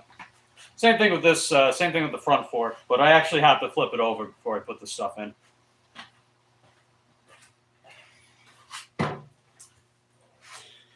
Okay, so that's done. Let me just double check my checklist. All right, let's see. Degrease, lube chain. We already got that. Clean the frame. That's done. Okay. The cable wraps.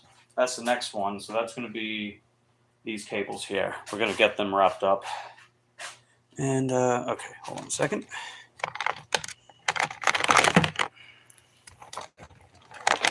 And the voltage meter. Ah! Dang it. The voltage meter. We're not going to need that. Because I did check the voltage of the battery. We're still doing good with that, I would say. Oh, I thought this was just one big one. Guess not. Okay, good to go. Noise. And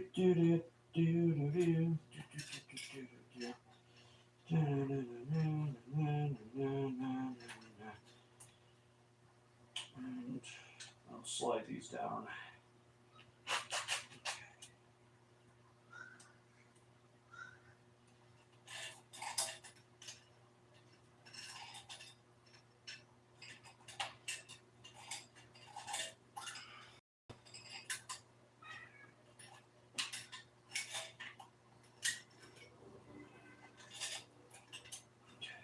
Slide that down.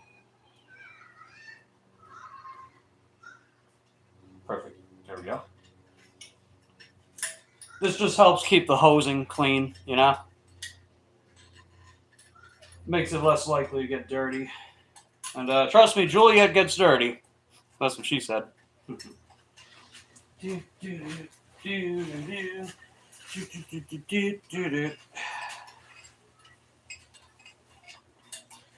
And I don't think I need to do it for the top part by the handlebars. It's mainly just down here.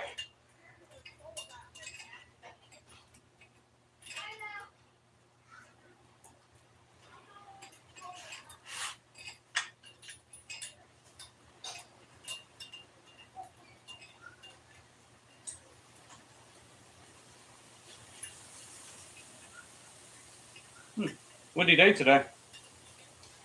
So how you doing today, Casey? What are you up to?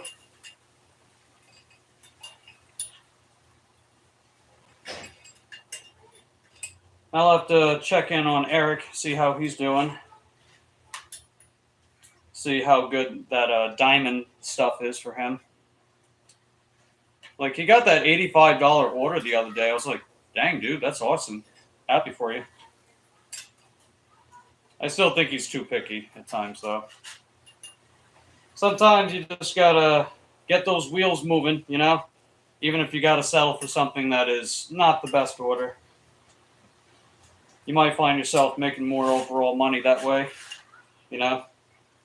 But, I don't know. I digress.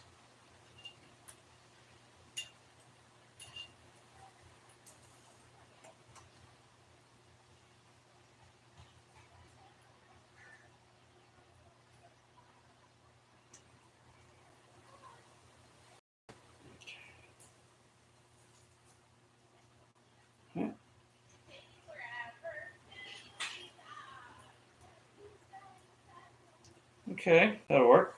Nice. And I got plenty more in here too.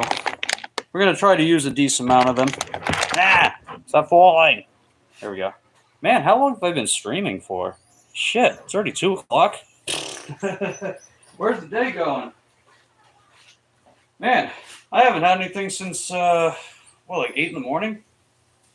Like, eating? I haven't eaten in like 6 hours. But then again, I haven't really been thinking much about food. Now that I think about it, though, feeling slightly hungry. But I'm going to sip on some more water.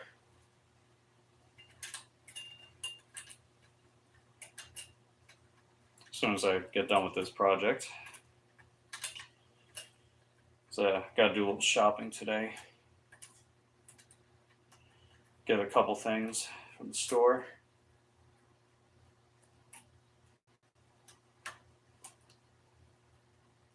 Just my usual rabbit food.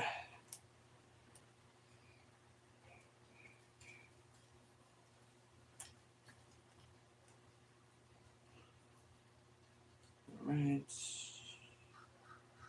Let's see. I'll put another one on. But yeah, I think I got that cadence sensor straightened up.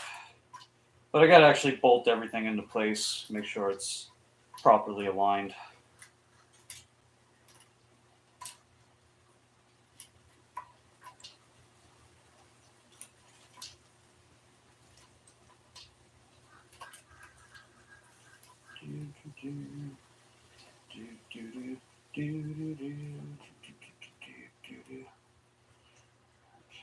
One more coil. Okay. And let's see. I think I'll go with this one.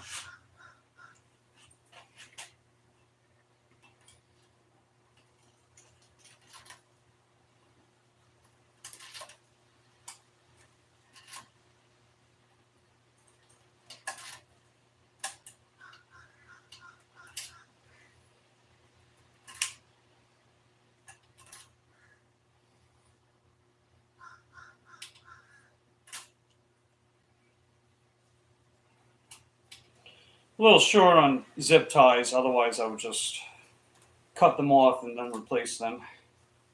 So we're being frugal for the time being. Well, being frugal is a good trait in my opinion anyway. As you never know what lies ahead as far as the economy. It could get better, it could stagnate, it could get worse, who knows.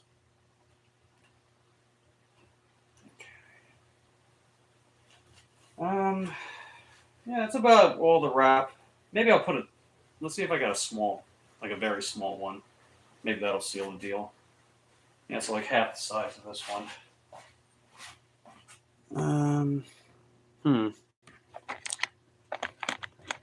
Let's see. Okay. Yeah, this one's not half the size. It's a little bigger, but I'll settle for it.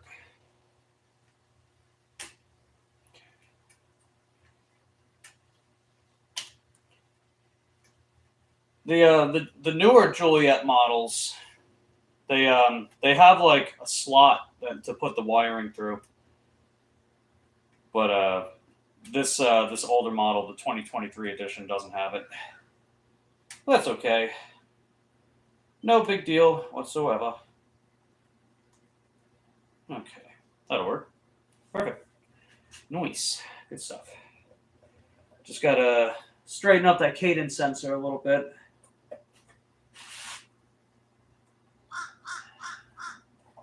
Want to make sure that it's positioned ideally. I can tell it's not. I know I could just take the crank off, but that's just adding more work, you know. I've already put a lot of time and effort into this thing. It's time to start backing off a bit.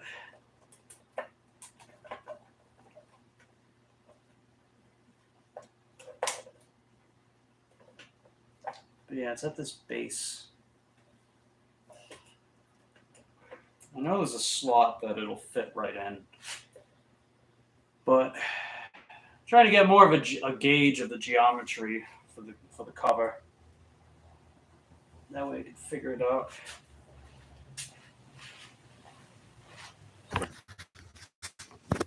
Oh, this phone's getting pretty hot.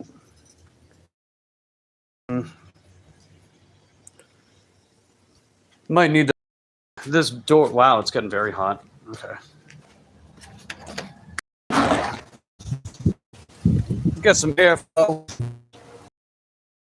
I had it open before, but all right. Now it's open again. So there we go. I'm gonna put my light on so I can see the trouble. See if I can better figure it out.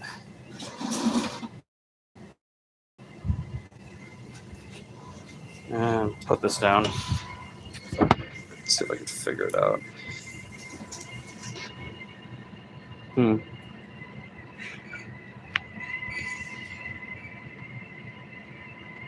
Yeah, that's not really helping too much.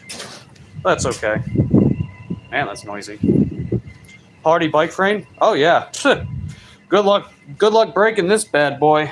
Good luck breaking Juliet. You'd have to like throw her off a cliff and she'll probably still survive. But you know, a bigger frame means more weight, plus a bigger battery, and heavy duty tires. She's like I said before, she's a big girl. So the main thing I need to do is kind of shift that cadence sensor around. Trying to shift it around, it's a bit off center.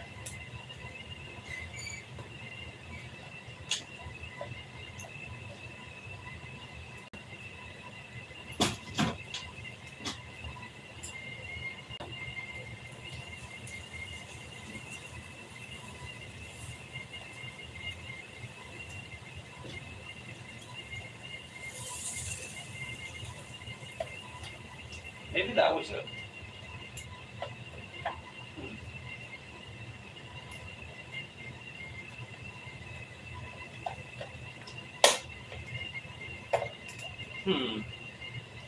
All right, we're getting closer. We're definitely getting closer. So I think I got to shift it down a bit. Mike, can I tell you something? Okay, go ahead.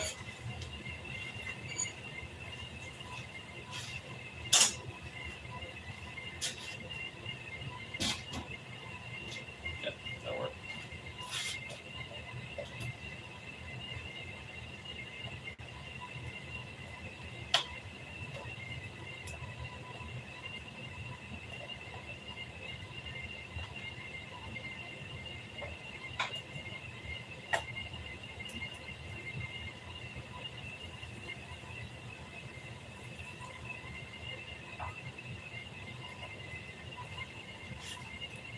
You're eating corn chips right now?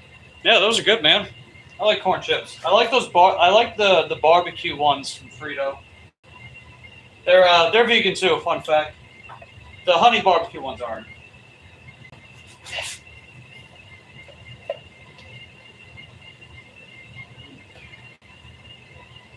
Yeah, it's definitely. See if I got a flashlight.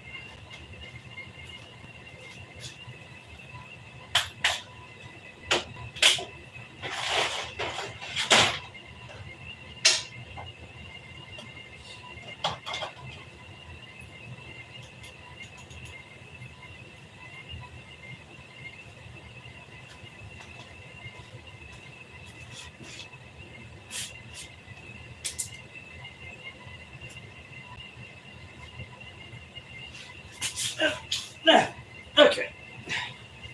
Now we get down to the nitty gritty. Let's figure it out.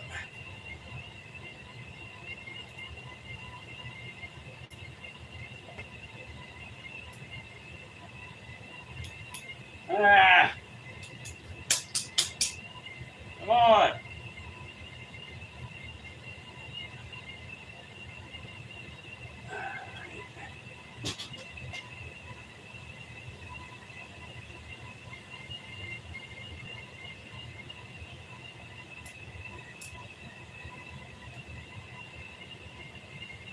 And it's kind of hard to see it.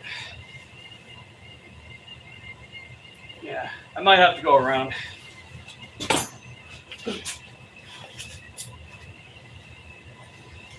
Just wipe off that excess oil off the floor.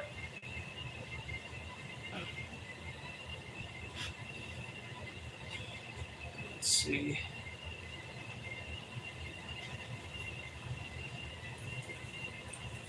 Interesting.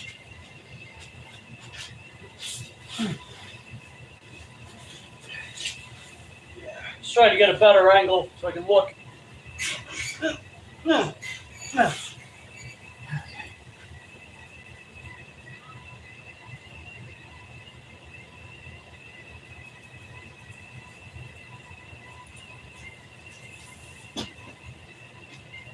Yeah, I don't know if it's that.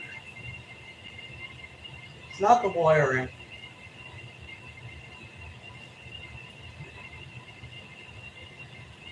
I think that is supposed to be in there. Actually, maybe it's not. Hold on, wait. Nah, I think that is supposed to be in there. Okay.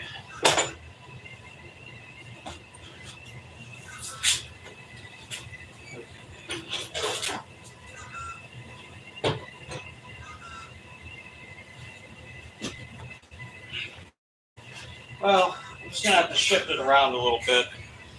Try to jimmy rig it inside. Gotta get my buddy Jim to rig it. Rigging it like Tracy's bingo. Rigging it like Tracy's bingo.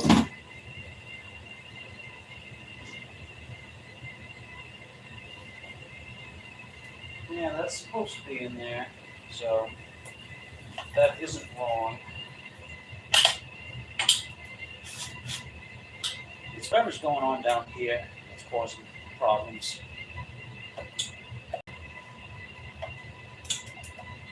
I'm trying to move that sensor around a little bit. I could probably start bolting some of these down though while I'm at it. Okay. I got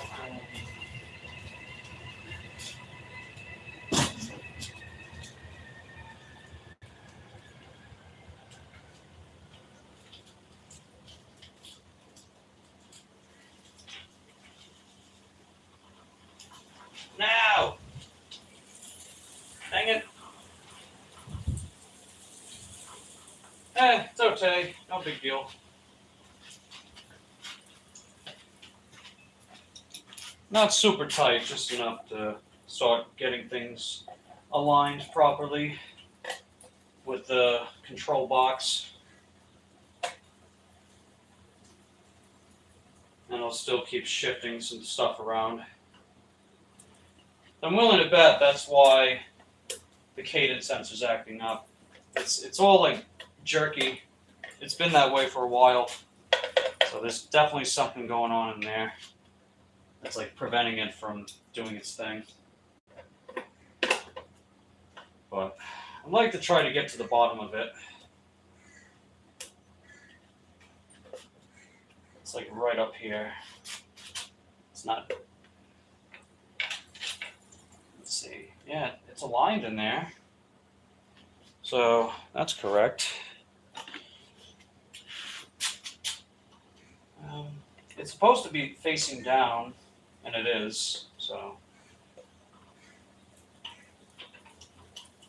just don't want to fuck this thing up either. Now, for reference, I don't really pedal with this bike. You're not going to get a significant advantage with range by pedaling it, unless you have a torque sensor.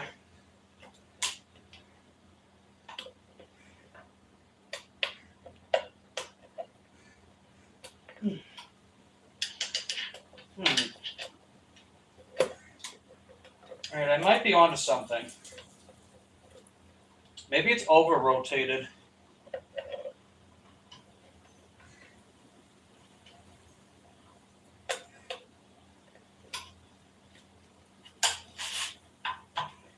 I don't know, though. I don't know. I'm not overly sure. I don't know about that. there's an open gap of space here. But it's just, yeah, it's just not doing it though.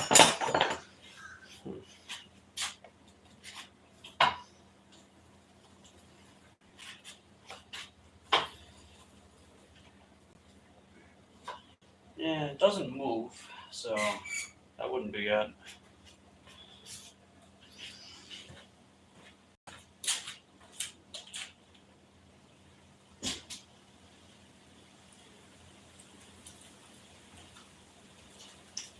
Yeah, the torque sensor is a little different. It doesn't have an obvious divot on the outside, like a cadence sensor usually does. Well, this one does. Try to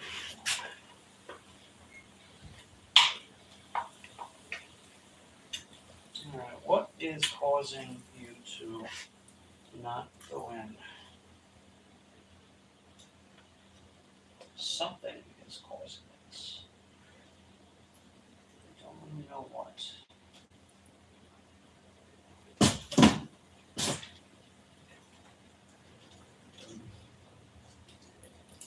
Yeah, I'm not too sure. I mean, it could stay like that, but I don't really want to do that, you know? I don't really want to do that. I would like to get that bolted down all the way. It also makes less noise. Yeah, maybe I'll try to fiddle with this again.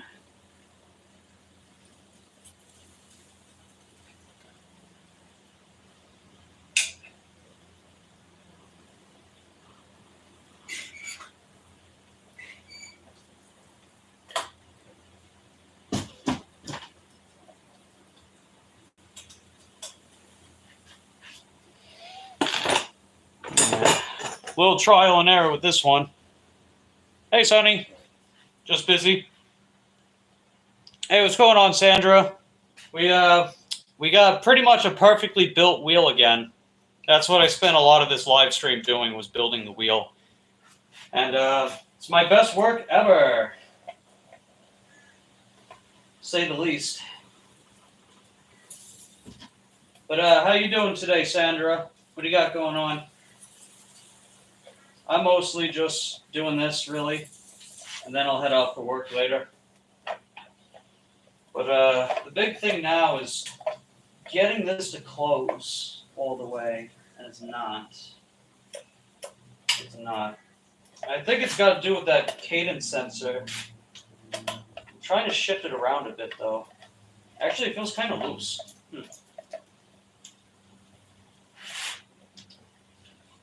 I wonder, can I move it this way? What happens if I do that? Yeah, I don't think it's supposed to be moving that way. Yeah, something's trying to snap into place. But it's right around the base of the crank. That's where it's happening. It's right around the base of the crank. So these parts are fine. It's right here.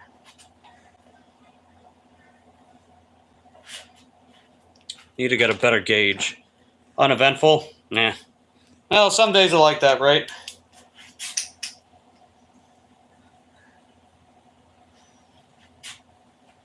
Ah, come on.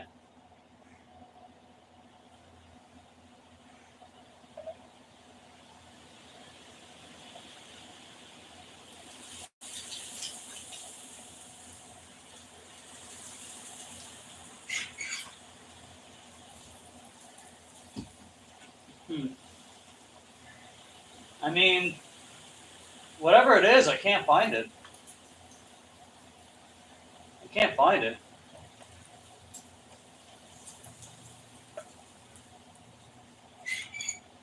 Oh, wait a minute. Wait, I think we're on to something. Hold on. I think I found it. I might have just found it.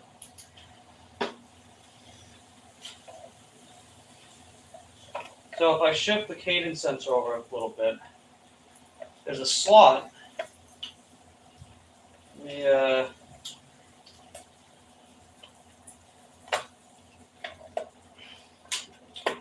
Oh, we did it. We did it. We got it. We got it. All right. I think we just got it. Yeah, I think we just got it. Okay. All right, very carefully, I'm going to hold that and make this the first part that I screw on to. Okay. I think I just got it.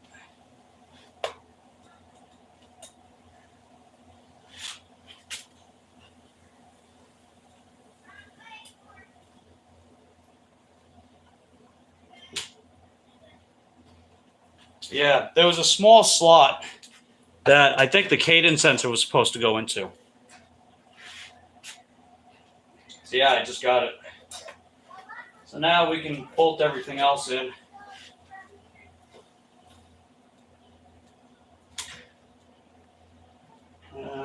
Well, once I actually straighten the screws a bit.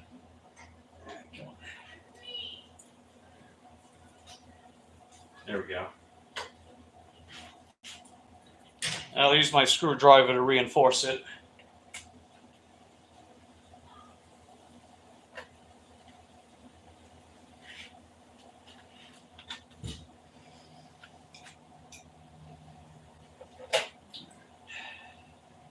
I need to get one more screw. Just make sure it's all lined up as tightly as possible.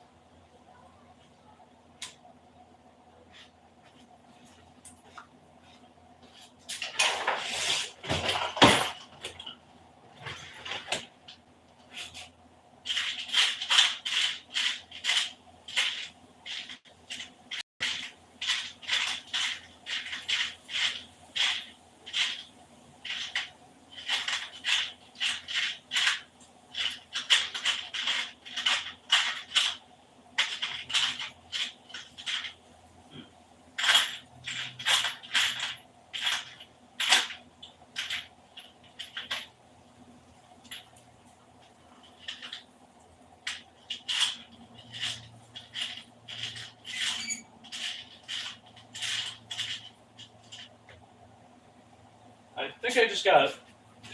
And let me get my drill. Here we are.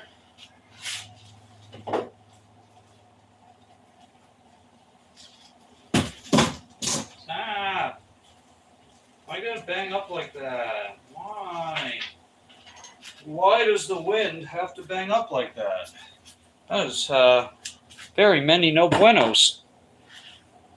Okay, I think this is the right one. Aha, there we go. I had just one left.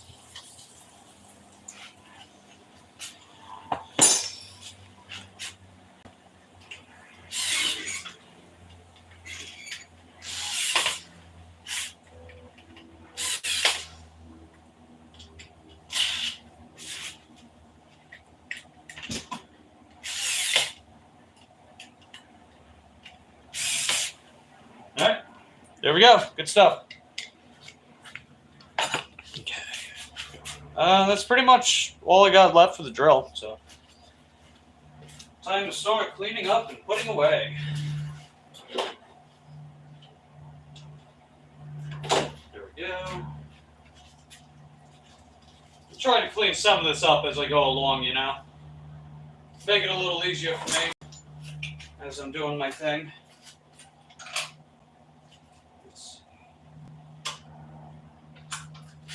And let's see, where did I put that?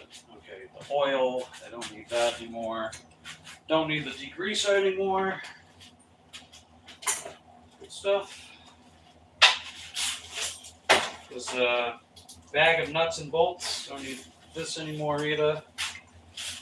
Put that in my tool bag. And leftover spokes in case I need them. You never know. Every now and again they'll break, you know. I'll have to put this on charger at some point. This will go in here. And I don't need this fixed wrench anymore. Got a tire lever. Put that there.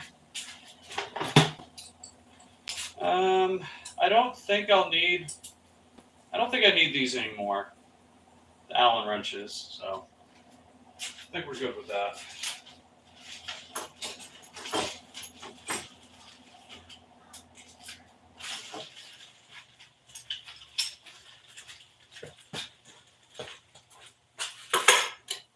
Okay, let's see. Only a couple more steps. We're pretty much almost done now. So let's get the wheel back on. All right, tire pressure hasn't lowered, so that's a good sign. Let's make sure we're good on that side.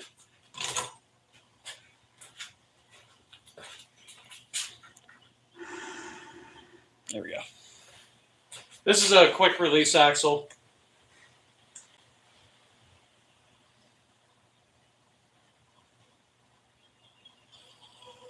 Okay. Maybe a little less on that. No. All right. So actually, it needs less on this one. Let's tighten it from this side. No.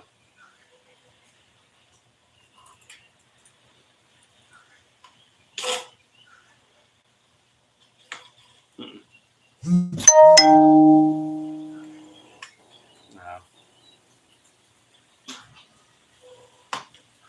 Let's see, what side is it favoring? Oh, okay, I see. Yeah, it's favoring this way. So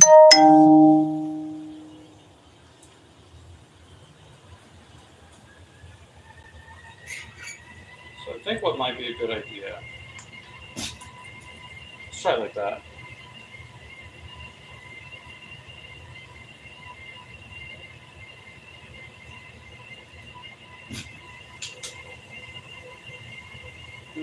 Yeah, a little too much.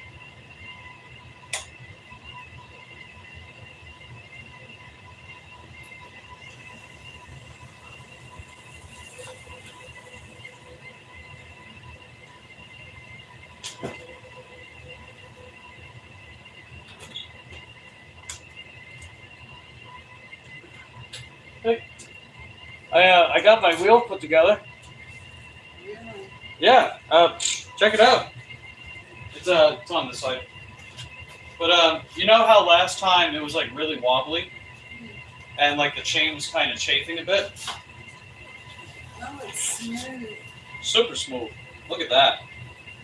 And the rollout is the best I've ever done. Looks great. And everything's cleaned up, lubed up, readjusted. So I think you might make it a little while. I think so too.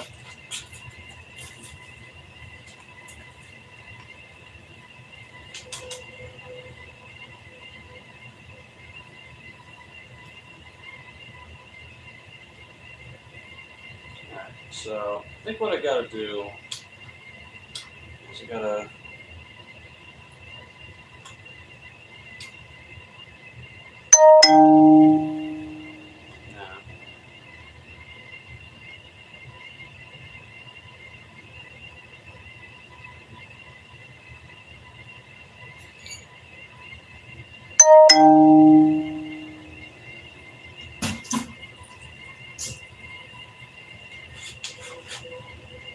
yeah, just a little too much.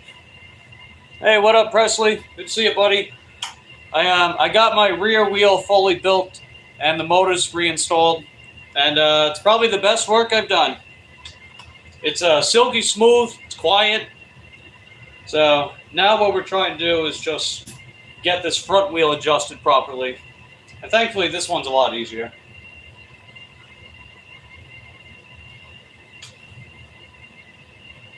But how you doing today, Presley? What are you up to?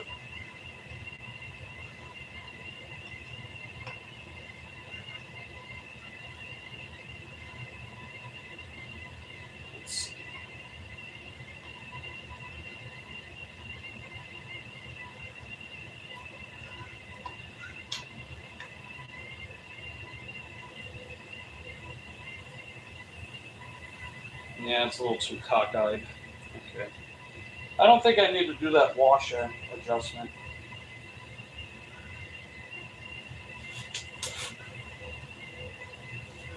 Yeah, could be better.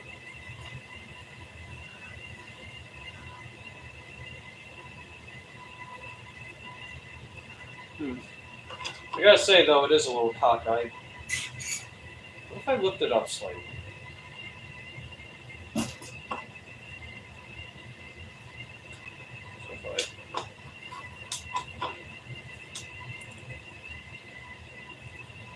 let me try out my cone wrench.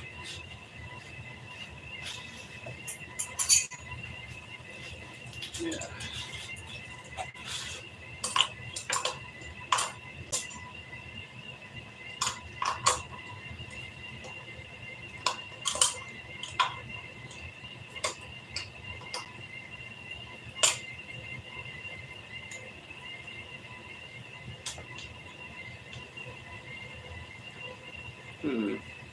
It's better.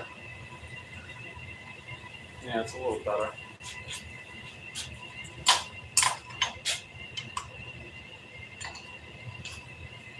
Ooh. Ooh. Okay. I know what it is. It's the bearings. They were loose. Ooh. Oops, daisy.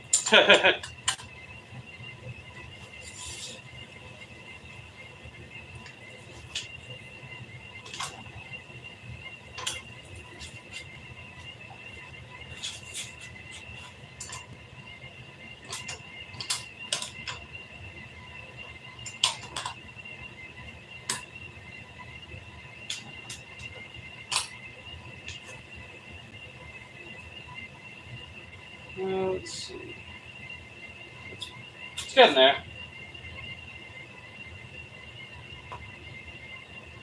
It's getting there.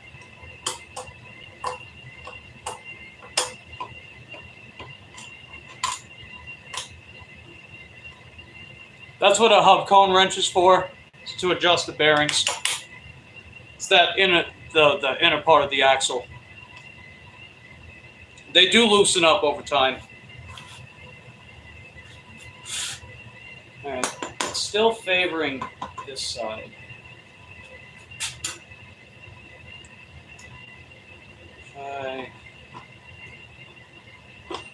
Yeah, I might have to readjust the calipers themselves.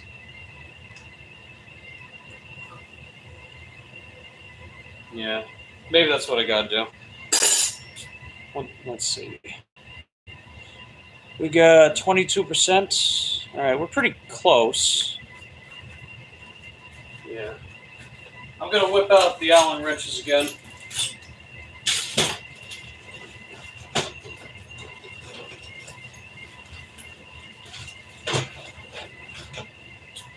If memory serves me correctly, I used the 5. Yeah, okay, that's it.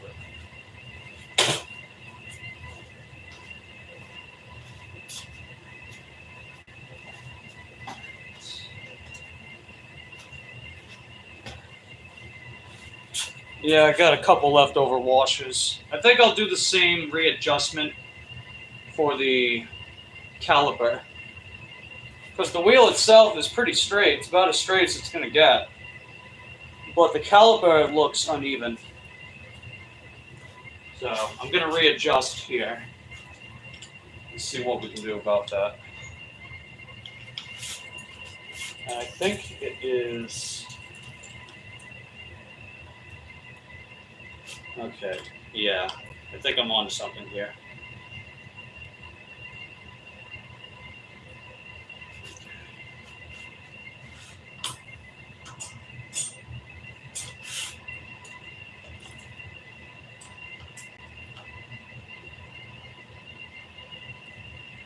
Yeah, we're going to need to put a washer.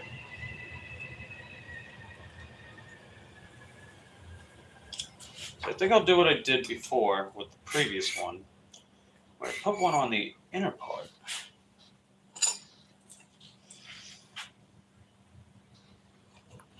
So what about there, right?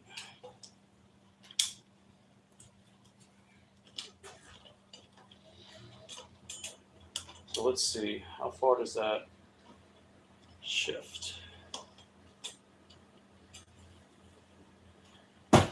Okay, Yeah, I think we're on to something. Oh yeah, we're on to something, baby. We got it. We got it. That's what we needed. I needed to put a washer in between the bracket and the screw on the opposite side. So that's what we got.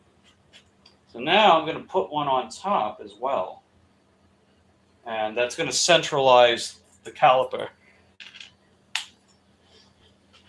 Perfect. But, maybe not drop it though. We're not going to drop it like it's hot, like Snoop Doggy Dog. At least not for this anyway. Okay. Okay, I think. All right. Moment of truth. Aha! There we go. We got it, baby. We got it. All right. So, just gonna tighten. Perfect.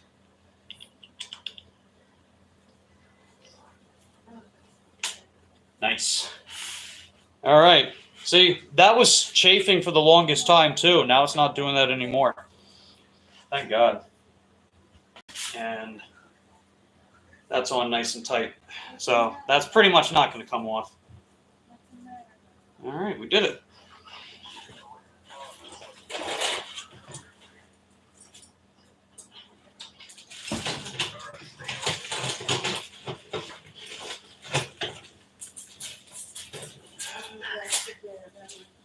Okay, no, that's okay. That's not anymore. All right. So now I'm going to try the brakes and make sure that they're working properly too. Let's see. That's the front. So we'll try with the front. I'm not going to dial them too tight because I've been relying more on rear braking than front braking. Oh. Go ahead, Lucy. Come on. Baby, come on. Inside.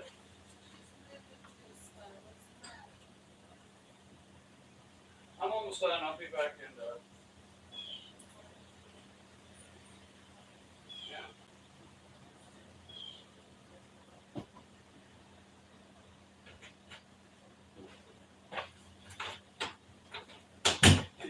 I'll have to check up on Lucy, see how she's doing. Let's see. There we go. Okay, it does chafe a little bit like that. So let's loosen it. Okay. So yeah, I'm going to keep this one pretty loose because, again, I don't really front brake much anymore. That's part of what led to that accident that I was in back in December. I mean, luckily it wasn't anything major, right? It took a couple weeks to heal up the knee and the left leg. So definitely could have been worse. All right. And now I'm going to set the rear brake all the way up and see how that goes. Or not all the way up, but I'm going to dial it a little tighter than the front.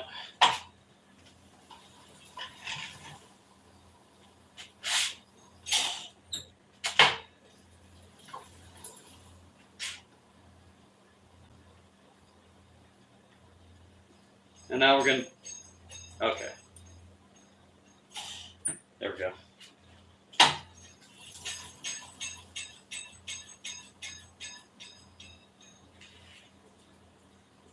Okay, so we'll stick with medium tension. That's what we'll do. We'll stick with medium. So, yeah, look at that. We're over 30 likes. Thanks, everybody. All right, now I think it's time to lower the bike down. We're pretty much ready to flip it over. So I'm going to pump up that front fork with some oil and get the battery set up and everything. Actually, yeah, speaking of the battery, I want to see if the cadence sensor is going to start working again. I think that's what it needed. It was misaligned, the cadence sensor. So I'm going to put the battery back in to see if we get that functioning.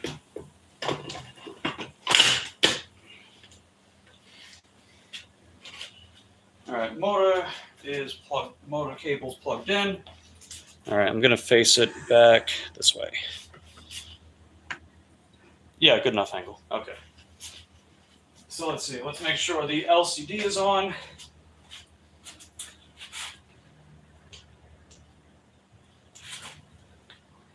Okay, power the bike on. Perfect. And let's try.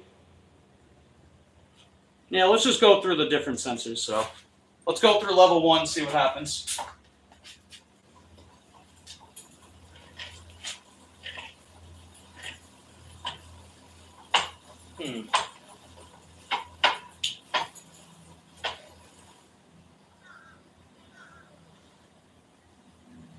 Okay.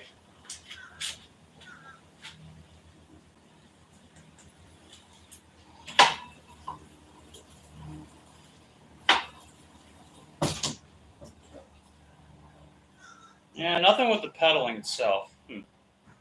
Let's try the throttle. Let's make sure that's functioning.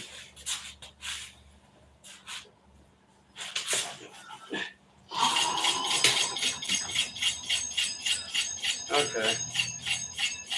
Oh, we're good with that.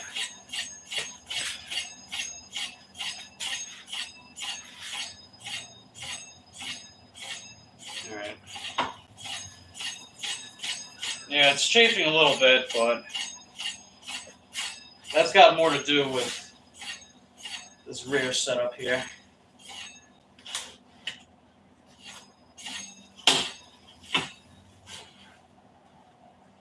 All right, so I guess in other words, the cadence sensor is, we might have to change that out at some point. Well, it's not that urgent, so I'm not even going to bother. We got the main stuff done. Yeah, this bike's going to be a little heavy. It's going to be heavy. Let's see. Oh, yeah, that's heavy.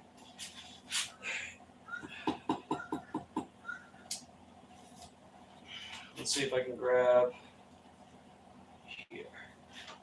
That'll work. Okay. There we go. Nice.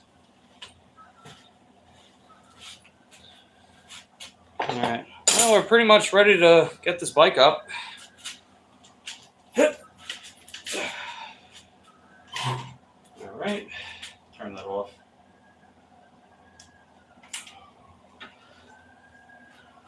Uh-oh. They're coming after me. Oh no, run for cover, hide.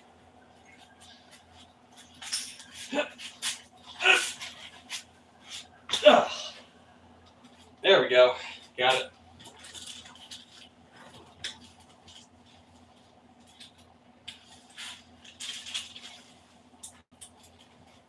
Let's see. Perfect. Just trying to clean up as I go. At least a little bit.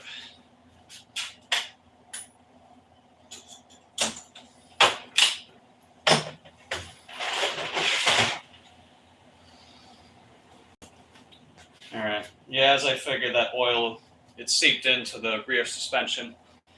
But now I want to get that front suspension oiled up. Got to lube it up, giggity. And a bunch of other stuff I got to sort through.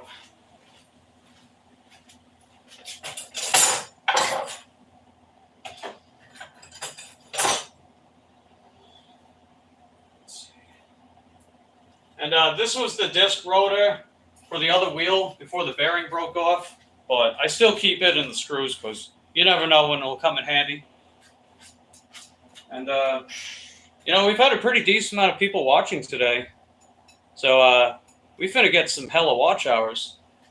I definitely appreciate the support, guys. I'm glad you guys are at least finding this mildly entertaining, or at least somewhat interesting, somewhat educational, I suppose. So I definitely appreciate that. And we're pretty much almost done. We're very close. And I'll keep these screws handy. And I got some other spare parts, so I'll figure out what to do with them. the washers up here.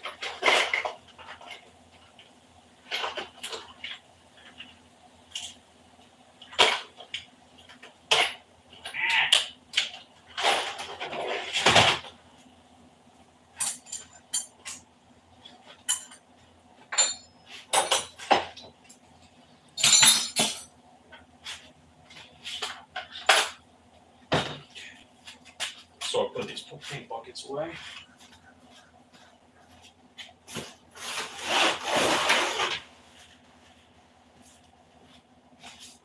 Everybody.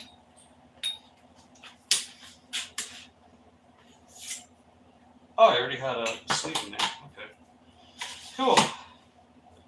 Yeah, the lowest seat setting. That's how I like it for this bike.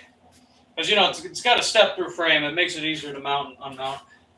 Or dismount, should I say. Technically. Let's see. Marge says, still here. Great job. Yeah, thanks, Marge. What's up, Justin? Good to see you, buddy. We did a lot of work today, especially rebuilding that wheel. But it came out perfect. It's the best wheel rebuild I've ever done. Alright. Up we go.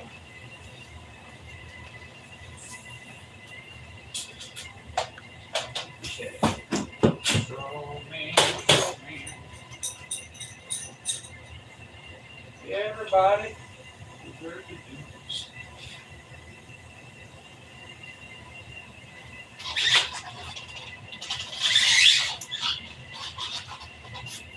Man, squeaky.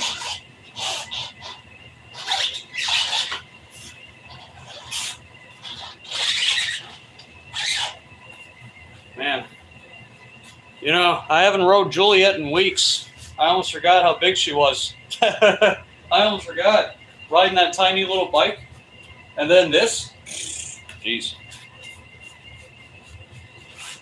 Just doing some last minute touch up. And then I'm going to oil that front fork. Turn you guys around. Man, go away, fruit fly. There's no fruit out here.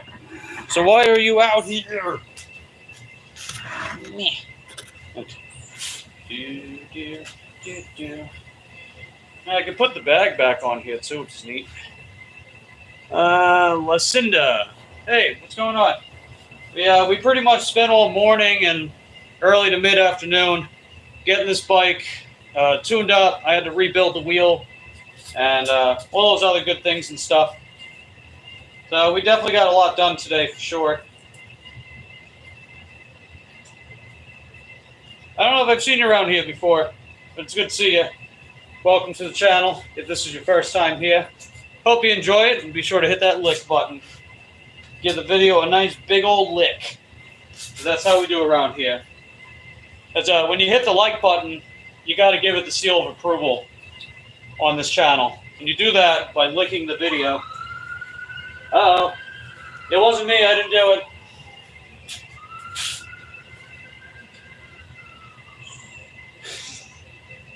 Don't tell them I'm here. They don't need to know. I didn't do it on purpose. Whatever it was. Not saying I didn't do it, though. Okay. A clean bike is a happy bike. So they say.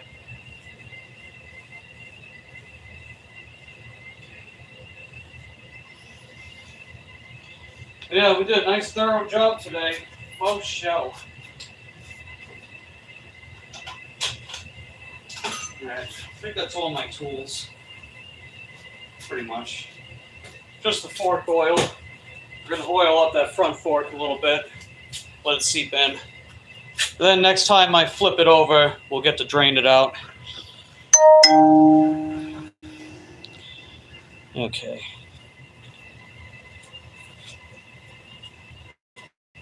At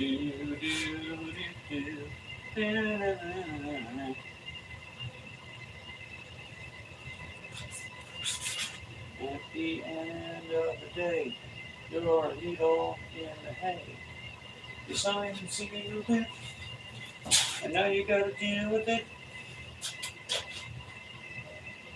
tiny bit in there. Okay. Tiny bit in there. Here as well.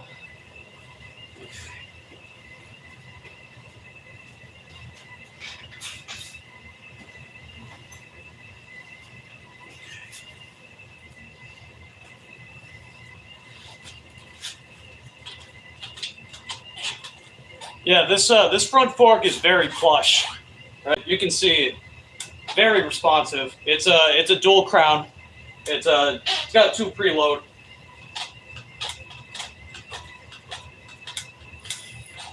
So it does a really good job absorbing like all the bumps and everything on the road.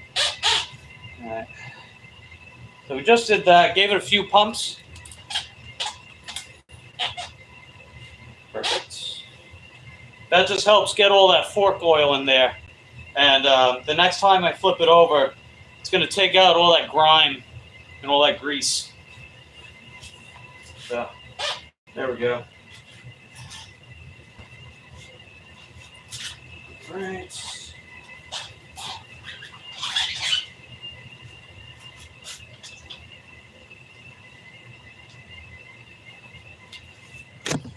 And yeah, that's basically it. We're pretty much done. Just gonna put away a couple more things. So, you know, it's good to clean up after yourself. And if you can, clean up as you go along. Just makes it a little easier, you know. At least in my opinion, of course. And I'll take care of that. These rags, I'll throw them in the wash. Same thing with the gloves. And here's the old motor. Guess what we can officially do? That's right.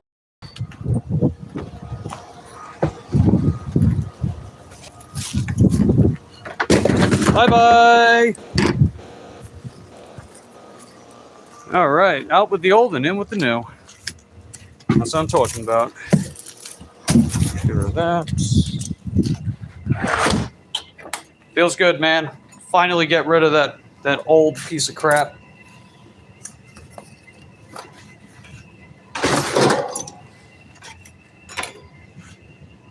And yeah.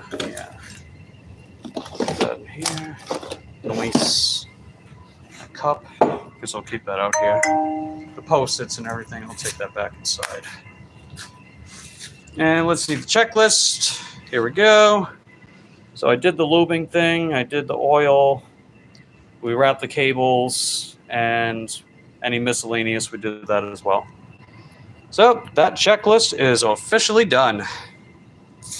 And yeah, I write cursive. I've been writing cursive since early grade school, back when I used to go to Catholic school. Before I backstabbed Jesus Christ, or whatever. Hey, welcome back, Sonny. We're pretty much all done. So let me turn around a little bit. So there she is, looking good, huh? Looking good.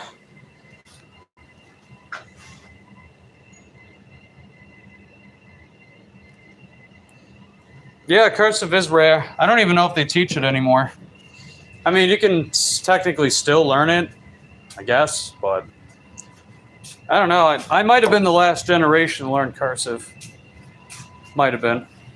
There's a L Millennial, which is not Gen Z or Gen Alpha, and then whatever the hell else they're on to now. I don't know what generation number we're on anymore.